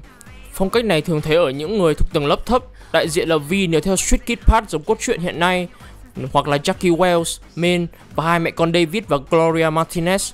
Neo-Militarism hay chủ nghĩa tân quân phiệt với vẻ bóng bẩy độc đoán, lạnh lùng, mang tính đầy quyền lực, thể hiện địa vị và sự sang trọng của người theo phong cách này. Đối với kiến trúc thì chủ yếu là kính tối màu với các đường viền neon đơn sắc. Với trang phục thì chỉ sử dụng một gam màu tối hoặc là sự kết hợp của hai màu tương phản mạnh, với nếp cổ áo và lai quần gấu tay áo vuông vức sắc cạnh. Substance over style, thần thái chất hơn phong cách. Lẽ hiển nhiên đây là phong cách đại diện cho các tập đoàn, nhất là Arasaka, nhưng có một ngoại lệ nhỏ là một người thuộc giới Edge Runner như Lucy lại theo phong cách này. Neo-Kitsch hay chủ nghĩa tân xến là sự pha trộn của giới con ông cháu cha thừa kế khối tài sản cách xù, là thế hệ thứ hai, thứ ba của giới siêu giàu thừa mứa tài sản, đã chán cái sự cứng nhắc chuẩn mực của chủ nghĩa tân quân phiệt và muốn học theo sự khoe khoang của chủ nghĩa xến, nhưng với biến tấu của đô la thần trưởng. Giống như chủ nghĩa xến chú trọng khoe những thứ được cấy ghép, nhưng khác với dáng dấp nặng nề về cơ khí để trông như người máy. Chủ nghĩa tân xến thay những vật liệu mang tính nhân tạo thành những thứ tạo cảm giác thiên nhiên nhưng đắt tiền như da báo hay lông thú, nạm vàng và khảm đá quý vô tội vạ. Đây là phong cách thể hiện của dân chơi lắm tiền nhiều của. Hiện nay thì chúng ta có Hanako, Michiko Arasaka, Lizzie Wizzy và cũng có thể là Silverhand cũng theo style này. Trong clip này tôi sẽ nói về một viễn cảnh, điều gì sẽ xảy ra nếu bạn thuộc tầng lớp siêu nghèo ở Night City. Khi xem Cyberpunk Edge Runner, bạn có thể thấu hiểu được một phần nỗi đau của những người nghèo phải chịu đựng qua nhân vật David và mẹ của anh ấy, Gloria Martinez. Sự bi kịch và số phận của một người nghèo ở Night City đã lên đỉnh điểm khi mẹ của David dù bị tai nạn và nằm bất động trên đường, cô ấy đã bị Trauma Team bỏ rơi.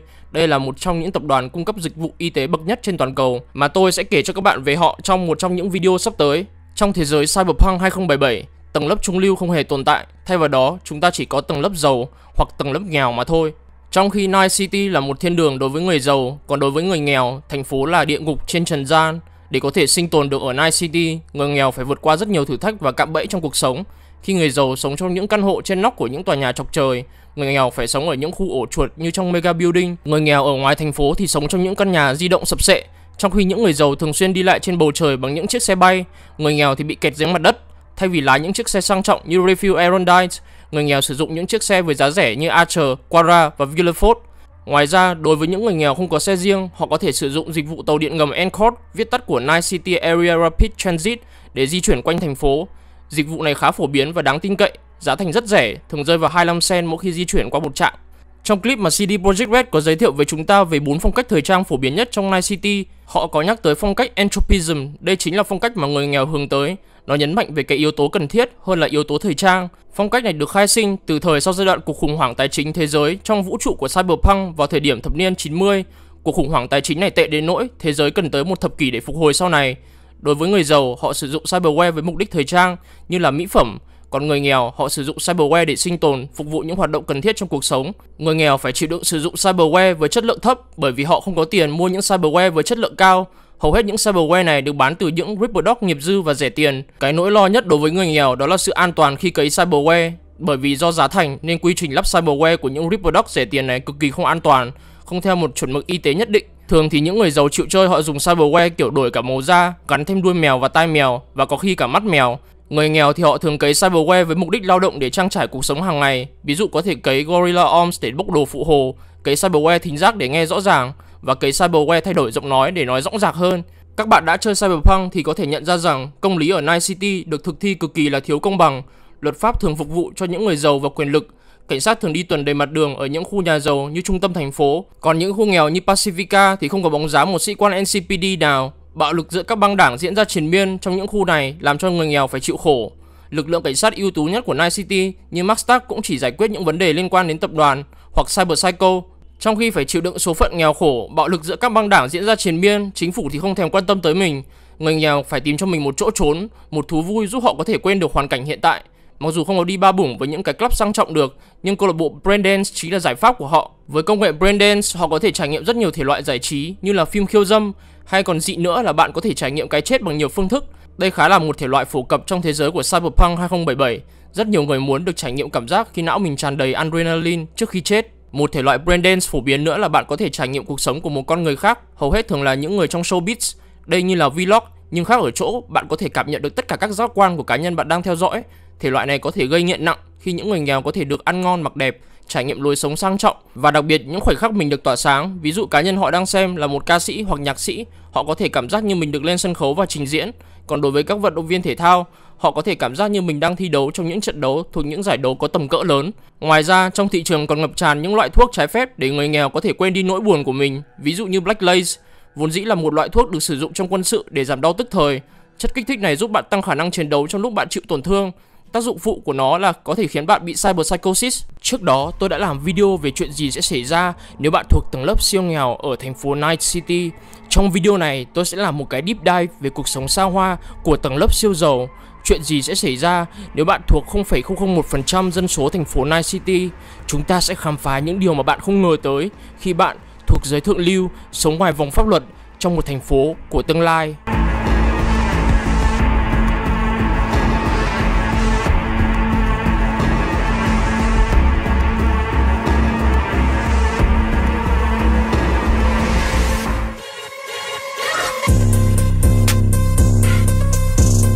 Thành phố Night City có thể là một nơi khó khăn để sống khi thành phố có tỷ lệ tội phạm cao nhất nước Mỹ, với nạn xích mích băng đảng lúc nào cũng hoành hành. Nhưng đối với người giàu, Night City là thiên đường đối với họ, không chỉ dừng lại ở của cải, địa vị, quyền lực và sự tiện nghi. Tất cả những gì mà họ khao khát, họ đều có được. Khi Vi của chúng ta sống trong tòa nhà mega building sập sệ, giới siêu giàu sống trong những căn penthouse của tòa nhà chọc trời, nhìn xuống bắt trọn khung cảnh của thành phố ở những khu vực như là trung tâm thành phố và Westbrook. Đây là địa điểm ăn chơi của họ, dành cho những đại gia làm việc chăm chỉ và chơi hết mình, hoặc cho những con ông cháu cha kế thừa tài sản cách xù mà chưa bao giờ phải đụng tay đụng chân làm việc từ lúc mới sinh ra. Có thể nói, trong game, chúng ta không có cơ hội để được chạm tay vào những chiếc AV sang trọng mà có thể bay trên bầu trời, vì phương tiện này chỉ dành riêng cho giới thượng lưu. Giới siêu giàu thường không di chuyển dưới mặt đất, nhưng nếu mà họ có đi lại dưới mặt đất thì họ sẽ dùng phương tiện sang trọng và độc đáo nhất có thể, như là đi những con xe siêu đẳng cấp. Tôi đang nói về Rayfield Arondite S9. Để sở hữu con xe này, bạn cần 155.000 eddies.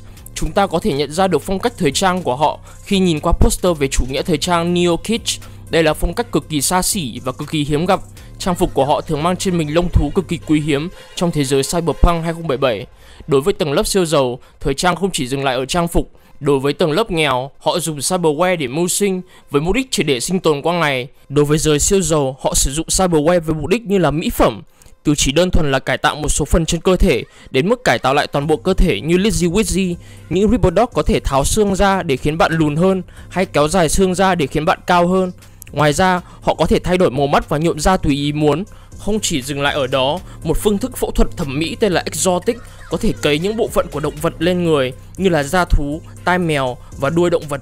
Với càng nhiều SD hơn, bạn có thể thay đổi DNA để đạt được màu da không tự nhiên với kết cấu có thể như là gương phản chiếu. Có một điều cần thiết đối với giới siêu giàu mà không khác gì đối với những người nghèo, đó chính là nhu cầu về y tế.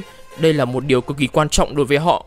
Trong nhiệm vụ đầu mà chúng ta giải cứu Sandra Dossett, chúng ta đã chạm trán với Trauma Team chỉ trong 3 phút sau khi tháo bỏ con chip mà bọn Scap dùng để chặn tín hiệu giám sát của họ. Đây là tập đoàn cung cấp dịch vụ y tế khẩn cấp mà chỉ người giàu mới có đủ tiền để sử dụng dịch vụ của họ. Khi xem Edge Runner, chúng ta có thể để ý tới phân cảnh mà mẹ con Gloria và David Martinez bị Trauma Team bỏ rơi sau khi gặp tai nạn, chỉ vì chi phí dịch vụ của Trauma Team quá đắt đỏ. Trauma Team trong năm 2077 cung cấp một số những gói dịch vụ, nhưng gói dịch vụ được quan tâm nhiều nhất là gói bạch kim. Đây chính là gói mà Sandra Dossett dùng. Gói này cung cấp tất cả mọi thứ mà khách hàng mong ước, như là theo dõi bệnh nhân 24/7, vận chuyển bệnh nhân cấp cứu, phẫu thuật bằng công nghệ nano, chăm sóc bệnh nhân phục hồi sau chấn thương, phẫu thuật thẩm mỹ theo nhu cầu, khám Ripodog mà không mất đồng nào và giảm giá 90% tiền thuốc. Và đặc biệt, dịch vụ mang lại giá trị cao nhất chính là thời gian phản hồi sẽ là 3 phút để đảm bảo sinh mạng của khách hàng. Giá rơi vào khoảng 34.000 SD mỗi tháng. Theo như những nhà sản xuất của CD Projekt Red, pháp luật ở Night City được thi hành một cách rất có lợi đối với giới siêu giàu. Những khu vực ổ chuột như ở Pacifica thì không có một bóng dáng của lực lượng cảnh sát NCPD nào, khác biệt so với những khu vực trung tâm của thành phố khi mà lực lượng NCPD rải rác khắp nơi. Trong khu vực này, công lý ở thành phố Night City chỉ là một diễn viên hài, khi NCPD chỉ chú trọng bảo vệ giai cấp quyền lực và bỏ rơi những người nghèo, những người không có tiếng nói trong xã hội. Còn riêng đối với Corpo, siêu tập đoàn, họ hoạt động hoàn toàn độc lập đối với pháp luật của thành phố Night City, đặc biệt khi công việc của họ mang yếu tố cạnh tranh gay gắt. Họ có thể tổ chức những hành động ngầm trái với pháp luật như là hoạt động gián điệp và ám sát.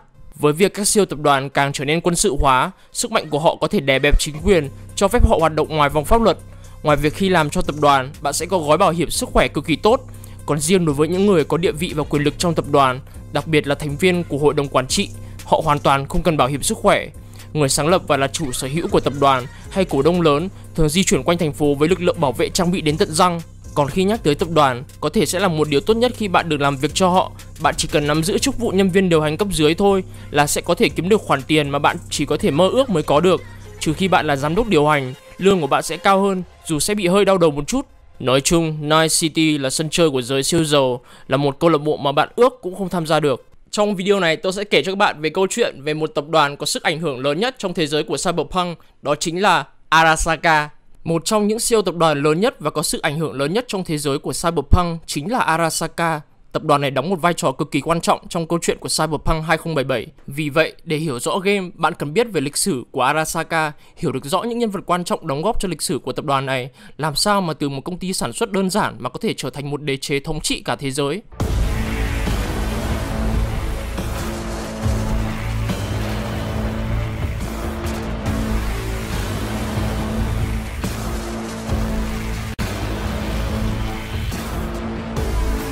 Arasaka khởi đầu là một công ty sản xuất đơn giản của Nhật Bản. Nó được thành lập vào khoảng đầu thế kỷ 20 bởi Sasai Arasaka, là một doanh nhân thông minh với tài năng dự đoán hướng đi của thế giới. Ông đã dự đoán được Thế chiến thứ hai đang cận kề và định vị công ty của mình như một nhà sản xuất quân sự lớn nhất cho Nhật Bản. Nó mang lại cho ông rất nhiều sự thành công lớn. Sasai cũng có tầm nhìn trước là Nhật Bản sẽ thua. Vì vậy, Arasaka bắt đầu phân phối khối tài sản khổng lồ của mình cho các tài khoản ở nước ngoài, tránh khỏi sự tàn phá của nền kinh tế Nhật Bản sau khi đất nước này đầu hàng. Sau chiến tranh, Arasaka từ từ rút những khoản tiền đó trở lại Nhật Bản, giữ cho công ty có vị thế đứng đầu trong nền kinh tế Nhật Bản. Đó chính là cách Arasaka được thành lập. Nhưng lịch sử của thời hiện đại của Arasaka bắt đầu với Saburo, con trai của Sasai. Saburo Arasaka là một phi công nổi tiếng trong Thế chiến thứ hai. Ông có chủ nghĩa dân tộc mãnh liệt, tin tưởng mạnh mẽ rằng Nhật Bản nên có vị trí xứng đáng với tư cách là nước đi đầu của thế giới.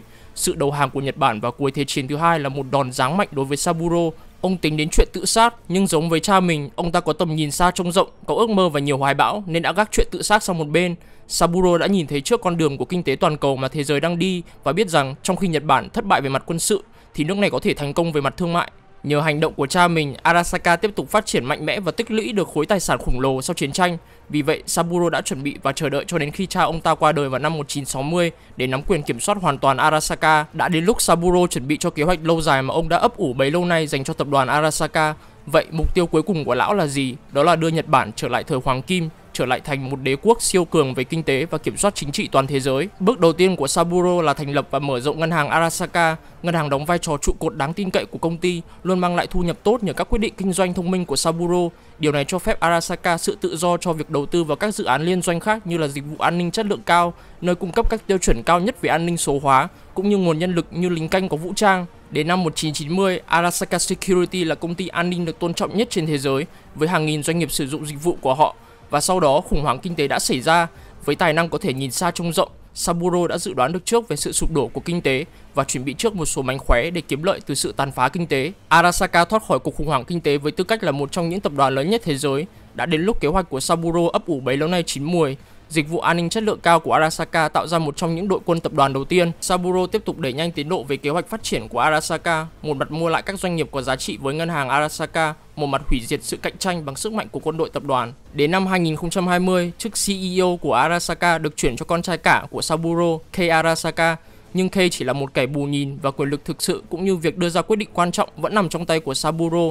Lúc này lão đã 101 tuổi. Đầu óc Saburo vẫn nhạy bén như ngày nào và ông vẫn giữ mục tiêu thống trị thế giới. Điều duy nhất khiến lão ta không thể đạt được mục tiêu của mình đó chính là liên minh của những tập đoàn khác. Họ có mục đích giữ Arasaka luôn trong tầm kiểm soát. Một trong những đối thủ lớn nhất của Arasaka đó chính là Militech, một nhà sản xuất vũ khí cũng là một nhà thầu quân sự của Mỹ. Sự cạnh tranh này chính là nguồn gốc dẫn đến sự thất bại đầu tiên của Arasaka. Cuộc chiến tập đoàn lần thứ tư bắt đầu vào năm 2021. Nó là một cuộc đối đầu giữa Sino và Otech. Hai bên tranh giành tài sản của ai hết.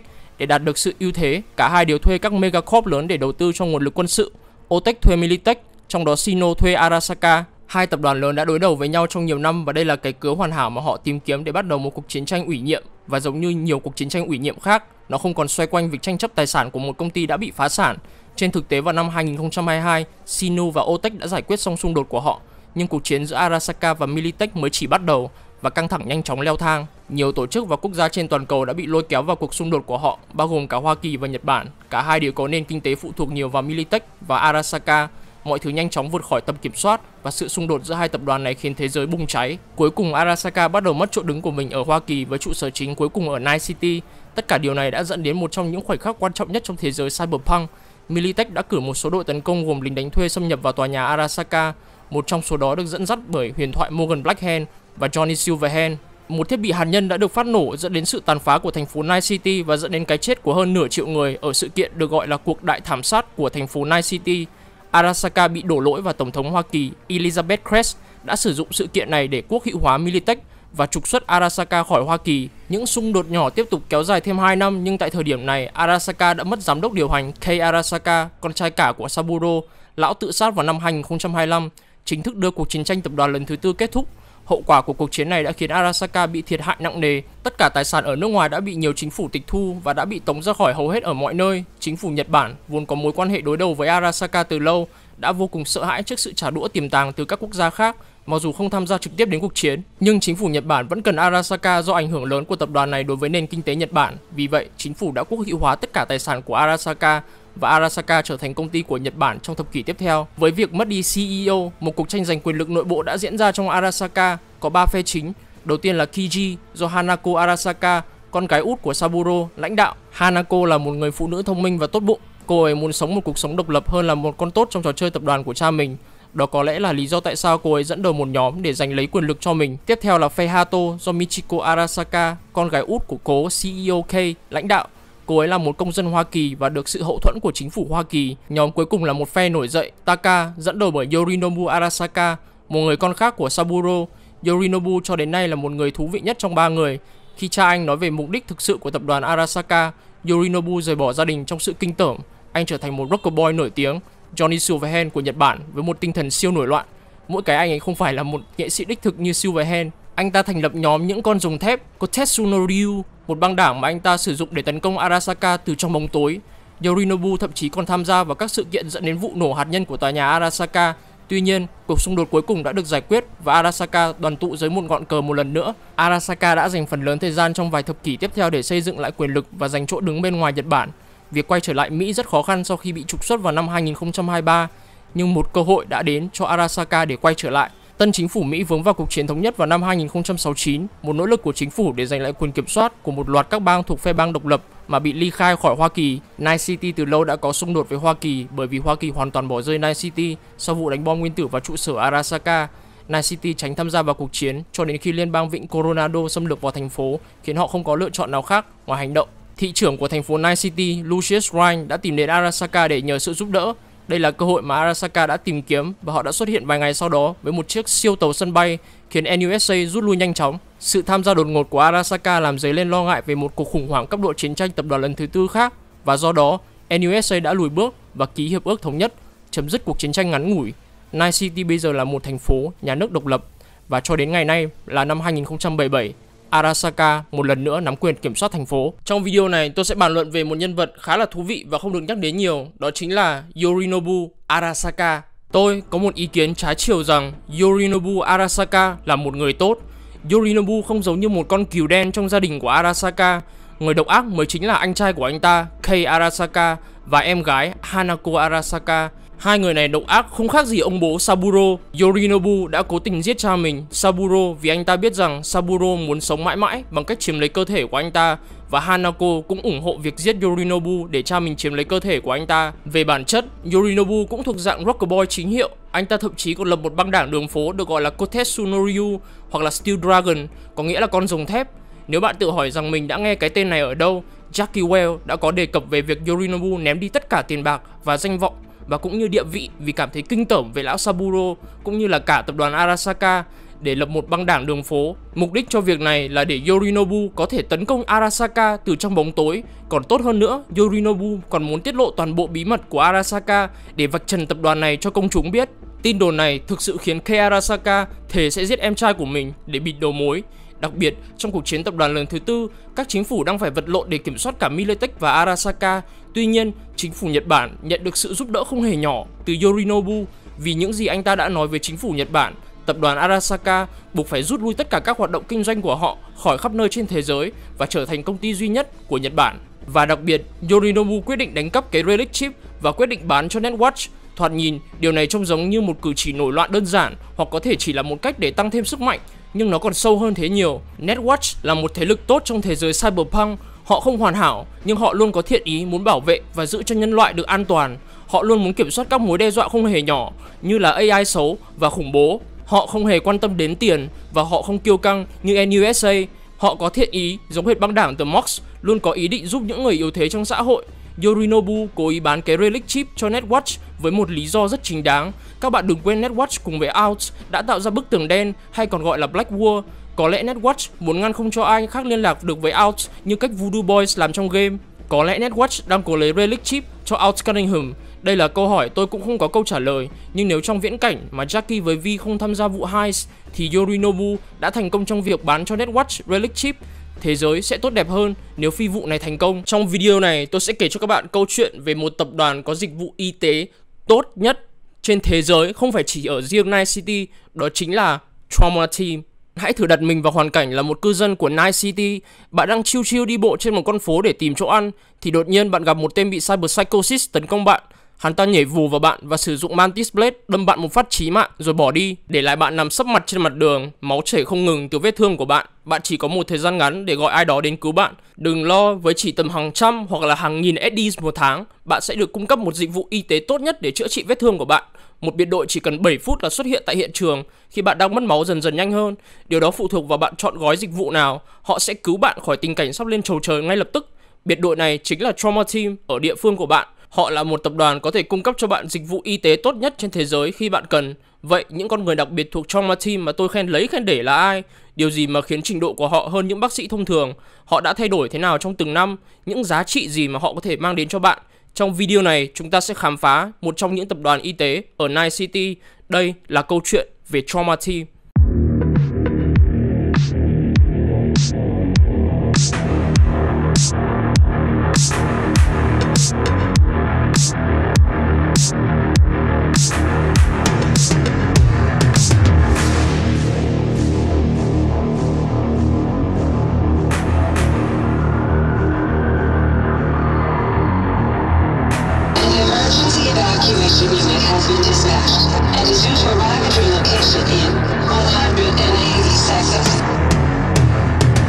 Tập đoàn Trauma Team không hoàn toàn hoạt động ở chỉ riêng Night City. Thương hiệu Trauma Team International của họ trải quanh khắp ở Bắc Mỹ, với trụ sở chính ở Seattle, Washington. Họ có các cơ sở khác trải dài quanh các thành phố ở Bắc Mỹ, Tokyo và đương nhiên là Night City.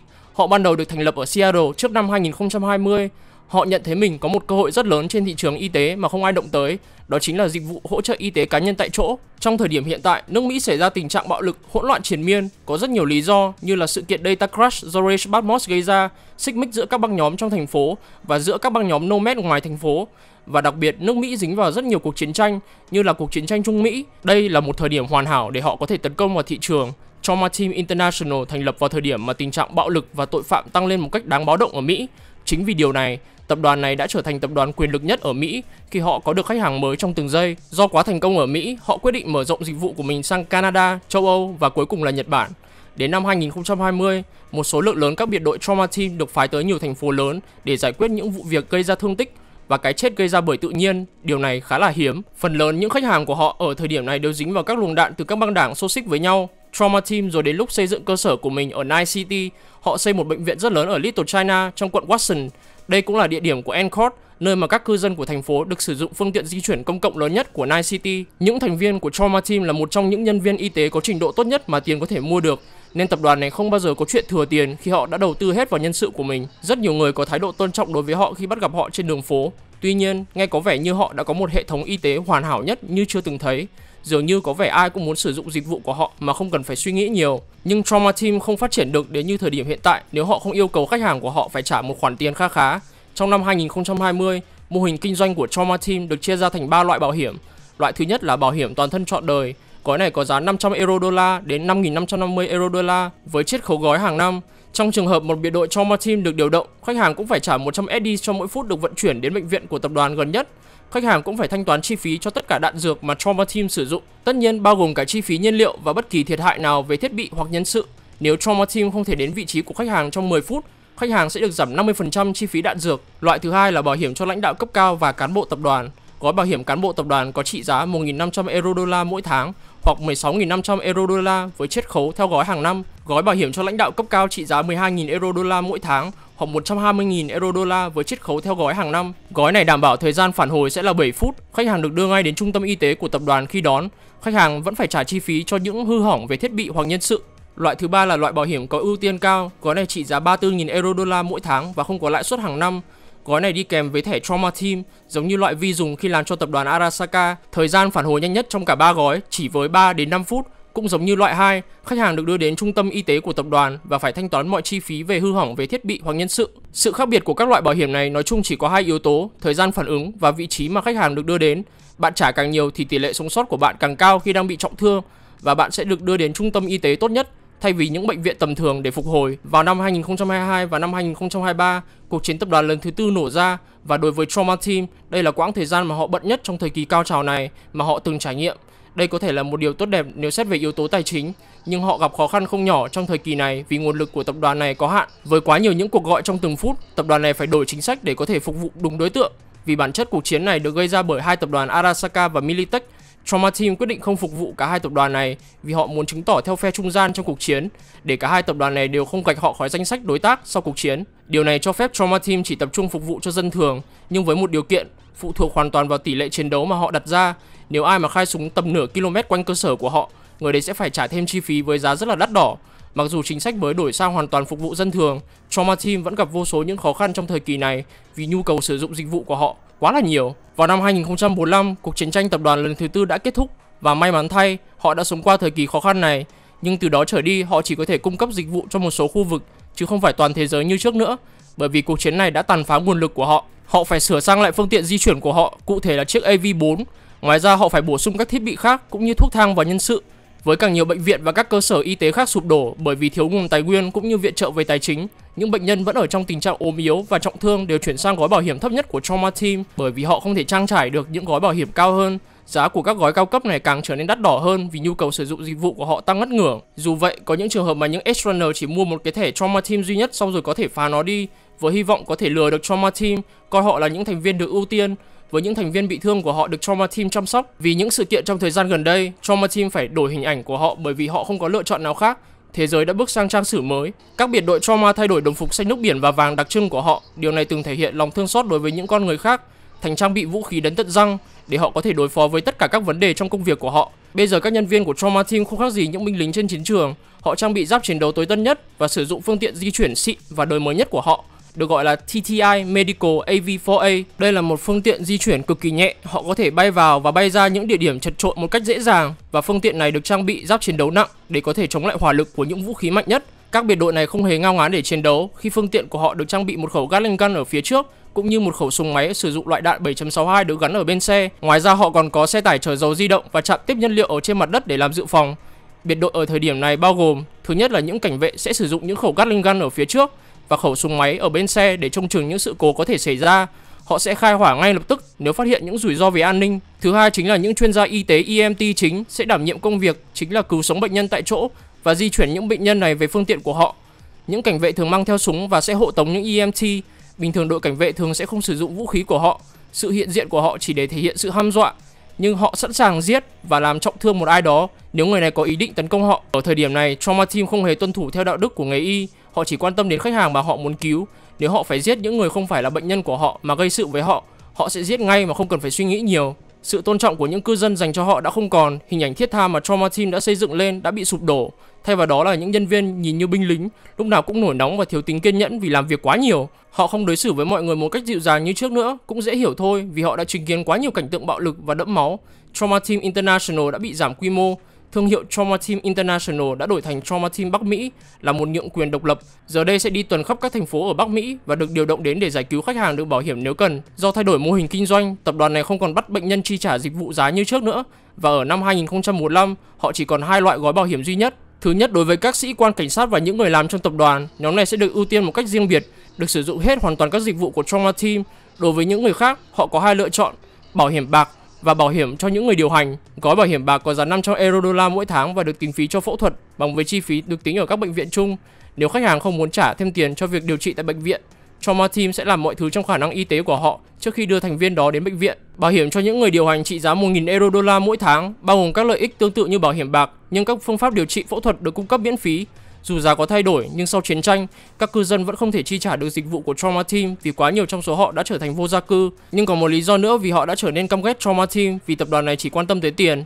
Không như năm 2020, hình ảnh mà họ luôn chăm sóc, đồng cảm và thương xót với khách hàng đã đổ vỡ hoàn toàn. Trong 30 năm, Trauma Team tiếp tục hoạt động với tư cách là một tổ chức nhỏ cho đến thời điểm vào năm 2077, họ cũng có đủ nguồn lực để đổi thương hiệu thành Trauma Team International một lần nữa. Điều này giúp họ lấy lại tất cả các tài sản đã mất trong cuộc chiến tập đoàn lần thứ tư. Nhưng điều này không chứng tỏ rằng thế giới đã thay đổi, các băng đảng càng trở nên hùng mạnh hơn và tỷ lệ tội phạm lại tăng lên mức báo động. Vì điều này, Trauma Team có cơ hội để tăng giá dịch vụ của họ, sử dụng các thiết bị và vũ khí tối tân mua từ tập đoàn Cangtao. Và đặc biệt nhất, họ sử dụng một thiết bị y tế cực kỳ là cầu kỳ và là một trong những thiết bị y tế tốt nhất trên thế giới, một bể cryo di động để giữ tính mạng cho khách hàng nếu khách hàng đang trong tình trạng nguy kịch. Điều đó cho họ thời gian để vận chuyển khách hàng này đến cơ sở y tế gần nhất, tránh khỏi rủi ro khách hàng tử vong. Trên khắp các thành phố ở trên thế giới, Trauma Team sử dụng phương tiện tên là Atlas AV của tập đoàn Zetatech. Nó có thiết kế rất là đẹp và quan trọng nhất, nó rất là bền, khiến các đội Trauma Team không phải lo thiết bị này hư hại khi đang di chuyển trên bầu trời. Ở năm 2017, Trauma Team đã trở lại thời hoàng kim. Họ đã trở lại với mô hình kinh doanh với 3 gói bảo hiểm. Có một sự đổi mới là các khách hàng của họ được gắn một cái cyberware để họ có thể theo dõi tình trạng sức khỏe của khách hàng. Cái cyberware này có thể giúp họ định vị vị trí của khách hàng. Nếu chỉ có một sự cố, Trauma Team sẽ phát hiện ra ngay và ứng biến kịp thời. Thời gian phản ứng sẽ tùy theo gói bảo hiểm mà khách hàng chi trả. Tất cả các cơ sở chữa bệnh của Trauma Team ở thời điểm này được trang bị công nghệ phẫu thuật nano, kháng thể chuyên biệt và buồng đông lạnh. Thuốc thang cung cấp cho khách hàng đều là độc quyền của họ, cũng như các thiết bị dùng để hồi sinh bệnh nhân và những thiết bị cấy ghép mà họ nhận được từ nhà cung cấp của họ. Các gói bảo hiểm ở thời điểm hiện tại được gọi là gói cao cấp và được phân biệt bởi mã số màu, bao gồm bạch kim, vàng và bạc. Hai gói vàng và bạc thì giống hệt như năm 2020 và năm 2045, nhưng đặc biệt nhất, gói được quan tâm nhất là gói bạch kim. Gói này cung cấp tất cả những gì mà bạn hằng mơ ước. Nó cung cấp dịch vụ theo dõi bệnh nhân 24/7, vận chuyển bệnh nhân cấp cứu, phẫu thuật bằng công nghệ nano, chăm sóc bệnh nhân phục hồi sau chấn thương, phẫu thuật thẩm mỹ theo nhu cầu, khám Riverdoc mà không mất một đồng nào và giảm giá tới 90% tiền thuốc. Điều tuyệt vời nhất là thời gian phản hồi sẽ là 3 phút để đảm bảo sinh mạng của khách hàng. Giá không được công bố công khai trong thời điểm này, nhưng nó rơi vào khoảng 34.000 euro đô la mỗi tháng. Những người khác thì được trải nghiệm dùng thử gói cao cấp của Trauma Team trong 24 tiếng nếu họ không có đủ tiền để chi trả trong một thời gian dài. Nhưng họ chỉ được dùng thử một lần duy nhất trong cuộc đời, trừ khi họ trả tiền tiếp. Đây chính là những gì được áp dụng chung cho khu vực Bắc Mỹ và các nước khác trên thế giới. Trauma Team ở thời điểm này vẫn giữ nguyên tắc tập trung chăm sóc khách hàng của mình và đối xử tàn nhẫn đối với người khác. Danh tiếng của họ vẫn không đổi thay khi những người khác vẫn nhìn họ với con mắt sợ hãi và khinh miệt. Trong video này, tôi sẽ nói về lore của một lực lượng cảnh sát ngầu căng đét trong thế giới của Cyberpunk, đó chính là Mark Stark.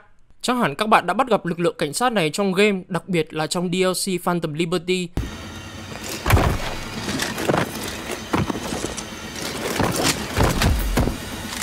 Who the fuck are you? Và trong anime Edge Runners. Meaning that our tech isn't? Get to it!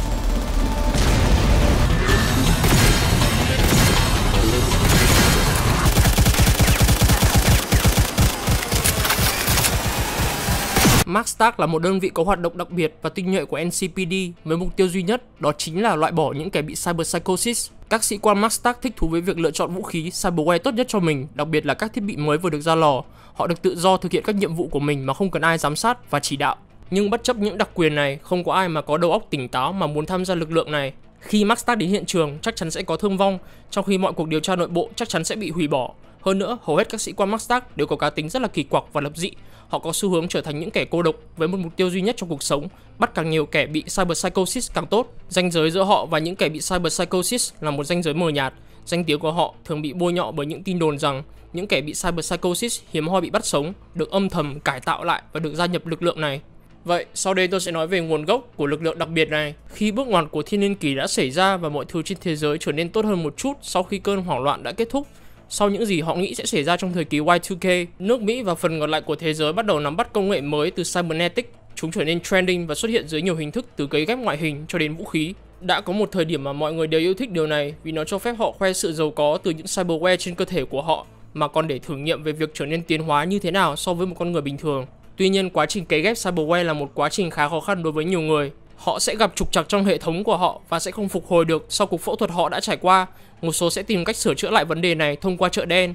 Nhưng chợ đen thường cung cấp chất lượng sản phẩm và dịch vụ rất là thấp, gây ra nhiều sự cố đau đớn và vô số những vấn đề. Sự gia tăng trong việc cấy ghép cyberware trong những năm 2000 đã mang đến một làn sóng với một căn bệnh được chẩn đoán và được dán nhãn là Cyber Psychosis. Triệu chứng của căn bệnh này sẽ là phát điên và hung hăng. Những cơn điên loạn này sẽ dẫn đến việc sử dụng những cyberware như là Mantis Blade và Gorilla Arms để giết chết mọi người xung quanh. Với sự gia tăng đột biến của căn bệnh này, nhà nước bắt đầu đưa ra những ý tưởng mới để giải quyết vấn đề này bằng cách giới thiệu phương pháp trị liệu do nhà nước tài trợ. Phương pháp này nhìn qua có vẻ ổn, nhưng cố gắng thuyết phục những kẻ bị Cyber Psychosis để gặp một nhà tâm thần học sẽ là một vấn đề hoàn toàn mới và nhiều khả năng sẽ khiến bệnh nhân càng phát điên hơn nữa. Điều này làm cho chính phủ nhận ra rằng chỉ có một lựa chọn duy nhất để giải quyết những cá nhân cực kỳ nguy hiểm, trang bị một số loại cyberware vũ khí tiên tiến nhất. Đó là bằng cách tập hợp một lực lượng cảnh sát đặc nhiệm, chuyên nghiệp và ưu tú nhất để truy lùng những cá nhân này và bắt chúng, hoặc thường xuyên hơn là giết chúng ngay lập tức. Những biệt đội cyber này ở hầu hết các sở cảnh sát đô thị dưới những cái tên như là C-SWAT, Psyche Division hoặc CYB Enforcement. Họ được trang bị những thứ tốt nhất như áo giáp, thiết bị liên lạc và phương tiện tân tiến nhất, ví dụ như máy bay AV-9 đời mới nhất kèm theo những khẩu pháo hạng nặng. Hầu hết họ đều mang theo những vũ khí Militech đời mới nhất. Về bản chất, họ không phải là những người tốt bụng. C-SWAT mới là đơn vị hoạt động ở Night City và sau này họ đã được đặt tên chính thức là Mark Stark. Ngay cả bây giờ ở năm 2017, người ta vẫn tiếp tục gọi chơi đơn vị này là C-SWAT trong cuộc trò chuyện hàng ngày, khiến nó có vẻ như việc đổi thương hiệu thành Mark Stark là một điều hoàn toàn mới. Đây có thể là do cuộc chiến tranh thống nhất khi Night City đã trở thành thành phố độc lập của riêng mình. Đơn vị Mark Stark chính thức được mang chức danh là Cyborg Suppression Unit ở Night City, đi vào hoạt động vào năm 2010. Mark Stark sẽ đi tuần tra khắp nơi để bắt và giết bất cứ cá nhân nào có dấu hiệu bị bệnh Cyber Psychosis. với khả năng thành công là 100%. Đơn vị tiếp tục được biết đến với chức danh là SPOR Team, viết tắt của Special Purpose Assault and Rescue. Biệt đội này là biệt đội mấu chốt trong Cục Cảnh sát chiến đấu. Cá nhân được huấn luyện cho biệt đội này sẽ được huấn luyện theo tiêu chuẩn cao nhất mà bất cứ ai từng thấy, khi được chính phủ bơm tiền đầu tư vào nhiều nhất để đảm bảo đường phố trong Night City tránh được mối đe dọa từ Cyber Psychosis, với gần như toàn bộ đơn vị bị buộc phải tăng cường trang bị cyberware. Lý do cho điều này là để họ thực sự có thể giải quyết được những tên bị Cyber Psychosis. Nếu họ không thể sánh kịp tốc độ và thể chất của họ với những tên bị Cyber Psychosis, họ sẽ không bao giờ chiến thắng, bất kể họ được đào tạo bao nhiêu đi chăng nữa. Điều này để đảm bảo mọi nhiệm vụ đều được hoàn thành một cách hoàn hảo. Sau cuộc chiến tranh tập đoàn lần thứ tư, tàn dư duy nhất của sở cảnh sát Night City là các thành viên của Mark Stark do Max Hammerman lãnh đạo. Họ vẫn duy trì quyền kiểm soát các thành phần bị Cyber Psychosis trong Night City. Vai trò của đơn vị Mark Stark vào năm 2045 rất giống với vai trò của đơn vị vào năm 2020. Tuy nhiên, do mất chính phủ sau chiến tranh tập đoàn lần thứ tư, Mark Stark trở thành một tổ chức độc lập, tiếp tục tuân theo triết lý của người lãnh đạo Max Hammerman, duy trì luật pháp, trật tự và bảo vệ những người vô tội. Mặc dù vậy, rất nhiều cấp bậc trong tổ chức có những ý tưởng khác nhau về những gì họ muốn từ tổ chức này, bởi vì bây giờ họ đã hoàn toàn độc lập. Họ có thể đảm bảo những phần tử bị Cyber Psychosis được xử lý bằng những phương pháp nặng nhất mà họ thấy phù hợp. Điều này thể hiện một trong những mặt tối của tổ chức này. Mặc dù có vẻ như họ sẽ tiếp tục tiêu diệt tất cả các Cyber Psycho do tính nghiêm trọng của tội ác của chúng, Mark Stark ngay từ đầu và cho đến giai đoạn này vẫn tiếp tục bắt giữ một trong những kẻ này và đưa bọn chúng trở lại cơ sở riêng của họ. Tại đây, bệnh nhân được phục hồi hoàn toàn và một khi có dấu hiệu kiểm soát được bệnh, những bệnh nhân này sẽ được gia nhập Mark Stark. Họ sẽ được đào tạo đầy đủ để chiến đấu chống lại các Cyber Psycho khác. Điều này đảm bảo rằng Mark Stark luôn không thiếu những chiến binh tinh nhuệ nhất, những người được trang bị cyberware đến tận răng và hoàn toàn máu lạnh. Đây là những yếu tố tạo nên những chiến binh Mark Stark hoàn hảo. Trong video này, tôi sẽ kể cho các bạn về một trong những cuộc chiến đẫm máu và tàn khốc nhất trong thế giới của Cyberpunk. Đó chính là cuộc chiến tranh tập đoàn lần thứ tư.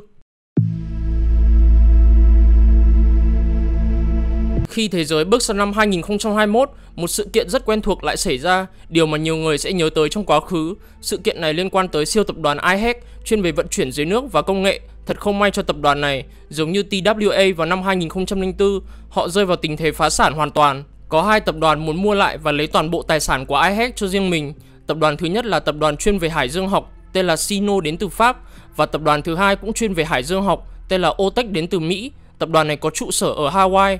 Cả hai phe đã thao túng thị trường chứng khoán trong một cuộc chiến tranh kinh tế, nhưng điều này chỉ khiến mọi thứ trở nên tồi tệ hơn và chỉ là vấn đề thời gian trước khi một cuộc chiến thực sự nổ ra. Khi cả hai tập đoàn này đều ngang bằng về mặt tài chính, đây là lựa chọn duy nhất để họ có thể giành quyền kiểm soát tài sản của iHack. Vào tháng 11 năm 2021, Otech chính thức bắt đầu cuộc xung đột bằng cách cử một lực lượng tấn công để ngăn chặn các bên đàm phán tham gia cuộc thương lượng về sòng bạc, một động thái rất giống với vài cuộc chiến tranh tập đoàn trước đó, nhưng Sino đã nhanh chóng hành động. Họ đã cử một đội Netrunner tấn công các sàn giao dịch tài chính, làm cho cổ phiếu của Otech mất giá.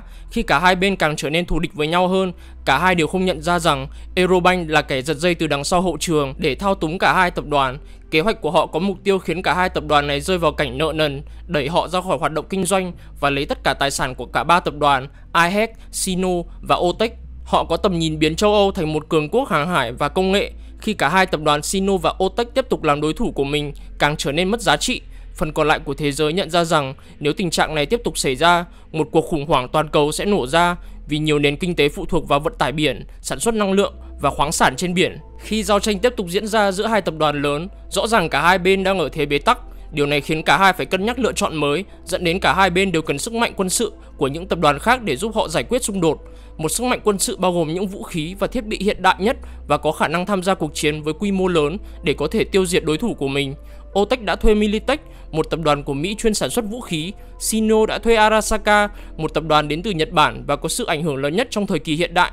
Họ có một trong những công nghệ tốt nhất mà thế giới chưa từng thấy. Nhưng với việc tham gia cuộc chiến này, cả hai tập đoàn Arasaka và Militech lúc đầu đều không muốn xô sát với nhau. Thay vào đó, họ chỉ coi tập đoàn mà họ hợp tác là một phương tiện để tạo ra lợi nhuận khổng lồ và để phát huy hiệu quả dịch vụ của họ cho phần còn lại của thế giới. Nhưng điều này nhanh chóng đổ vỡ khi một cố vấn của Arasaka làm việc cho biệt đội Sino Strike Force bị ám sát bởi lực lượng an ninh của Militech vì cô ấy không mặc quân phục. Điều đó xét cô ấy vào diện là một người không trực tiếp tham gia chiến đấu. Để đáp trả, một tàu thuộc sở hữu của Militech đã bị ngư lôi của Arasaka phá hủy vì con tàu này chứa hàng tiếp tế cho Otech. Căng thẳng thậm chí còn gia tăng hơn nữa vào năm 2022, mặc dù các chính phủ trên thế giới đã bắt đầu tịch thu một số tài sản của OPEC, IHEC và Sino dưới hình thức giam giữ phòng ngừa. Hành động này chỉ khiến xung đột càng trở nên căng thẳng giữa hai bên, cũng như các lực lượng của chính phủ khác. Sino và OPEC cuối cùng cũng ngồi trên bàn đàm phán, nhưng có một vấn đề, hành động của Arasaka và Militech đã vượt qua quá giới hạn và nghĩa vụ hợp đồng của họ. Giờ đây cả hai tập đoàn càng trở nên thù địch hơn, do quá nhiều xung đột đã xảy ra trong nhiều năm, khiến cả hai bên đều bị thiệt hại về tài sản. Rõ ràng bản chất của cuộc chiến này đã trở thành mối hận thù cá nhân. Sino và OPEC đã đi đến thỏa thuận hòa bình vào những tháng đầu năm 2022, còn đối với hai tập đoàn Arasaka và Militech, giờ đây họ đã bắt đầu một cuộc chiến tranh bóng tối, bắt đầu vào ngày 20 tháng 2 năm 2022. Eurobank nhận ra kế hoạch của họ về việc tiếp quản tất cả các tập đoàn không thành công do có sự tham gia của Arasaka và Militech. Vì thế, họ phải khiến Sino và OPEC ngồi trên bàn đàm phán hòa bình bằng được, nếu không, một cuộc khủng hoảng toàn cầu sẽ nổ ra. Với cả, hai tập đoàn Sino và OPEC đã hủy bỏ thỏa thuận với Arasaka và Militech và quay trở lại việc kinh doanh một cách bình thường. Đối với Arasaka, họ không quên những gì Militech đã làm và tìm cách trả thù trong nhiều năm. Saburo Arasaka coi Donald Lundy, người sáng lập ra tập đoàn Militech, là một mối đe dọa thực thụ đối với chiến lược tập đoàn của mình, còn Militech thì vẫn kiên định với đường lối của mình. Vào ngày 6 tháng 3 cùng năm đó, chương trình Soulkiller 2.5 mà Arasaka phát triển trong nhiều năm đã hoàn thiện. Arasaka sử dụng vũ khí này lên giám đốc điều hành của Militech và họ đã thành công xâm nhập vào tâm trí của ông ta. Sau đó Arasaka bắt đầu tấn công hàng loạt vào các văn phòng của Militech ở thành phố Night City. Những sự kiện này đã chấm dứt cuộc chiến tranh bóng tối, làm nóng lên cuộc chiến, xung đột là điều không thể tránh khỏi. Cả hai tập đoàn bắt đầu bước sang một cuộc chiến nóng vào tháng 5 năm 2022. Vào ngày 9 tháng 6, lực lượng của Arasaka tiếp tục tấn công một nhà máy quân sự của Militech ở Virginia. Đồng thời, lực lượng lính đánh thuê của Militech xâm nhập vào một nhà máy của Arasaka ở Yokohama và tàn sát tất cả các nhân viên làm việc ở đó. Đây mới chỉ là khởi đầu, và đến giữa tháng 7 cùng năm đó, những cuộc tấn công này xảy ra như cơm bữa và không chỉ xảy ra trên trái đất mà còn trên quỹ đạo ngoài trái đất, gây ra hậu quả to lớn, dẫn đến tình trạng hoãn chuyến, gây khó khăn đến việc di chuyển ngoài không gian và làm ảnh hưởng đến hoạt động kinh doanh của các doanh nghiệp vận tải. Ngoài ra, còn có rất nhiều vấn đề phát sinh trên không gian mạng vì dữ liệu bị thay đổi thường xuyên một cách ngẫu nhiên. Để khiến vấn đề trở nên trầm trọng hơn, sự kiện Data Crash đã xảy ra khi virus Rabbids của Ray Batmos được kích hoạt khi hắn ta chết. Với việc các cuộc tấn công ngoài không gian diễn ra thường xuyên dẫn đến sự hỗn loạn của ngành du lịch vận tải, Arasaka chiếm giữ một văn phòng của Militech ở Los Angeles. Để đáp trả, Militech tiến hành tổ chức một cuộc bạo loạn bên ngoài các văn phòng của Arasaka ở Paris để đánh lạc hướng. Một biệt đội bí mật xâm nhập vào hệ thống HVAC của tòa nhà và bơm vào nó đầy chất khí độc tồn tại trong một thời gian ngắn. Chất độc này nguy hiểm đến nỗi nó giết tất cả những nhân viên của Arasaka ở bên trong văn phòng. Cuộc xung đột này còn lây ra sang Chicago, một thành phố đang trong quá trình khôi phục lại sau khi bị bệnh dịch tàn phá vào năm 2012, giết chết khoảng 200.000 người và khiến môi trường ở đây khó có thể sinh sống được. Rất may cho thành phố này, hai băng nhóm Nomads từ Meta và Fox Nation đã đánh đuổi Militech và Arasaka ra khỏi thành phố. Nhưng Chicago không phải là nơi duy nhất bị ảnh hưởng bởi cuộc chiến này. Cùng lúc, thành phố Busan ở Hàn Quốc cũng trở thành tâm điểm của xung đột này. Militech tiếp tục sử dụng vũ khí sinh học có khả năng giết chết hàng ngàn người trong thành phố. Điều này khiến chính phủ Hàn Quốc phải sơ tán cư dân của họ và đưa vào khu cách ly. Dường như cả hai tập đoàn này đi đến đâu là tàn phá tới đấy, không có gì có thể làm cuộc xung đột này chậm lại. Vào tháng 9 năm 2022, Hồng Kông là thành phố tiếp theo chứng kiến sự tàn khốc của cuộc chiến khi cả hai tập đoàn Arasaka và Militech biến nơi này thành một chiến trường lớn. Những người may mắn trốn thoát trước khi trận chiến bắt đầu trở thành những người tị nạn với tâm trạng tuyệt vọng, tìm kiếm nơi an toàn khỏi cuộc xung đột tàn khốc. Cuộc chiến lây lan sang Brazil khiến nhiều cư dân ở đây một lần nữa phải rời bỏ nhà cửa và thậm chí cả đất nước của họ. Thành phố Rio de Janeiro đã trở thành đống đổ nát khi Militech cố gắng hết sức để tiêu diệt lực lượng của Arasaka trên thành phố. Cuộc chiến này cũng diễn ra trên không gian mạng. 6 nhà khoa học nghiên cứu quân sự của Militech đã bị giết bởi chương trình Soulkiller. Vào nửa cuối năm 2022, cơ quan vũ trụ châu Âu vẫn nỗ lực hoàn thiện trạm vũ trụ trên quỹ đạo tên là O'Neill 2. Khi cuộc chiến vẫn đang diễn ra, họ sử dụng nguồn lực lao động từ tộc High Rider là chính. Đây là những người được sinh ra ở ngoài trái đất và sống phần lớn cuộc đời của họ ngoài không gian. Chính tộc này đã giúp xây dựng lên trạm O'Neill đầu tiên. Những trạm vũ trụ được xây dựng với mục tiêu là bước tiến để nhân loại chinh phục không gian. Những cư dân trong tộc này không ngờ rằng môi trường làm việc của họ cực kỳ là khắc nghiệt, như làm việc trong bất cứ tập đoàn nào. ESA không hề quan tâm đến họ, cho họ ít thời gian nghỉ ngơi để phục hồi sức khỏe và buộc họ phải làm việc trong môi trường cực kỳ nguy hiểm. Điều này lúc đầu đã dẫn đến một số các cuộc biểu tình ôn hòa về điều kiện làm việc. Tuy nhiên, tình trạng đã trở nên nóng hơn khi họ bị áp bức bằng việc sử dụng bạo lực với mục đích làm suy sụp tinh thần của họ. Đến ngày 29 tháng 9 năm 2022, nhân cơ hội ESA bị nhận lấy những tổn thất ngoài ý muốn từ cuộc chiến tập đoàn lần thứ tư, tộc High Rider, chính là lực lượng nhân công ở đây, đã gây bạo loạn và áp đảo lực lượng an ninh của ESA, đồng thời chiếm hoàn toàn quyền kiểm soát khỏi ESA và EEC. Họ đã chiến thắng bằng số đông với tỷ lệ 40/1. Họ không biết rằng ESA không có đủ nguồn lực để chặn họ lại. Với cả họ nắm rõ địa hình của trạm vũ trụ O'Neill 2, sau đó họ tấn công vào một số cơ sở quan trọng của ESA và EEC ngoài không gian. Chiến dịch này chỉ diễn ra trong 7 tiếng và nó cực kỳ hiệu quả. Đối với các cư dân của tộc High Rider ở thời điểm này, họ muốn giành lấy sự độc lập khỏi trái đất. Họ theo phe trung lập trong cuộc chiến đang diễn ra trên mặt đất giữa Arasaka và Militech. Vì quyền lực của họ trên quỹ đạo, Mỹ và Nhật Bản đều mong muốn họ làm đồng minh và công nhận sự độc lập tự chủ của họ. Vào mùa thu năm 2022, một số nơi trên thế giới đã trải qua đủ những cuộc xung đột từ cuộc chiến. Nam California và Cộng hòa Texas quốc hữu hóa tất cả các tài sản của Arasaka và Militech trong biên giới của họ. EEC tuyên bố nếu chiến tranh không dừng lại, họ sẽ làm điều tương tự. Tình trạng trở nên leo thang hơn khi một phòng trưng bày công nghệ quân sự ở Ý bị tấn công. Ngay lập tức, EEC bắt đầu quốc hữu hóa tất cả tài sản quân sự của Arasaka và Militech ở châu Âu. Arasaka và Militech đều không thích điều này và phản đối, tuyên bố EEC làm điều này vì lợi ích của riêng mình. Nhật Bản cũng tương tự làm điều đó, nhưng Saburo đã dùng sự ảnh hưởng của mình để bảo vệ tập đoàn của mình khỏi bị quốc hữu hóa. Tuy nhiên điều này kéo dài không được lâu khi người con trai nổi loạn của mình, Yorinobu Arasaka, cung cấp thông tin mật cho chính phủ Nhật Bản, dẫn đến việc tài sản của Arasaka bị quốc hữu hóa hoàn toàn. Giờ đây Hoa Kỳ phải có trọng trách chấm dứt cuộc xung đột toàn cầu. Tổng thống Elizabeth Crest đã thúc ép giám đốc điều hành của Militech, Donald Lundy, phải làm việc với chính phủ. Điều này khiến Lundy vô cùng tức giận và thất vọng. Trong khi Hoa Kỳ sở hữu toàn bộ tài sản của Militech, Nhật Bản sở hữu toàn bộ tài sản của Arasaka, hòa bình cuối cùng có thể diễn ra và cuộc chiến tranh toàn cầu giờ đây đã kết thúc. Nhưng mọi thứ vẫn chưa dừng lại ở đó, vì Arasaka vẫn nắm giữ các cơ sở ở Tây bán cầu, khiến Tổng thống Crest muốn loại bỏ họ khỏi toàn bộ Bắc Mỹ vì lợi ích cá nhân của riêng mình cũng như lợi ích cho Militech. Tuy nhiên, xung đột vẫn đang diễn ra tại thành phố Night City, với Kei, con trai của Saburo, vẫn còn ở lại trong thành phố này. Ông ta bị cô lập hoàn toàn, tách biệt khỏi tài sản của Arasaka ngoài thành phố.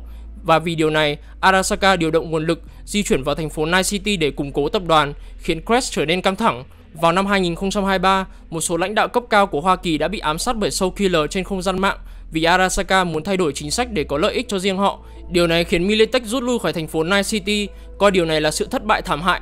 Nhưng đồng thời, họ cũng nghĩ ra một kế hoạch để quét sạch Arasaka trên địa bàn của thành phố Night City. Cuộc chiến đã lên đỉnh điểm vào ngày 20 tháng 8 năm 2023 khi một thiết bị hạt nhân nhỏ được kích nổ bởi hàng loạt những biệt đội lính đánh thuê chỉ huy bởi Morgan Blackhand. Tòa tháp trụ sở của Arasaka đã bị phá hủy hoàn toàn, giết chết 12.000 nhân viên của tập đoàn. Không chỉ vậy, nó còn lây sang những khu vực bên cạnh trong thành phố, bao phủ thành phố bởi những mảnh vụn và bầu trời bằng một màn sương đỏ kéo dài cả thế kỷ. Một loạt phản ứng dây chuyền gây ra bởi nổ ống dẫn khí với đám cháy vô cùng dữ dội biến khu vực trung tâm thành phố thành điểm nóng phóng xạ. Vì Arasaka bị thiệt hại rất lớn trong sự kiện này, Militech đã quay trở lại Night City để tiêu diệt tất cả lực lượng Arasaka còn lại và cuộc chiến tranh nóng đã đến hồi kết. Tổng thống Crest đổ lỗi toàn bộ sự kiện này cho Arasaka, cho rằng thảm họa này được gây ra bởi Arasaka đã tàng trữ vũ khí hủy diệt hàng loạt với mưu mô dùng vũ khí này lên tập đoàn Militech. Bà ta chỉ ra những yếu kém trong việc cất giữ vũ khí nguy hiểm này, dẫn đến tai nạn kích nổ thiết bị hạt nhân này và gây ra thảm họa tại thành phố Night City. Với việc Arasaka đã không còn ngáng đường mình nữa, bà ta bây giờ có thể khôi phục lại đất nước và đổi tên Mỹ thành Tân Hoa Kỳ, hay còn gọi là NUSA. Và đến năm 2025, Militech đã trở thành quân đội quốc gia của NUSA và đánh bật toàn bộ lực lượng của kẻ thù còn lại, dẫn đến sự kết thúc của cuộc chiến tập đoàn lần thứ tư. Trong video này, tôi sẽ kể cho các anh em về lore của The Black Wall. Black Wall là một đường biên giới được phát triển bởi Netwatch nằm trong không gian mạng. Nó có nhiệm vụ giữ cho AI xấu khỏi xâm nhập vào phần còn lại của không gian mạng và tàn phá tất cả mọi thứ.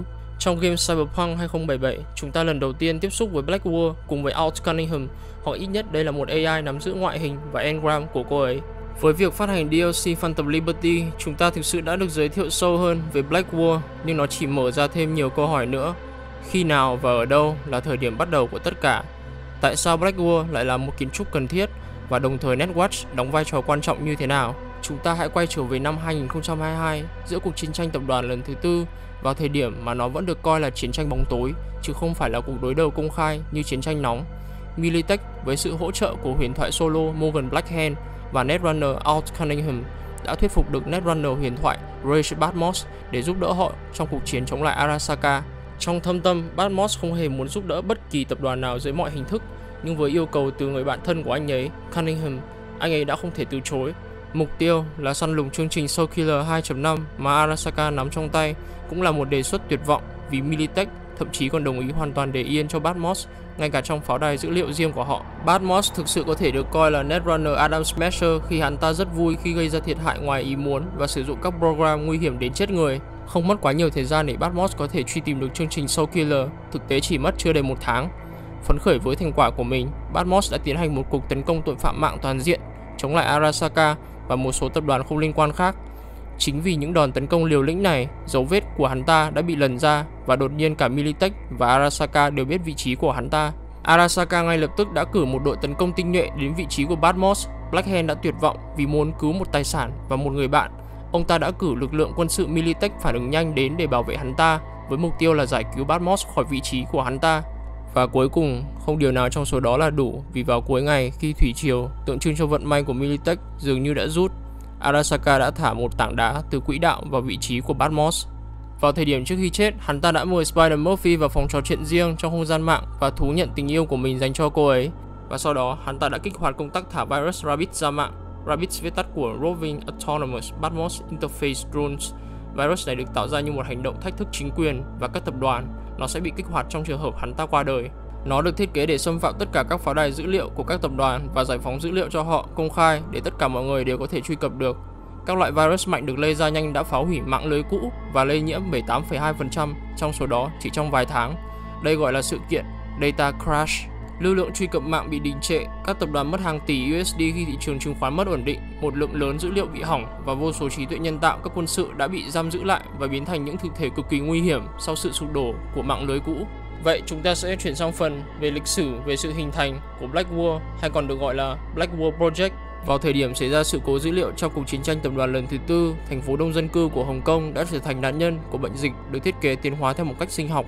Vì mức độ nguy hiểm của bệnh dịch này, toàn bộ thành phố đã bị cách ly và tách biệt khỏi phần còn lại của nhân loại. Thành phố giờ trở thành một tàn tích bị bỏ rơi sau cuộc chiến tranh tập đoàn lần thứ tư và bây giờ được biết đến khắp nơi với cái tên Ghost World. Cái tên này không được đặt ra cho vô số người đã chết trong biên giới của nó, đó là những gì đã xảy ra sau đó. Các cấu trúc không gian mạng bị bỏ hoang và không ai có thể tiếp cận được. Đây là nơi sinh sống của Alt Cunningham. Người sẽ biến những tàn tích còn sót lại thành một xã hội được tạo ra từ AI cư trú từ mạng lưới cũ.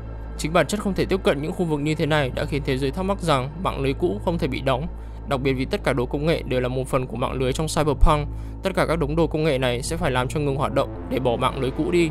Một ví dụ khác là thành phố Busan ở Hàn Quốc, một địa điểm cuối cùng cũng sẽ tìm thấy Alt Cunningham cư trú trong đó. Và đó là lý do tại sao Netwatch lại hợp tác với Alt Cunningham và một nhóm AI siêu việt. Người đứng đầu Netwatch, Curtis, và nhóm đặc vụ của anh ấy, với sự giúp đỡ của họ, đã viết được phần mềm có thể xử lý được các loại virus lây nhiễm vào mạng lưới cũ, dẫn đến một dự án bí ẩn nhằm kiểm soát mạng. Một dự án không tồn tại trong sổ sách hay tài liệu chính thức nào mà chỉ được biết đến với cái tên là Blackwall. Tường lửa ảo xuất hiện mà không có cảnh báo từ đâu. Điều đó có nghĩa là bất kỳ Netrunner nào bị mắc kẹt ở phía bên kia cũng không có cách nào để check out thoát ra ngoài một cách an toàn, cũng như không có cách nào để tồn tại vô thời hạn trong không gian mạng. Kết quả là Netwatch đã bắn một mũi tên trúng hai đích. Một là vô hiệu hóa mối đe dọa từ AI, hai là loại bỏ những tên hacker rắc rối. Nhiệm vụ của Blackwall là đảm bảo một khu vực an toàn trên không gian mạng cho con người sử dụng, trong khi ngăn chặn mối đe dọa từ AI xấu nguy hiểm. Cái giá phải trả là từ bỏ những tiến bộ công nghệ quan trọng đi kèm với AI tự nhận thức và hy sinh khả năng tiếp cận các nguồn tài nguyên vô giá cũng như kiến thức về việc bảo vệ an toàn cho hệ thống mạng lưới. Các tập đoàn lớn như Arasaka và Militech sớm nhận ra rằng tiến bộ công nghệ đã bị đình trệ trong nhiều thập kỷ, không có gì đáng chú ý, không có gì thực sự tiến hóa được phát minh và mọi thứ đều trì trệ. Các tập đoàn tin rằng việc tiếp cận AI đằng sau Blackwall là điều cần thiết để thúc đẩy, và tập đoàn nào tranh giành được họ sẽ có lợi thế. Và đây sẽ là một cuộc chạy đua vũ trang để vượt qua bức tường đen để khai phá và khai thác ở mặt kia bức tường, giống như một cuộc đua lên mặt trăng giữa Nga và Mỹ. Ai đến đó trước sẽ thắng. Trong video này tôi sẽ làm một cái bảng xếp hạng ranking sức mạnh của top 10 nhân vật được yêu thích nhất trong thế giới của Cyberpunk. Đứng ở vị trí số 10 đó chính là Rebecca. Không thể phủ nhận được rằng Rebecca có kỹ năng chiến đấu rất là điêu luyện. Sau time skip đến tập 7 của anime Edge Runner, Rebecca đã trở thành thành viên mạnh số 2 của nhóm David dẫn đầu. Cô ấy trang bị cho mình hai cánh tay cyberware cực to với mục đích để kiểm soát được độ giật của khẩu súng mà cô ấy thích nhất, đó là khẩu shotgun Guts với độ giật coi như lớn nhất trong thế giới của Cyberpunk, với sát thương cực kỳ lớn. Cô ấy đã từng cứu David rất là nhiều lần khi anh ấy rơi vào trạng thái Cyber Psychosis. Tuy nhiên cô ấy đứng cuối ở bảng xếp hạng vì cô ấy chưa chạm trán với nhiều đối thủ mạnh, chưa hoàn thành được những phi vụ lớn. Cô ấy mới chỉ dừng lại ở việc giết những tên đầu đường xó chợ trong mỗi phi vụ của nhóm, thường là những phi vụ với level thấp. Đối thủ mạnh nhất mà cô ấy đã từng chạm trán là Adam Smasher. Tuy nhiên cô ấy đã bị Smasher giết rất là nhanh. Xếp hạng thứ 9, chúng ta có Lucy. Lucy hơn Rebecca vì cô ấy có kỹ năng netrunning điêu luyện cộng với khả năng cận chiến sắc sảo. Cô ấy sử dụng thành thục monowire đến nỗi có thể cắt xén kẻ thù của mình trong tích tắc. Điều mà khiến Lucy trở nên cực kỳ nguy hiểm là cô ấy được Arasaka rèn luyện và mài giũa từ nhỏ. Và cô ấy là đứa trẻ duy nhất sống sót trốn thoát được chương trình huấn luyện thiếu niên lừa đảo của Arasaka. Cô ấy đã giết rất là nhiều binh lính và nhân viên của Arasaka ở một độ tuổi rất là nhỏ. Lý do cô ấy đứng ở vị trí thứ 9 cũng khá giống với Rebecca, chưa hạ được đối thủ mạnh và chưa hoàn thành được những phi vụ lớn. Cô ấy cũng trở nên tê liệt khi gặp Smasher. Kỹ năng netrunning của cô không có tác dụng đối với Smasher. Và xếp hạng thứ 8, chúng ta có Songbird. Songbird có thể được coi là netrunner số 1 trong thế giới của Cyberpunk, vượt qua Rage Badmos. Cô ấy có nguồn sức mạnh vô cùng đặc biệt, khiến cô ấy xếp hạng cao hơn Lucy và Rebecca. Đó chính là khả năng sử dụng sức mạnh của bức tường đen. Cô ấy có thể liên lạc với Vi thông qua bức tường đen và cho Vi Relic Tree Skill Point. Đây là một vũ khí của Militech, nhưng nó mang lại rất nhiều hạn chế. Sử dụng sức mạnh này khiến cô ấy bị hao mòn sức khỏe, phải biến thành nửa cyborg mới tận dụng được sức mạnh này. Và trong DLC, chúng ta đã chứng kiến cô ấy bị Cyber Psychosis. Sức mạnh của cô ấy càng tăng khi chính bản thân cô ấy bị mất kiểm soát, khi những AI xấu thâm nhập vào tâm trí của cô ấy. Lý do cô ấy xếp hạng thứ 8 vì cô ấy không hoàn toàn kiểm soát được sức mạnh của mình và cô ấy không có khả năng cận chiến. Cô ấy chưa chạm trán và thắng được một đối thủ mạnh nào, và trong sự nghiệp, cô ấy chưa tham gia được một phi vụ lớn nào. Xếp hạng thứ 7, chúng ta có James Norris. James Norris là cựu trung tá của quân đội NUSA. Ông ta đã lên cơn Cyber Psycho ở trung tâm thành phố Night City. Ông ta sử dụng thành thạo rất nhiều vũ khí và có rất nhiều cyberware cực mạnh như có Mantis Blade ở tay và chân. Ngoài ra, ông ta còn có Sunday Vistan khiến ông ta càng trở nên lợi hại hơn. Ông ta đã giết chết 27 sĩ quan NCPD cho đến khi bị Maxtag áp chế và bị giết. Lý do ông ta đứng ở vị trí số 7 là vì kinh nghiệm chiến đấu dày đặc của mình từ hồi ông ta còn ở trong quân sự, cộng thêm cơ thể đã được cường hóa để tối ưu hóa khả năng chiến đấu đã lên level max. Sức mạnh của ông ta vượt trội hơn Rebecca, Lucy và Songbird ở chỗ nếu ba người này solo đối đầu chính diện với ông ta có thể kết liễu ba người này trong tích tắc. Tuy nhiên, ông ta chỉ có một khoảnh khắc lóe sáng và đã bị dập tắt rất nhanh. Và ở vị trí thứ 6, đó chính là Sandayu Oda. Sandayu Oda là một ninja solo và là một cyber ninja được tập đoàn Arasaka thuê, được giao làm vệ sĩ riêng cho Hanako Arasaka. Anh ta chuyên về võ thuật và sử dụng Mantis Blade trong chiến đấu. Anh ta có tốc độ rất đáng kinh ngạc khi có thể xiên chết bạn trong tích tắc. Không chỉ có khả năng cận chiến, anh ta còn thành thạo sử dụng súng để có thể tấn công chúng ta từ xa. Và đáng sợ hơn nữa, anh ta có khả năng tàng hình. Anh ta có thể bán hành cho Vi, khiến chúng ta gặp khó khăn khi đối đầu trực diện. Không phải là ngẫu nhiên mà anh ta được thuê làm vệ sĩ cho Hanako Arasaka. Tôi đánh giá sức mạnh của anh ta ở vị trí thứ 6 vì một lợi thế nổi trội hơn tất cả những người ở rank thấp hơn. Đó chính là vì anh ta chiến đấu với phong cách của một ninja. Phong cách này làm chúng ta khó đoán hơn về những đòn tấn công của anh ta. Xếp hạng thứ 5, chúng ta có Johnny Silverhead. Tôi đánh giá rất cao khả năng chiến đấu của Rocker Boy này vì trong phi vụ đột nhập vào tòa tháp trụ sở của Arasaka để giải cứu Alt Cunningham và trong phi vụ đánh bom vào tòa tháp, anh ta có khả năng hạ được hàng chục những tên lính ưu tú nhất của Arasaka chỉ bằng khẩu súng lục Malorian Arms 3516 với một cánh tay bạc. Anh ta đã một mình chạm trán với Adam Smasher, hy sinh thân mình để đồng đội có thể trốn thoát. Anh ta là một trong số ít người có thể cầm cự được Smasher và anh ta xứng đáng với danh hiệu huyền thoại của Night City. Và xếp hạng thứ 4, chúng ta có David Martinez. Sau khi Main chết, David Martinez trở thành trưởng nhóm Edge Runner của mình. Sau sự kiện bi kịch này, anh ta đã quyết tâm trở thành một Edge Runner đích thực khi trang bị cho mình những cyberware chiến đấu tân tiến nhất. Trong một khoảng thời gian, anh ta có được danh tiếng trên đường phố khi hoàn thành được rất nhiều phi vụ khó khăn một cách dễ dàng. Các fixer rất tôn trọng anh ta. Sức mạnh của anh ta đạt đến đỉnh điểm khi trang bị trên mình bộ giáp Cyber Skeleton của Arasaka. Một mình anh ta đã hạ được quân đoàn Militech với không có một sự giúp đỡ nào. Và đặc biệt hơn, anh ta có một cuộc đấu tay đôi với Adam Smasher một cách sòng phẳng. Dù thua cuộc và mất mạng, anh xứng đáng trở thành một trong những huyền thoại của Night City và có đồ uống mang tên mình ở Afterlife. Và xếp hạng thứ 3, chúng ta có The One and the Only, anh Adam Smasher. Adam Smasher là một full box và là đối thủ của Morgan Blackhand. Ông ta được Arasaka tuyển dụng và đến năm 2077, ông ta đã lên vị trí trưởng bộ phận an ninh và vệ sĩ riêng của Yorinobu Arasaka. Để nói về sức mạnh của lão này, chỉ có hai từ: vô đối. Với lợi thế hơn người khi có thể trang bị những cyberware tối tân nhất mà không lo bị dính Cyber Psychosis, Smasher đã trở thành ông kẹ của Arasaka, chuyên làm những việc bẩn thỉu và vô đạo đức nhất cho tập đoàn này trong cả một thập kỷ. Không có đối thủ nào có thể cầm cự được Smasher hơn một giây và sẽ bị nghiền nát bất cứ lúc nào, ngoại trừ hai nhân vật ở rank trên mà tôi sẽ kể cho các bạn nghe. Xếp hạng thứ 2, đó chính là Morgan Blackhand. Morgan Blackhand là một solo đỉnh nhất mọi thời đại. Ông còn có danh tiếng vượt bậc trong cộng đồng của solo khi ông còn truyền lại những kiến thức mình biết thông qua quyển sách bí kíp solo mà ông viết. Ông ta mạnh đến nỗi mà ông ta có khả năng bắt sống kẻ địch mà không cần phải giết chóc. Điều này là một điều rất là hiếm. Trong vụ bắt cóc Carrie Aerodyne, Ông ta đã bắt sống tất cả những kẻ bắt cóc anh ta, giao bọn chúng ngay cho chính quyền liên bang, sỉ nhục kẻ đã giật dây cho vụ bắt cóc nổi tiếng này. Danh tiếng của ông được leo trên cả mức huyền thoại khi ông đã là người chỉ huy chiến dịch đặt bom nguyên tử vào tòa tháp trụ sở của Arasaka để kết thúc cuộc chiến tranh tập đoàn lần thứ tư. Ông đã bán hành cho Adam Smasher trong sự kiện này, dù tên Fubok có lợi thế hơn hẳn ông ta về mọi mặt trước khi quả bom nổ. Ông đã biệt tăm sau sự kiện này và còn sống đến năm 2077. Ông là một trong số ít những huyền thoại của Night City mà còn sống đến thời điểm hiện tại. Và xếp hạng number one đó chính là Vi.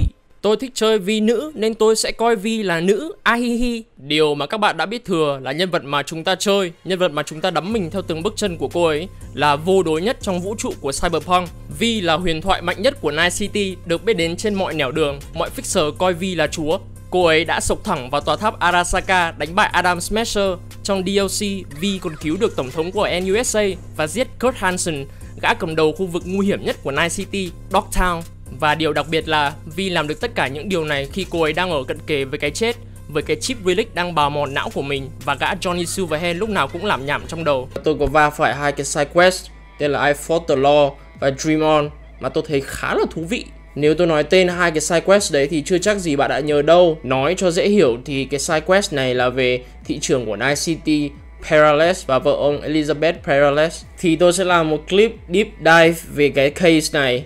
Nó sâu hơn những gì bạn nghĩ. Sau khi hoàn thành main quest Life During Wartime, chúng ta sẽ nhận được một cuộc điện thoại từ Elizabeth Perales, vợ của ứng cử viên của thị trưởng thành phố Night City, Jefferson Perales. Họ muốn chúng ta điều tra về cái chết bí ẩn của Lucius Ryan, là cố thị trưởng thành phố Night City. Họ nghi lão này chết không phải do cơn đau tim mà có người khác ám sát. Mục đích mà họ muốn chúng ta điều tra vì lý do là họ tò mò không biết ai đã giết Lucius Ryan, và thứ hai là muốn nâng cao cảnh giác vì Jefferson cũng là ứng cử viên nặng ký cho thị trưởng của Night City. Với sự trợ giúp của Riverwood, chúng ta đã phát hiện ra rằng Lucius Ryan không phải chết vì cơn đau tim mà là chết khi đeo cái brain dance. Ai đã cài một cái virus nào đó vào cái brain dance của Lucius Ryan.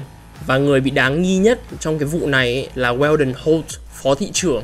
Vì xét cho cùng thì ông ta có đầy đủ động cơ để hạ Lucius Ryan, tại vì ông ta muốn cướp mất cái vị trí thị trưởng của Night City từ tay Lucius Ryan, vì ông ta đã bỏ túi tiền ra để thuê băng đảng Animal và một tên cảnh sát thối nát của NCPD để che giấu bằng chứng. Ok, tiếp tục tới side quest Dream On. Đây mới là side quest mà sinh ra rất nhiều sự bí ẩn của Night City. Ở quest Dream On, chúng ta sẽ điều tra một vụ khác ảnh hưởng trực tiếp đến hai vợ chồng Perales. Sau khi chúng ta được vào căn hộ của Perales để điều tra, Jefferson và Elizabeth nói với chúng ta rằng họ thấy một kẻ đột nhập vào căn hộ từ mấy hôm trước. Jefferson có bắn tên đấy một phát rồi bị ngất. Nhưng mà ngày hôm sau, đội an ninh trong nhà trấn an hai vợ chồng là không có điều gì xảy ra hết. Đó là lý do tại sao mà hai vợ chồng cảm thấy rất là nghi ngờ và muốn mong mình điều tra vụ này. Sau khi chúng ta hỏi han Elizabeth thì chúng ta phát hiện ra ký ức của cô ta bị xáo trộn một cách kinh ngạc. Ví dụ như là Elizabeth nói Jefferson không hề hút thuốc một chút nào cả, nhưng chúng ta để ý thấy Jefferson có hút thuốc. Và Elizabeth nhớ sai màu hoa của ảnh cưới của hai vợ chồng. Cô ta nói màu hoa của ảnh cưới là màu xanh nước biển, nhưng thực chất là màu đỏ. Và chúng ta phát hiện rằng đội an ninh có một căn phòng bí mật ở ngay trong căn hộ của hai vợ chồng. Sau khi điều tra những bằng chứng cụ thể, chúng ta phát hiện ra rằng đội an ninh có biết về vụ Jefferson bắn một ai đó trong đêm. Rồi chúng ta phát hiện ra một cỗ máy kỳ lạ với dây kết nối lên tầng thượng. Sau khi chúng ta trèo lên tầng thượng, chúng ta phát hiện ra một cái máy truyền phát tín hiệu rất là cũ. Johnny liền nhận ra cái máy truyền phát tín hiệu này được dùng bởi Militech trong cuộc chiến. Rồi chúng ta scan khu vực xung quanh và phát hiện ra một cái xe van với một cái anten cùng hướng với cái máy truyền tín hiệu. Rồi chúng ta đuổi theo cái xe van đấy và phát hiện ra cái xe van đấy dừng ở lãnh thổ của gang Maelstrom. Sau khi tiêu diệt hết đám băng đảng Maelstrom, chúng ta bắt đầu thu thập thông tin từ cái xe van và phát hiện ra một sự thật đáng kinh ngạc. Dữ liệu cho thấy Jefferson và Elizabeth đang bị tẩy não bởi một kẻ nào đó. Không chỉ dừng lại ở cặp đôi này, còn rất nhiều quan chức cấp cao khác, những người khác bị tẩy não. Vậy hóa ra tất cả hành động và suy nghĩ của cặp đôi này đều bị chi phối bởi một kẻ nào đó. Kẻ nào đó hoặc tổ chức nào đó phải có một cái technology cực kỳ là tiên tiến thì mới có thể làm được như thế này. Khi chúng ta định download data thì data bị xóa và phá hủy. Sau cuộc điều tra, Elizabeth gọi chúng ta để bàn về chuyện này. Elizabeth kể với chúng ta rằng cô ấy để ý thấy tính cách của Jefferson cũng bị thay đổi khủng khiếp và cô ấy cũng bị như thế, từ suy nghĩ, thói quen, cách ăn mặc và cách hành xử. Elizabeth dặn chúng ta rằng không nên nói sự thật với Jefferson, tại cô ấy lo cho tính mạng của Jefferson và sợ Jefferson bị sao nhãng khỏi cuộc bầu cử. Và tôi đã nói sự thật với Jefferson, tại vì lão này có quyền được biết ai đó đang chi phối mình bằng phương thức cực kỳ khủng khiếp. Và phản ứng của Jefferson cũng dễ hiểu thôi, ông ấy bị shock bởi sự thật đáng kinh ngạc này. Tôi nghĩ sự thật này sẽ đem đến cái hậu quả mà Jefferson không thể tin tưởng chính mình, không thể tin tưởng suy nghĩ của mình. Ông ta bắt đầu hận vợ mình vì không nói sự thật và quyết tâm rằng sẽ bắt những kẻ đang chi phối mình. Nhưng trước hết, theo kế hoạch, ông ta sẽ làm theo những kẻ đang chi phối mình. Và điều bí ẩn nhất là ai đó đang quan sát cuộc trò chuyện của chúng ta với Jefferson, và không ai khác đó là Mr. Blue Eyes. Đó chính là tên fixer mà cuối game ra cho chúng ta nhiệm vụ đi lên mặt trăng. Sau cuộc trò chuyện với Jefferson, một kẻ nào đó đã hack vào đầu chúng ta và cảnh báo rằng đừng có nhúng mũi vào chuyện này, không thì hậu quả rất là khôn lường. Người này hoặc tổ chức này claim rằng họ đang theo dõi mình và biết tất cả những gì về mình, đến nỗi biết được cái rắc rối lớn nhất của mình là cái biochip, trong đó có Johnny Silverhand. Đến đây, một câu hỏi lớn được đặt ra là ai đã tổ chức chiến dịch tẩy não với quy mô lớn như thế này. Chiến dịch này có mục tiêu là tấn công vào rất nhiều quan chức cấp cao, và chúng ta sẽ nhìn vào đầu mối đầu tiên, kẻ mà đang theo dõi chúng ta. Mr. Blue Eyes là ai? Và giả thuyết đầu tiên, Mr. Blue Eyes chính là Morgan Blackhand, vì khi dân mạng kiểm tra mã nguồn của nhân vật này thì hiện lên một cái tên Blackhand. Và chúng ta hãy nhìn vào cách liên lạc trong thế giới Cyberpunk là mỗi khi chúng ta gọi holo thì mắt chúng ta sẽ chuyển sang màu xanh, thì có thể Mr. Blue Eyes đang liên lạc với cả Morgan Blackhand. Ông ta đang truyền đạt lại những lời nói của Morgan Blackhand. Và có giả thuyết khác là Mr. Blue Eyes là búp bê được điều khiển bởi Morgan Blackhand, vì khi ở phần cuối game thì mắt của búp bê của Hanako có màu khác. Chúng ta có thể biết rằng trong thế giới Cyberpunk mình có thể dùng búp bê để nói chuyện với người khác. Vậy theo giả thuyết này thì Militech là người đứng sau tất cả, tại vì Morgan Blackhand là người đại diện của Militech. Và có một giả thuyết khác là tập đoàn Night City là người giật dây cho chuyện này, vì khi chúng ta làm quest lấy lại databank của Sandra Dorset. Nếu các bạn quên Sandra Dorset là ai thì mình cũng nói luôn. Sandra Dorset chính là người mà mình giải cứu khỏi cái bọn buôn bán nội tạng Scavenger. Sau khi mình hack cái databank của Sandra Dorset ấy, thì lộ ra một sự thật là Sandra Dorset cũng là một netrunner, và cô ta đã hack vào dữ liệu của tập đoàn Night Corp. Nếu các bạn không biết về tập đoàn Night Corp thì tập đoàn Night Corp chính là tổ chức mà đã thành lập Night City, được thành lập bởi Richard Knight. Người này chính là cha đẻ của Night City. Thì Sandra Dorset phát hiện ra rằng Night Corp đang phát triển một dự án AI có khả năng có thể chi phối và tẩy não bất cứ người nào. Và cái dự án này đã được thử nghiệm lâm sàng trên nhân viên của Night Corp. Vậy cái động cơ của Night Corp ở đây là gì? Với cái sự bành trướng của hai tập đoàn lớn như là Arasaka và Militech thì Night Corp phải làm gì đó để tăng lại cái sự ảnh hưởng của mình ở Night City. Và đó chính là lý do mà cái chương trình tẩy não này được sinh ra. Và đang có một cái theory là Night Corp chính là thủ phạm mà gây ra cyberpsychosis. Như các bạn biết, nếu các bạn đã xem anime Edge Runner rồi thì cyberpsychosis ấy nó xảy ra khi bạn có quá nhiều cyberware trên người. Thì cái động cơ của việc gây ra cyberpsychosis khá là legit, tại vì nó sẽ tăng thêm việc làm cho Trauma Team với cả Max Tag. Hai đơn vị này đều được sở hữu bởi Night Corp. Thì mình thấy cái giả thuyết mà Night Corp đứng sau tất cả cái vụ tẩy não này thì thấy khá là thuyết phục. Nhưng mà có thêm một giả thuyết nữa, thì cái giả thuyết này nó support ấy không phải là người đứng sau cái vụ tẩy não này, mà chính là AI xấu, chính là cái trí thông minh nhân tạo mà con người tạo ra nhưng mình không thể kiểm soát được. Và các bạn biết ai là người đưa ra giả thuyết này không? Đó chính là Johnny Silverhand. You're too young to remember this, but not so long ago, people talked about rogue AIs prowling cyberspace. So, not aliens. Doesn't matter who or what. Our guy's outmatched. They can do whatever they want. He's fucked, V. Vậy nếu theo giả thuyết này ấy, thì Mr. Blue Eyes không phải là con người mà là một búp bê do AI xấu điều khiển. Khi bạn làm side quest của Gary nhà tiên tri ấy, thằng này nó nói về cái giả thuyết về kế hoạch của người ngoài hành tinh mắt màu xanh nước biển muốn chiếm lấy thế giới. Xong rồi tên này ra cho chúng ta quest mà đi tham gia buổi gặp gỡ của băng đảng Maelstrom với hai nhân vật bí ẩn. Lý do mà tôi kết luận đây không phải là người ngoài hành tinh mà là AI, tại vì mấy cái đám gang Maelstrom chuyên ra nghịch mấy cái AI xấu này. Rồi chúng ta tìm được cái shard về data của một chiến dịch tên là Oracle, nói chung là về ám sát hay xử tử một ai đó. nhưng mà không có chi tiết. Hoàn thành quest xong thì chúng ta quay lại để gặp Gary, nhưng mà Gary đã bị bắt cóc bởi người ngoài hành tinh có mắt xanh dương. Sau khi điều tra thì tôi thấy cái giả thuyết này khá là thuyết phục, vì Cyberpunk 2077 lấy bối cảnh ở giữa cuộc chiến giữa con người và AI xấu. Cái vấn đề này nó cực kỳ relatable với đời thực. Tại vì tương lai ấy, nếu mà con người mà phát minh ra nhiều những cái AI mà tân tiến ấy, thì kiểu gì cũng không thể kiểm soát được. Vậy trong Cyberpunk 2077, con người đã làm gì để có thể chống lại những cái AI xấu mà floating trong cyberspace này? Thì con người đã phát minh ra bức tường đen, hay còn gọi là Black Wall. Và con người trong Cyberpunk 2077 đã thành lập nên một đơn vị để chống lại AI xấu. Đó là đơn vị Netwatch. Nên đơn vị này coi cái mối lo ngại nhất ấy là hai băng đảng Maelstrom với cả Voodoo Boys. Tại vì hai cái băng đảng này ấy, chuyên ra nghịch AI xấu, muốn phá vỡ, phá hỏng cái bức tường đen. Đấy, mình chỉ có 3 giả thuyết thôi. Một là Militech, hai là Knights Corp, ba là Rogue AI. Trong video này tôi sẽ nói về một chủ đề về việc Johnny Silverhand là một kẻ nói dối trắng trợn, và chúng ta không nên tin vào ký ức của anh ta như Al Cunningham đã nói. What you saw was his subjective view of what happened. A warped account of events he locked away in his subconscious and replayed time and again. It bears no resemblance to the truth. Trong video này tôi sẽ vạch trần tất cả những sự lừa dối và những thông tin sai lệch mà anh ta chia sẻ với Vi trong game Cyberpunk 2077. Tôi sẽ đi sâu vào sách Cyberpunk gốc và so sánh những sự kiện trong đó với những gì chúng ta đã học được từ Johnny. Những khác biệt có thể khiến bạn sốc. Vậy hãy theo dõi cả video nếu bạn tò mò.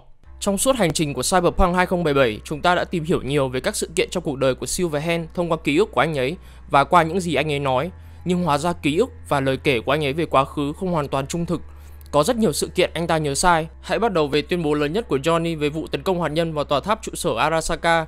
Chúng ta được trải nghiệm sự kiện này trực tiếp từ ký ức của Johnny ở đầu màn 2. Từ góc độ của Johnny, có vẻ như Johnny đã tổ chức và chỉ huy cuộc tấn công với sự giúp đỡ của một số người bạn như là Rogue, Satan và Spider Murphy. Nhưng trong Cyberpunk lore, cuộc tấn công vào tòa tháp Arasaka thực sự do Morgan Blackhand chỉ huy.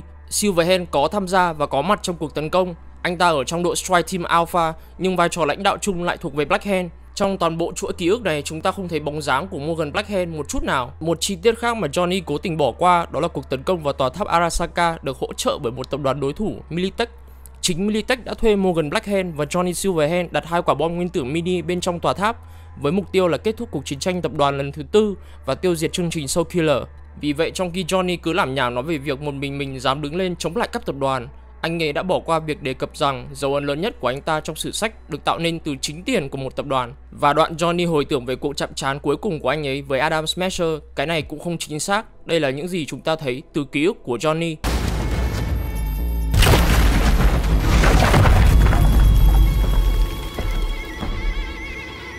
Shit! That's Adam Smasher! Johnny, run! Murphy! Door's sealed, but it won't hold for long. Run, Johnny, like the wind. Johnny, move!